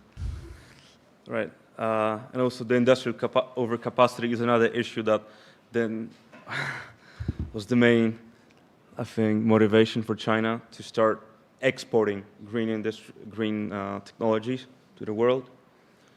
Yeah, another slide with graph presenting interesting developments in trade policy and the so-called increase in geopolitical distance of trade. You can look up on McKinsey's website for more details. I'm running out of time, obviously. One more.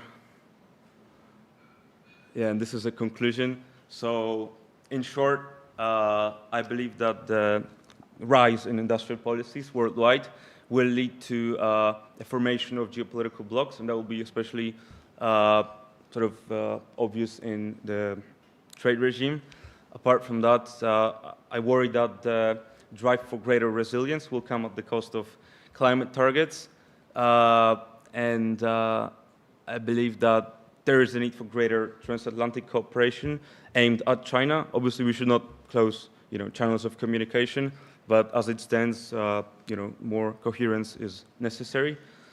And the general conclusion is that I believe that the introduction of the European Green Industrial Plan is a reality check for, EU's climate agenda, and it really sort of takes cues from other great powers around the world, and it's a signal that the EU also wants to play a bigger role in international politics.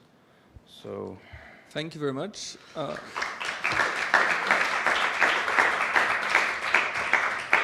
Thank you.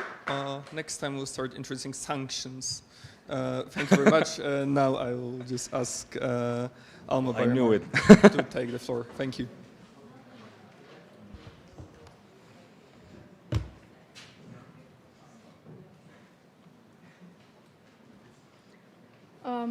Hi everyone. Today I will be presenting the carbon border adjustment mechanism implication for Kosovo's export. So the European Green Deal stands as a key initiative for the global fight against climate change, and at the forefront of this transformative agenda is also the carbon border adjustment mechanism, which is also known as CBAM, which is designed to mitigate the carbon leakage and also to incentivize global industries to move towards more cleaner practices. So with this paper, I have tried to critically examine the implication of CBAM on exports with a special focus in Kosovo's exports, but also in general for the Western Balkans.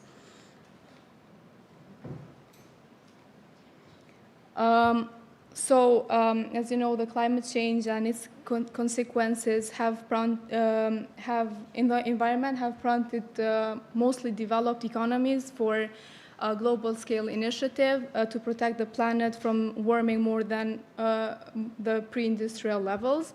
As a global leader for this cause has been Europe, but this cannot be just Europe, but it's a global initiative that this is a global issue that requires a worldwide effort. And in this regard, the two fundamental problems that come from this is the free riding and the climate justice, because there is the so-called carbon leakage, because as the EU increases its own climate ambition, and as long as the other countries have less restrictive measures, we would have this kind of problems. So in this paper, I have raised two hypotheses, the one being that the introduction of CBAN has not really a significant impact for Kosovo's export to the European Union, and the trade relationship will, for now at least, remain largely unaffected. And the other one is that the implementation of CBAN has not significantly incentivized, let's say, the private sector in Kosovo to adopt cleaner and more sustainable production practices. So I think I will just skip this part, because even the former speaker explained very good what is CBAN, how it works. So we would just say that for now it will work in specific sectors, and it will have the full implementation by 2026. And for now it just has started, the companies have to report. And I will focus more on the Western Balkans and what does this mean about it. So all of 6 of the Western Balkan countries, Albania, Bosnia and Herzegovina, Kosovo, Montenegro, North Macedonia, and Serbia, have significant trade relations with the European Union, accounting around 75% of the entire trade with these countries. And CBAM will possibly cover a sizable portion of their exports. As you may know, in November 2020, these countries have signed the Green Agenda and the Sofia Summit, which included the move toward carbon neutrality at 2050. So the Western Balkans, in order to fulfill their commitment that they have signed, they must also increase their efforts regarding this.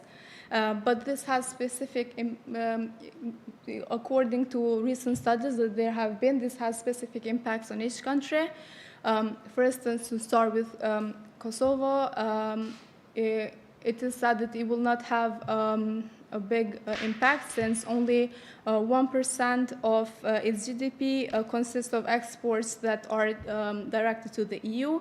And also, for instance, Albania, which most of its energy, they take it from the hydropowers. For now, it will not have a lot of impact. But for other countries in the Western Balkans, such as North Macedonia and Montenegro, Bosnia, Herzegovina, they it is expected to have a larger impact for now, since they also export iron and aluminum and so on.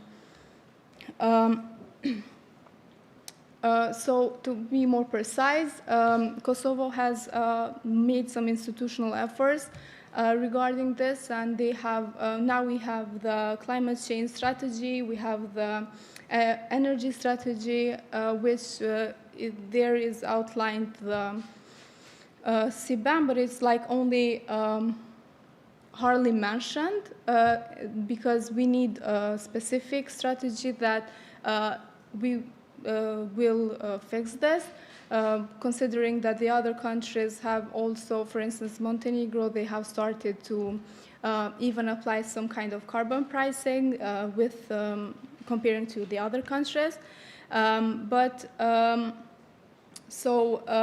As stipulated, for now, it is only mentioned in the energy strategy. Here I have extracted some data from the custom of Kosovo, where I have put the total value exports and what is towards the EU countries, with the sectors that will be impacted by the CBAM sectors, and the share of exports of CBAM sectors to the EU countries. As you can see, in 2022, this has pretty much declined, and this was when I wrote the paper, so until November of last year. But I didn't check, but most probably it didn't surpass the level of 2022. it's hard to draw a conclusion to say that this was impacted by CBAM because it still have not started. But as you can see that the exports are really low for these sectors. But this is to say for now, because in the near future, it's expected that CBAM will cover all the sectors. And here is just the representation of the products. And you can see for cement and hydrogen is very low, but we have some export for the other products. And so in order to test the second hypothesis, I have taken this response from the RCC, which is done with more than 1,000 businesses in the Western Balkans. And quite interesting is to see that 25% of businesses in Kosovo perceive carbon taxation as CBAM very negative, which is surpassed the average, the Western Balkan average by 8%. So this survey more or less aligns with the hypothesis indicating that there is a lack of significant incentive for the private sector in Kosovo to adopt cleaner practices. So I will just make some conclusions in the end. In the context of the global initiatives to combat climate change, the EU ambitious goals, like CBAM, are somewhat reshaping trade also in the Western Balkans, but they are going various stages, each countries, in the accession processes. So in light of these observations, several recommendations can be set, but mostly for the two key stakeholders here, which are the governments of the Western Balkans and the EU. The government of Western Balkans should really consider implementing carbon pricing to ensure revenue transparency. They should work on their frameworks and to see how this will work. And then on the other hand, the EU should collaborate with the Western Balkans for market integration, to provide financial and technical assistance for carbon pricing, since we didn't have this before, and to support the development of renewable energy infrastructure. Thank you.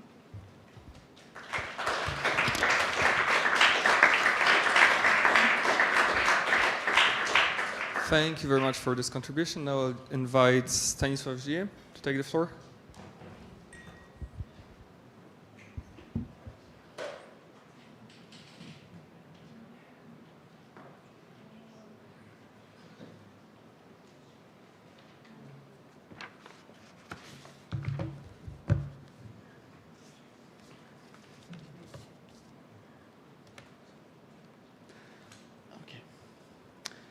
Hello, everyone. I would like to take you to a journey to the Arctic. We will travel a bit, and you will see that there are some energy and climate change related challenges. I would like just to start with a little disclaimer.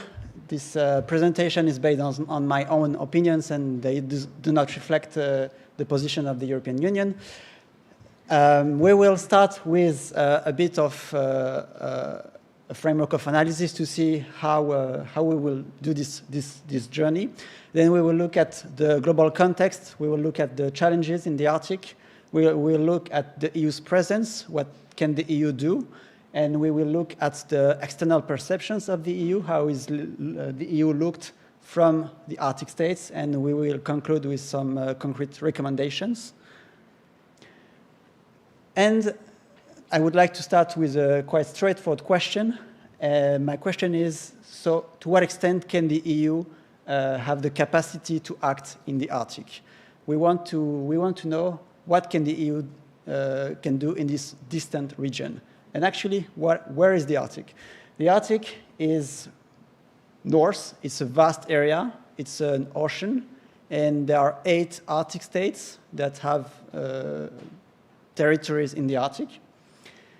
And it's very important. One of the key takeaways of the presentation is right now that we need to distinguish different regions in the Arctic, because the Arctic is really big.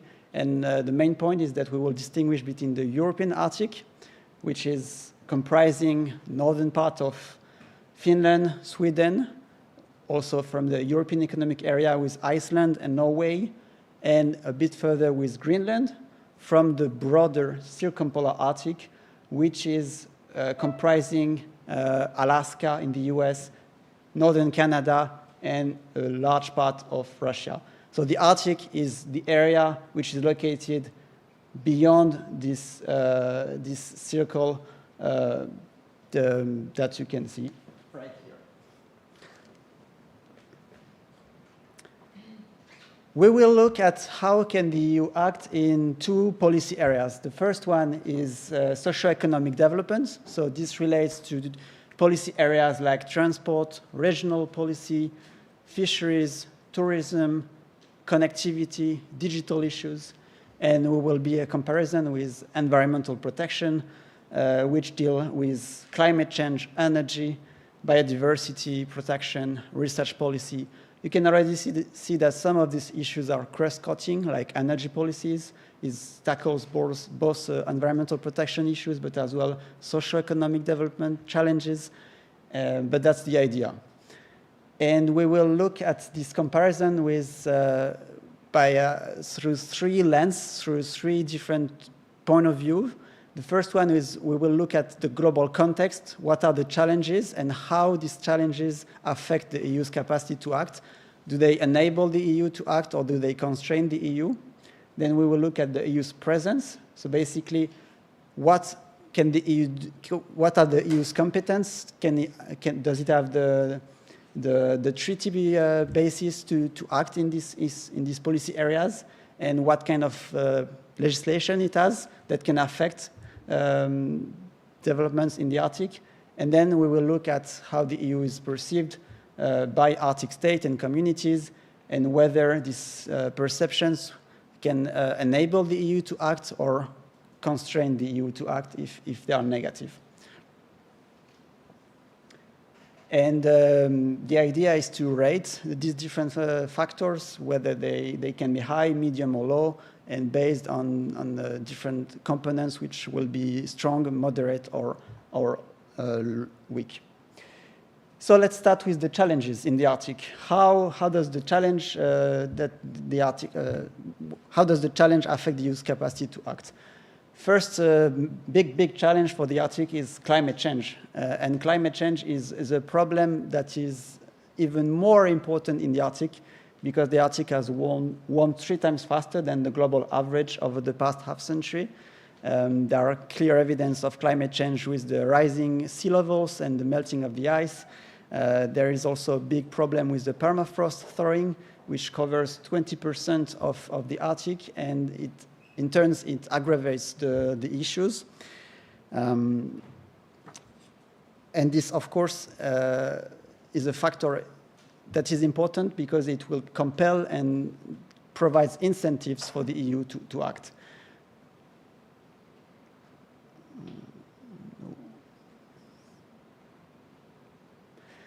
A second challenge is the region's transformation. Because of climate change, there are big transformation in the Arctic. It means that there is a growing availability of new resources. Some of them are hydrocarbons, so oil and gas. There are high percentages of undiscovered oil and gas that are still present in the Arctic and that are potentially exploitable. There are also new grand fisheries that become available, so raising also the attention of great powers. And very important, there is a new race for critical raw materials in the context of the EU's green and digital transition. And the Arctic states can be potential suppliers of these critical raw materials. And this is why the Arctic has gained more attention in recent years. And once again, this is also a factor that will contribute to giving the Arctic more prominence on the EU's agenda. Third element is the growing securitization of the Arctic, especially since Russia's war of aggression against Ukraine. It has frozen cooperation regimes, especially in the Arctic Council and in the regional cooperation frameworks. And this has a lot of impact as well on the Arctic. So the EU's opportunity to act in the Arctic can be characterized as very strong because of these new challenges, because of the challenges I described, especially in the European Arctic, a little bit less in the circumpolar Arctic because of some aspects that I did not have time to develop, but they are mainly based to the lack of EU influence in the main cooperation regime of the Arctic, which is the Arctic Council, because the EU is only an observer status. All right, now we can now that we have seen the challenges, let's have a look at what can the EU do from a legal point of view and from political point of view.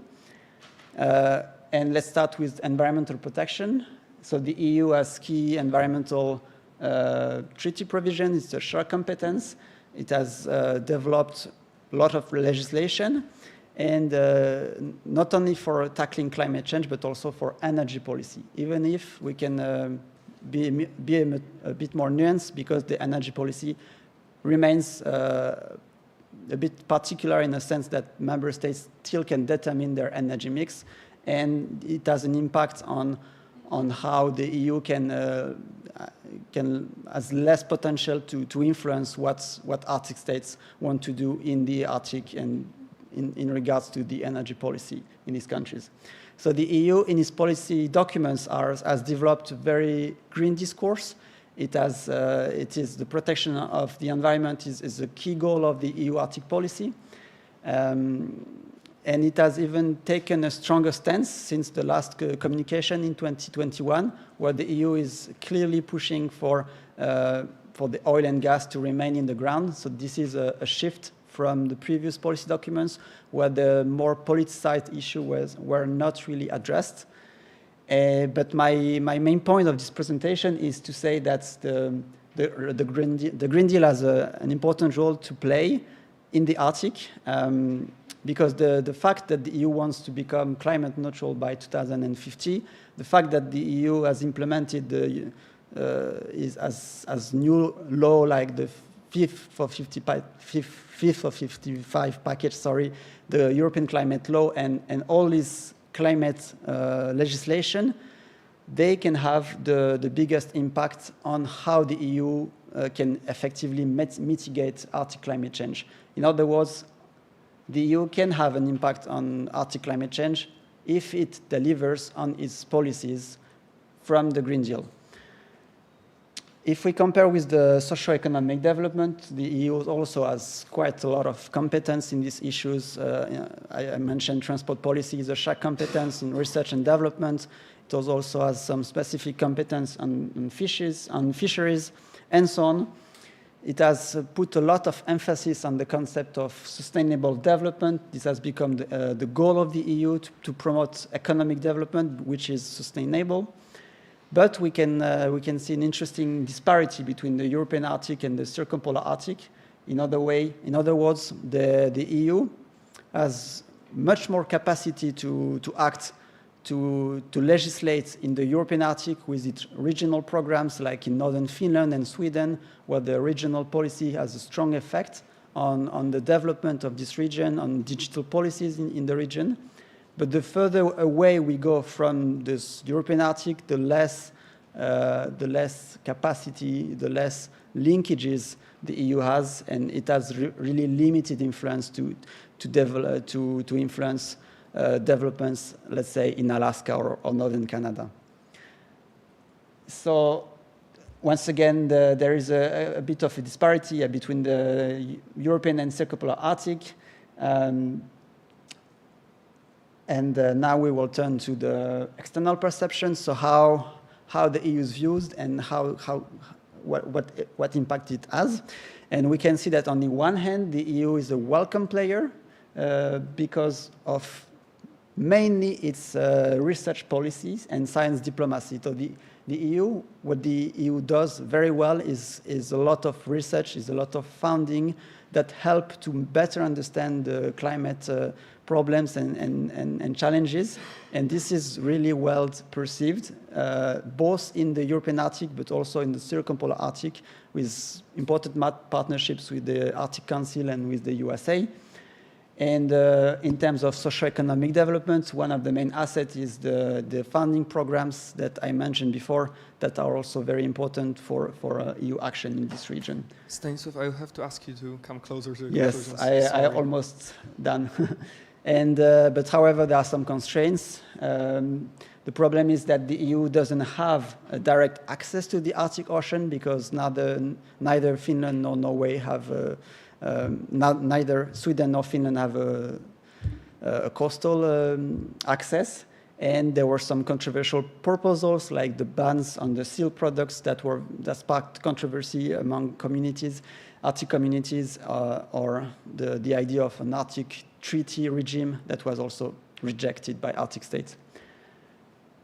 In overall, the EU is better perceived in the European Arctic than in the circumpolar Arctic, with the exception of climate research. Overall, the EU has stronger capacity to act in the European Arctic than the circumpolar Arctic. And here are my recommendations for these two regions. The first recommendation would be to clearly distinguish between these two regions because they have diverse challenges. In the European Arctic, we saw that the EU has a strong presence and it has constructive relation with Arctic states. And to maintain that, it has to continue deliver on its Green Deal policies. It has to set clear and transparent objectives. And it needs also to have more resources because the one issue that I didn't mention is that Arctic remains still quite marginalized in Brussels, and this is an issue. In the circumpolar Arctic, the EU would need to take proactive steps to address its limited presence and enhance its reputation. This can be done, once again, on delivering on the Green Deal policies. That's the only way for the EU to have an impact, to mitigate Arctic climate change and related problems. And it needs to pursue its strengths like science diplomacy and Arctic research. Thank you very much, and thank you for your attention. I remain available for your questions.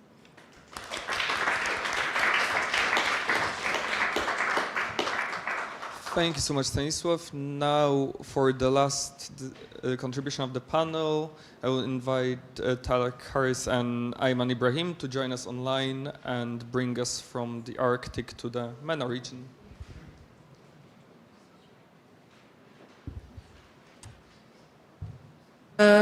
Mr. Moderator, I take this opportunity also to thank the organizers for giving us the opportunity to present our research paper, myself and architect Ayman. I would like to mention that we've agreed that I will present and Ayman will be happy to answer all the questions by the audience.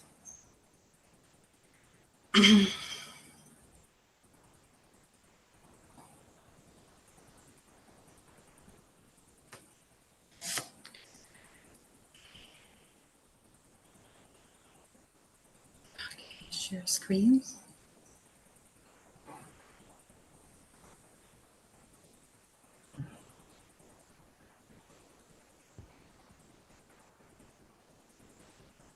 Is everything fine from that side? Because we can't see any slides. Okay, I'm trying to share the screen.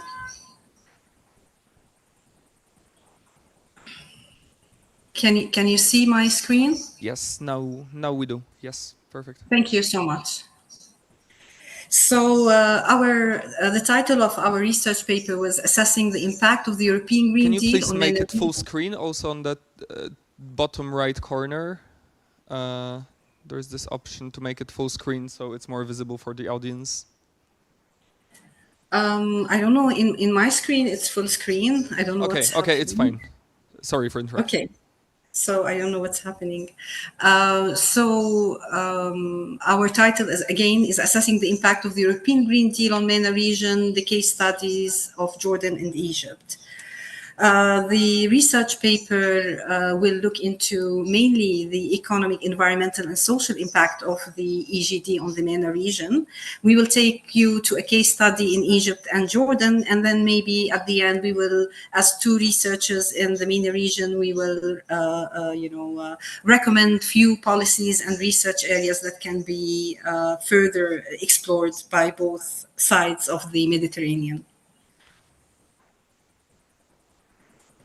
So as an introduction, we all know that the EU-MENA engagement goes back to last century. We all know that NP is the policy that is guiding this relationship. Union of Mediterranean had a great role to facilitate engagement. As researchers from the MENA region, we highly value the EGD that was launched in 2019, all its policies, the farm to fork strategy, the circular economy action plan, the opportunity of 1 trillion that will be invested in sustainable investments, its aim to climate neutrality by EU in 2050, and also integrating all the UN agenda, including the 17 SDGs. And we highly value all the sectors that are covered from transport, energy, agriculture, etc. We all know that MENA region is depending mainly on crude oil and fossil fuel, but also the MENA region is the energy resource worldwide, 58% of global crude oil and 43% of global gas reserves. The challenges is that MENA region has to start thinking of shifting from its economic dependence on fossil fuel into the renewable energy. And also we are witnessing now the decline in fossil fuel demand by all the shifts, social and geopolitical. There's an opportunity. We have abundant wind and the solar energy. We can start by being self-sufficient and move into being exporters, but we need the infrastructure, regulations, and market development. We clearly see now that the EGD central to its climate response is the green hydrogen, and there are plans to import like 40 gigawatts from North Africa, 40 gigawatts from North Africa by 2030 with the partnership with Morocco. But also we are witnessing now also the collaboration between EU and the Arabic Saudi Arabia in this area. So Ayman and I, we looked into doing more analysis. What are the impacts on the MENA through aligning MENA with the EGD at the economic, environmental, and social levels? And what are the policy recommendations that we might come up with after analyzing all these three impacts? We can clearly say most of the impacts are positive, except few challenges that we're happy to discuss in the coming slides. The EGD goals to achieve climate neutrality and reducing emissions and promoting renewable energy will really result into opportunities in the MENA region. We have, as I said, abundant wind and solar that we can be self-sufficient and we can be potential explorers. We can also collaborate with all the international energy agencies for low carbon technologies. But we have the challenge is that our economic model is reliant on oil revenue, and we are really fearing the risks of changing into the renewable energy model. But also the economic diversification is another positive impact that the MENA could explore in the near future. In addition, the environmental impacts are also positive. You know, we are if we go as MENA region and reduced emissions and cutting carbon footprint, we are resulting in sustainable development. If we are using the solar energy, then we will have more energy independence. If we are using the wind energy, we will have more sustainability in generating electricity in the MENA regions. Now, challenges can be, for example, if countries like MENA region goes into hydrogen production, the challenge is that we don't have the infrastructure for the transportation and storage. at one side. At the other side, we have limited water resources, and we all know that water is required for the hydrogen production. So are we going to start desalination plants in order to cover the requirement of these hydrogen production? We already have, and this will result in energy demand and water stress at the same time. As you know, that we have limited water that we're using for agriculture, for cleaning, for tourism, etc. So this balancing act can be a challenge in the MENA region. Again, one of the positive impacts is that industries in the MENA region can start replacing fossil fuel with green hydrogen, and this can contribute to a reduction in emissions in our region. And we can learn the know-how and transfer the know-how from the EU to our region in areas like how to improve hydrogen storage and transportation, and other required technologies in the renewable sector. And also there can be more collaboration between policymakers at both sides of the Mediterranean. And we can also learn more about how the EU is managing food systems, sustainable agriculture, and integrating sustainability into capital markets. Now, the social impact, as you know, the challenges that we face in the MENA region, first, is that let's say, public sector employs more people than private sector in our region. And we have a high level of unemployment among youth and also among highly educated individuals. And states, sometimes they are really controlling competition and private sector development. So we believe that EGD can result in driven opportunities by first, if we are promoting vocational training and capacity building of youth and highly qualified in the green sector, then we will have more job creation in renewable energy, sustainable agriculture, and green sector in the region. The private sector growth, the technological innovation also are other social impacts that can result by aligning EGD with the MENA policies. And the broader impact is that we'll have more energy security, we'll have more better geopolitical relations, but all this requires, as you know, investment in aligning the EGD standards with the environmental regulations and energy policies of the countries in the MENA region.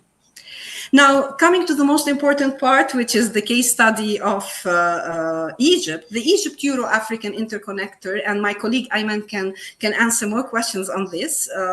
It started in 2019. It connects Egypt, Cyprus, and Greece with a length of around 1,400 kilometers. It will have a capacity of initially 1 gigawatt up to 2 gigawatts. And now the expected that the part between Egypt and Cyprus is expected operational. We are still waiting for the Cyprus-Greece section to be scheduled to be operational in 2024. And this really project has opportunities and impact. It will reduce the electricity cost. It will avoid cost of replacing old power plants, and it will create what's known as the energy hub in the Eastern Mediterranean. Also, it will reduce carbon dioxide emission from Egypt to and other countries, and also it will strengthen Egypt's partnership with Cyprus, Greece, and the EU, and this is very important for the geopolitical benefits. And the energy hub creation, it will develop what's known as the Eastern Mediterranean Energy Corridor, and it will enhance the regional energy integration and cooperation.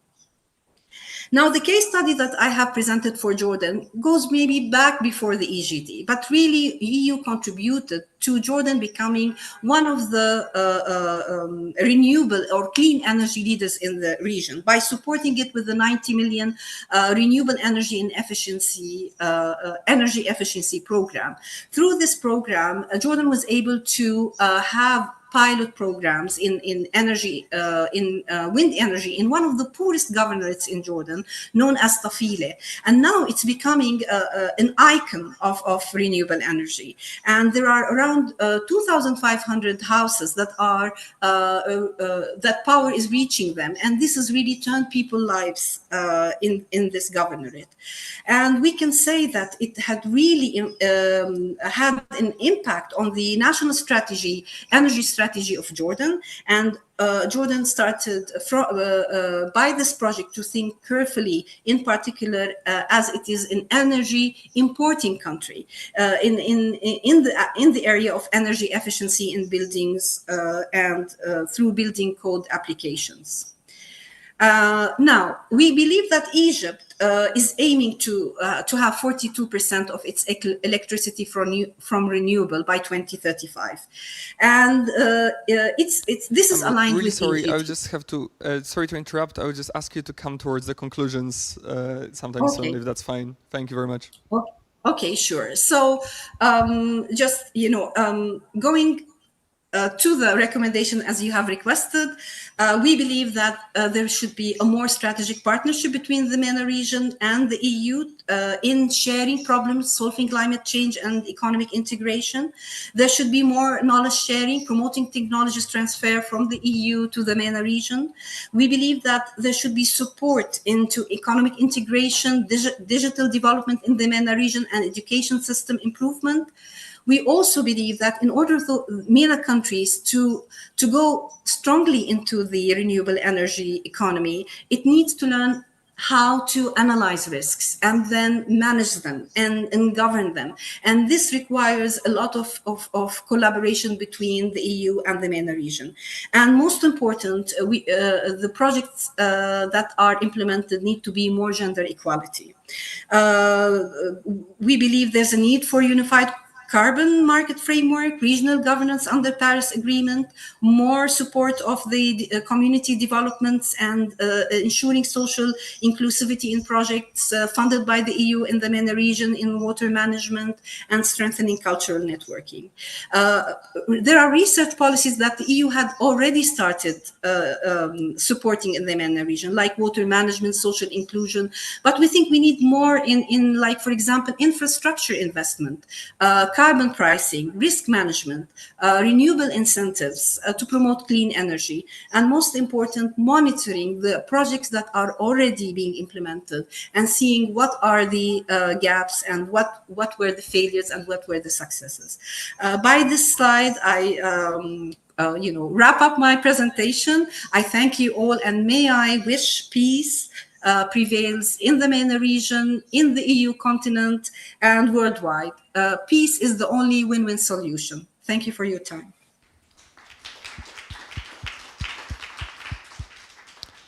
Thank you very much for this presentation. Now we're very short on time, but we'll accept a couple of questions. We'll try to take them all at the same time in a block of, let's say, 3-4 maximum questions, and I will really ask our speakers to be brief with the answers.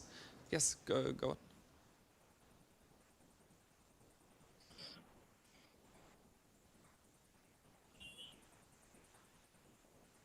So yeah, my first question would be for Stanislav, and it was about the rare earth minerals that we have some hopes of extracting from the Arctic, but could you elaborate more? What are these minerals?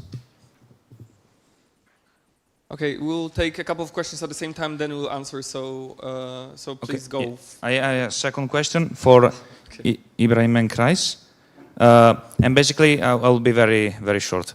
How can we convince states on which the EU depends, for example, Algeria, that is supplying a lot of EU states with natural gas, that of course has no incentive for now in switching to renewables.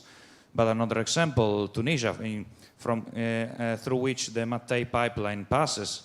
It's incredibly important from a geopolitical point of view that Tunisia maintains an edge over some European member states. Okay, thank you. Can you just ask? Yeah, please. Okay, thank you. A few questions from my side. One is to Professor Baker. From the map you showed on your slide, we see and we can expect that the imports from the United States, China, Russia, of course, they will drop. And what do you see? What could replace these imports? So what is already replacing the imports in the EU? And then the question to Jakub. So from your presentation, it seems that the EU is really lagging behind if compared to other international actors like China and the US. What would be your recommendation to the EU? Thank you. Okay. So I think there's space for one more question. Please. All right. So my question would go to Stanislav. So I would be interested in what do you think Russia is also part of the game in the Arctic region. So what do you think, how does it affect moving on with the Arctic region with regards to the war that we are facing now? Thank you.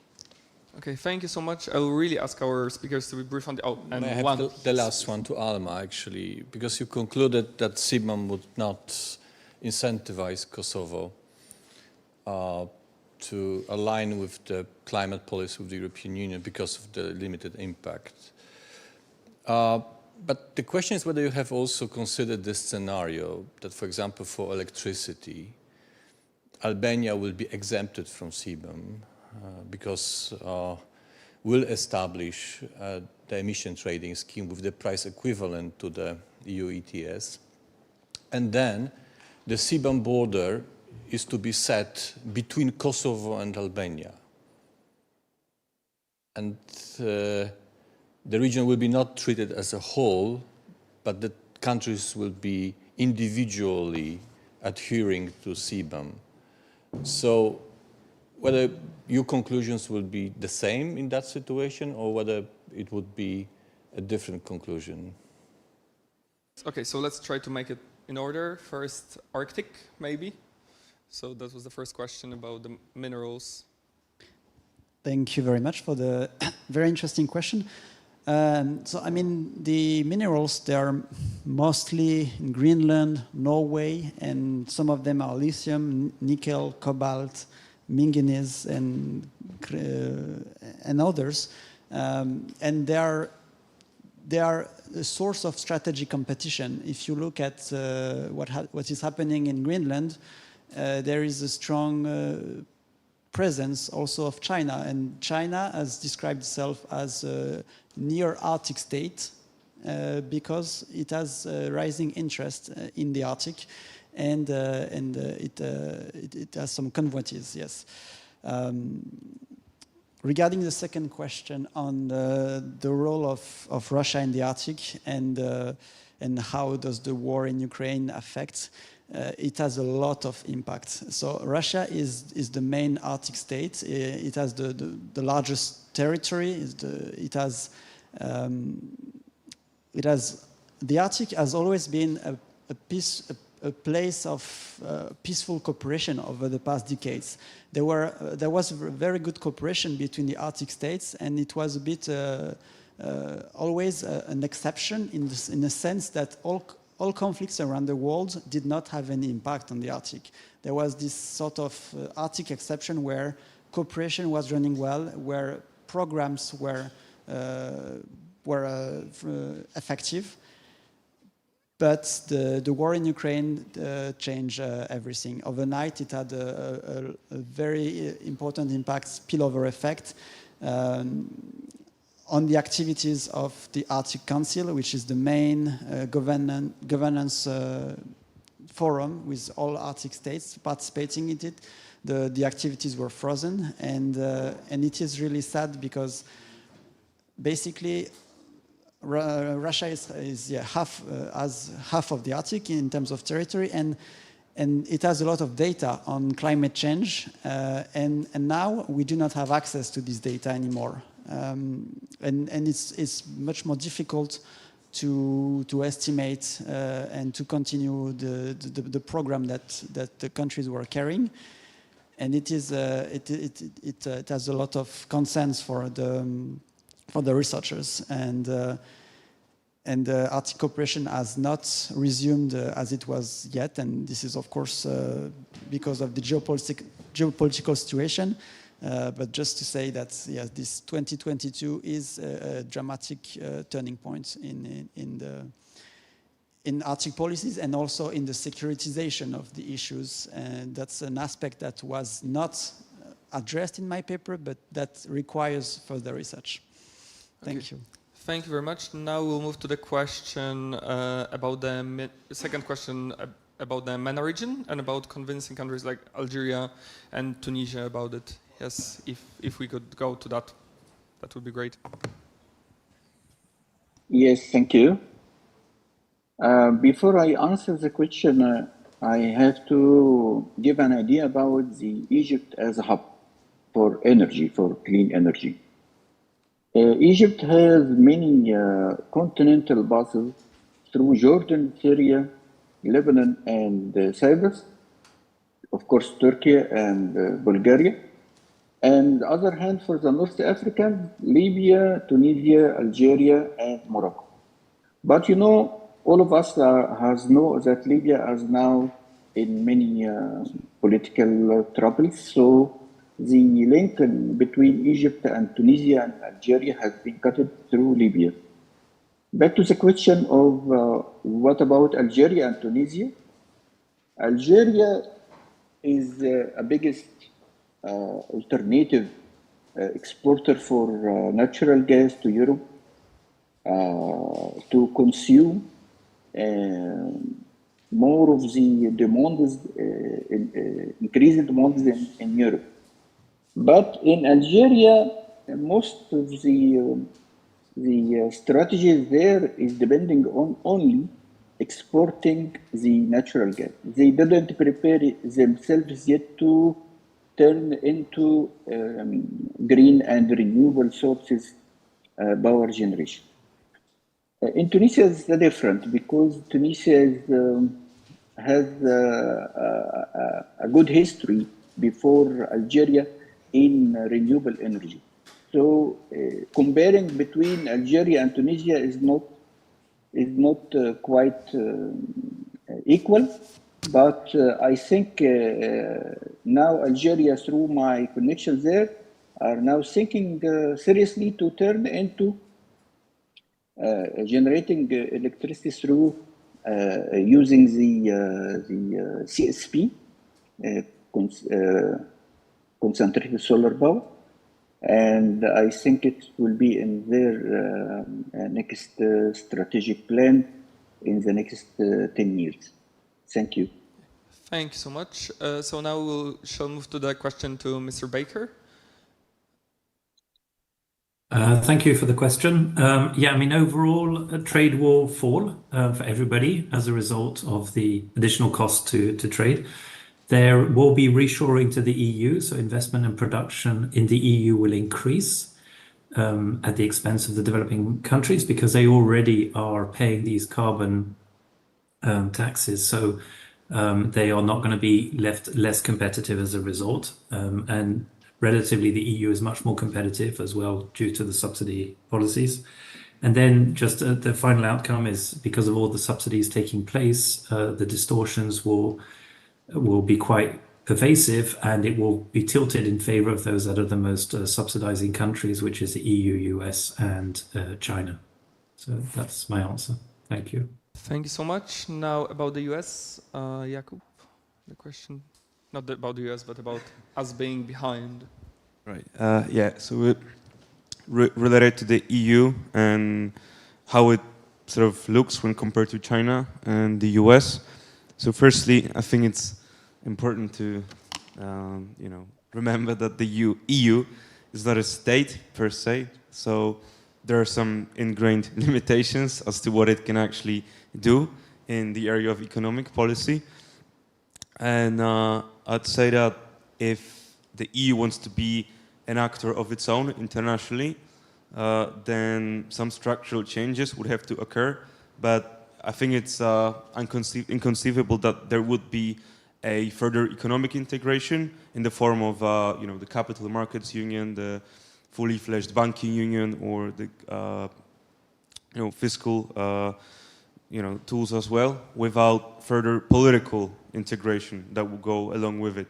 So I think it's a very idealistic goal that we should try to pursue, but as it stands right now, I think a more realistic approach is necessary, and therefore I think that some initiatives concerning financing at the EU level, such as the Pandemic Recovery Fund, should be replicated, not just in energy but also in defense, I think. But that again is a political question more so than an economic question. So there are big obstacles ahead. I think that there is a chance that perhaps European Investment Bank could try and plug the gaps and incentivize private capital, because at the end of the day it will not be public purse and state budgets or the EU budget, which is obviously too small to meet those demands, but rather private money that will help us achieve those goals. So I think financing is the key, and we'll have to agree on structural reforms or continue to rely on cooperation with others. And I think in lieu of those structural reforms, perhaps we should just continue to coordinate our policies with the United States, because there's no alternative as far as I can tell. So thank you. Thank you so much. And now, last but not least, Kosovo, Sibam. Yes, thank you for the question. So I think Albania's exemption from CBAN could present both challenges and opportunities from Kosovo. Challenges in terms of course, competitiveness of the EU exports, Kosovo's exports to the EU, and yeah, indeed, it will. I think it will be a strong incentive for Kosovo to innovate and invest in cleaner energy production, but most importantly, to foster their collaboration in energy production. Thank you. Thank you very much all for answering the question. Now, bear with us as we move to the next session straight away, I think. Yes? Okay. Thank you.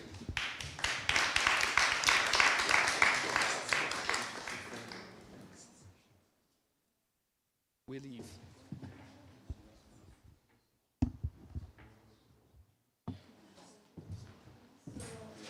I'm going to kindly ask the panelists that are not involved in the next session, because you are, I think, to move on stage. So please, Ambassador Artur Lokowski, Judith Karn, Pierre Walkiers, and Stanislaw, who is already ready. So we're going to cut a little bit this session. We are the only thing that stands between you and freedom. So it's going to be 20 minutes instead of half an hour to catch up with some of the time that we've been putting into other sessions. So in advance, we ask our panelists of this closing session to give us a main takeaway from this conference and an area for further research or investigation, an area to pay attention to. And so I would like to start ladies first with Judith, if she would like to share her thoughts with us. So in order to wrap up, I think we were facing quite a lot of issues we still need to work on. In the first panel, we were talking about social inclusion. We were talking about economics and how things are not going all too well. But then again, I would also like that to point out that having the Green Deal in itself is already some achievement in itself, which I think we can already be proud of. Thank you, Ambassador. Oh, thanks. It's very nice to be exposed to the live discussion, and then just to try to summarize that what have been just presented. But my takeaway from the discussion is the comprehensiveness of the discussion. So we got a quite well-prepared stuff for thinking why we encountered some problems with the acceptance of the European Green Deal, which has been very obviously presented during the very recent elections. And the first panel, I think, perfectly elaborated on that, with the second panel giving some inputs for the discussion how to improve the European Green Deal, and then the third one on the external impacts and how the Green Deal is perceived from the outside. But let me focus on the first one and some more detailed takeaways from my side. So I like very much Judith's elaboration on the energy justice and the consideration on energy being a human right, basically.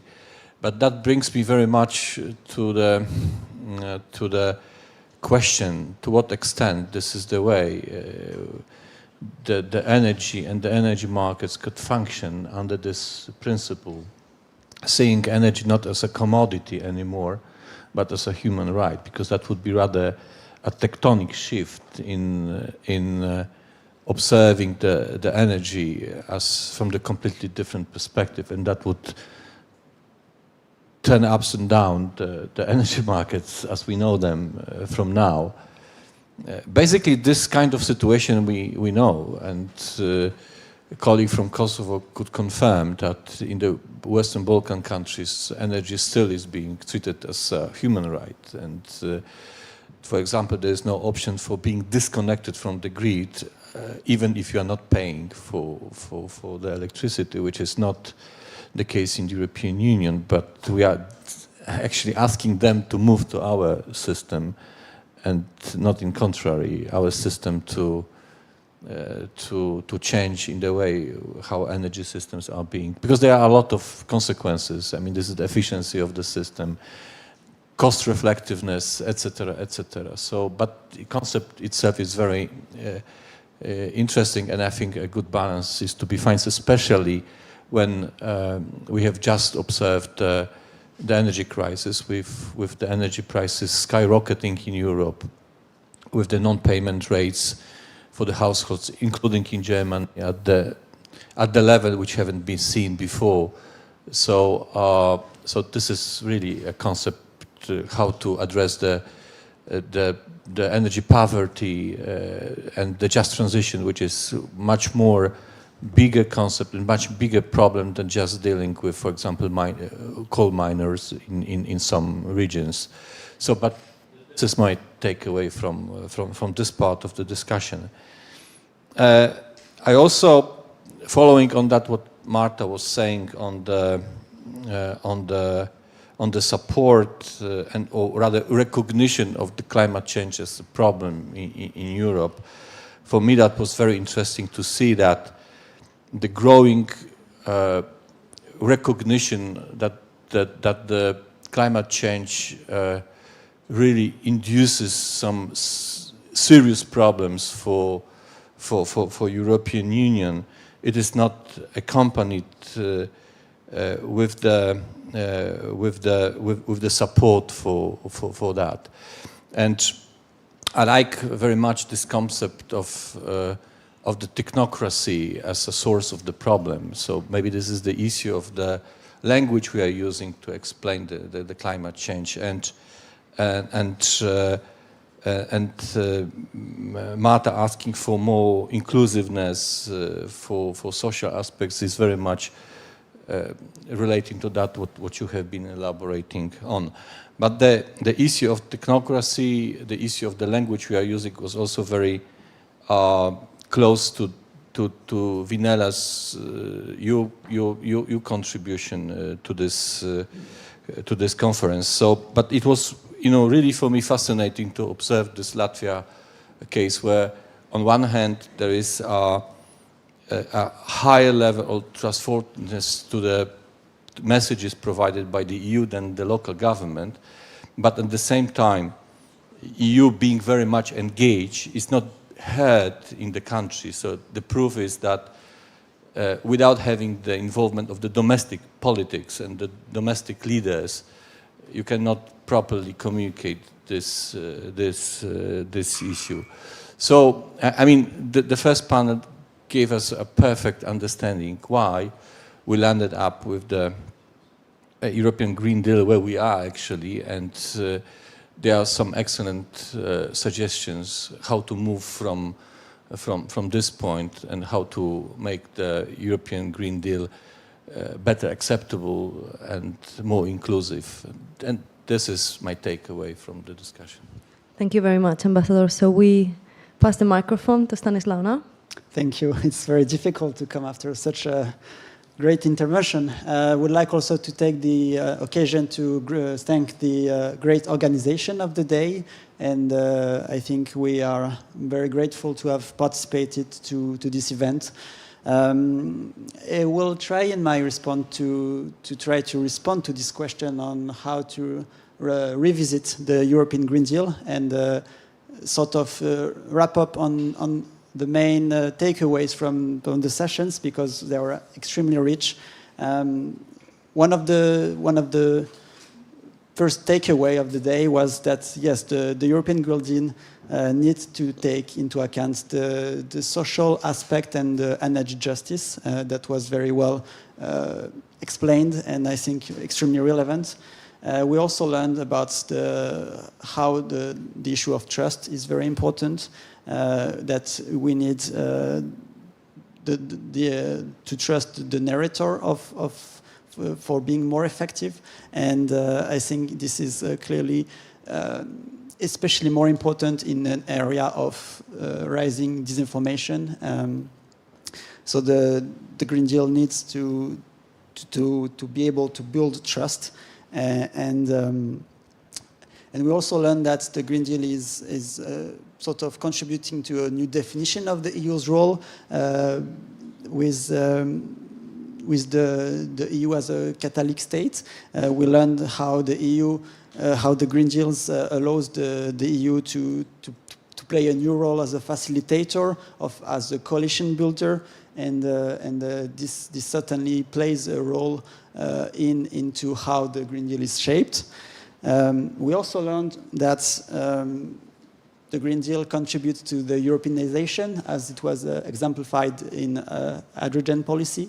We saw the different strategies at the German level to sort of scale up its policies. So it's important to remember that the Green Deal is implemented not in the vacuum, and this was also shown with the presentation on industrial policy, where we saw that there are different blocks that are competing, and the Green Deal has an important industrial dimension. We also learned that some aspects of the Green Deal are really important and they should not be neglected, as it was the case with the presentation, the climate tunnel vision, with the biodiversity aspects that needs to be enhanced with the requirements. We had a very interesting discussion on the technicality of the Green Deal and on how, to what extent we need to rely on science, but also go beyond that. And I think it's very important to remember that the Green Deal needs also to be depoliticized, and that was a key takeaway. In terms of trade, we have to never forget that the Green Deal is a growth strategy and it has an extremely important economic impact, and it can be the source of concerns from developing countries on the EU unilateral approach, which needs to be addressed. We also saw in the case of Kosovo that there are some aspects of market integration challenges that need to be resolved and properly addressed. And we also saw with the case of MENA countries that the Green Deal is also all about knowledge sharing, and also one important dimension that maybe we didn't talk about is gender equality. Overall, I think like if we had to have one common aspect about the Green Deal, how it should be revised, is about the communication, both internally and externally. to make it delivering and having both an impact internally but also externally. Thank you. Thank you very much. Pierre? Thank you very much. I will also join my colleagues to thank the college for the organization of this conference. I have one major added value about our perspective revisiting the Green Deal. I would say it's because we're revising the Green Deal, we saw it in a more holistic manner with all its potentialities. It helps us to go beyond the climate tunnel vision, as Paul presented.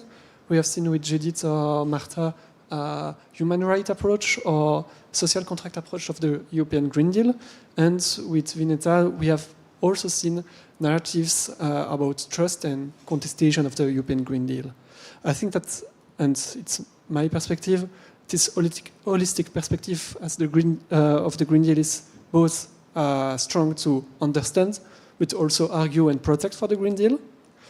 And going further, I will also emphasize, as Stanislas did, a difference between narratives or justification between inside Europe, in the internal aspect of the Green Deal, and with the external aspect of the Green Deal, where we have seen more constrained languages or presentation. We talked about the geopolitical limitation or Green Deal as a strategy.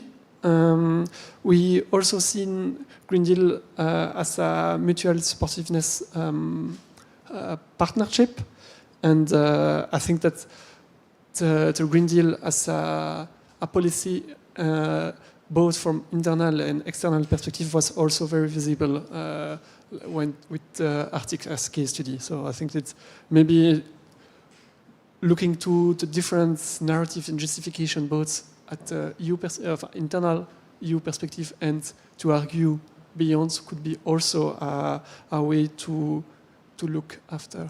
Thank you very much. Thank you very much. So with this, I think we are quite ready to conclude the conference. Just a brief announcement that the ambassador did already, which is that the proceedings of this conference, the articles, the papers that you've listened to, will be published as a book, and I will have the pleasure of edit that. So I'm looking forward to collaboration on that as well. Then to reiterate what has been said, so thanking College of Europe in Natolin and the organizers, Alvaro and Barbara and Ambassador and the students for this event. Thank everyone for the conversation, for your input, for the energy in the room, and I'm very much looking forward to continue this conversation. And I would like to call the Ambassador to give the closing words to this conference. Thank you very much, Beatrice. So, yeah, indeed, the conference is about to be concluded, but the work will be continued on the publication, so that we hope that this your contributions will be properly repurposed in order to enrich the dialogue on the future of the European Green Deal. But I think before concluding, it's worth to give a loud applause to those who contributed to the organization. I mean, the group of students. So thank you very much for your engagement. So you might not know, but this project started somewhere in September, October last year with the conceptualization of the topic of the conference. So I want to thank, the group of those who have been involved in that, Zachary, Frederick, Vansa, Jelly, Vera, Paul, Judith, Blanca, and additionally Wojciech and Brando for taking the effort and for moderating today's panels, and also for the communication, for the reporting team, Giuseppe and Flora. So thank you very much for this effort.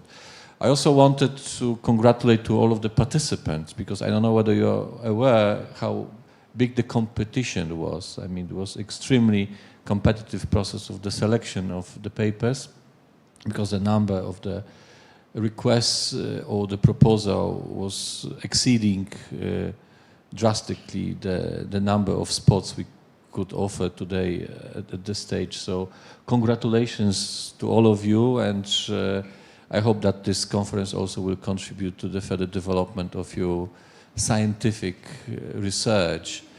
And third, I want also commend all of the participants, and I believe that today's discussion, within the framework of the scientific purity and the scientific rigorous, rules, would really contribute to the development of the European Green Deal, as we do not have actually any other option than going this way further, with some corrections if necessary. But okay, this is how I wanted to conclude this conference. Thank you very much. Thank you.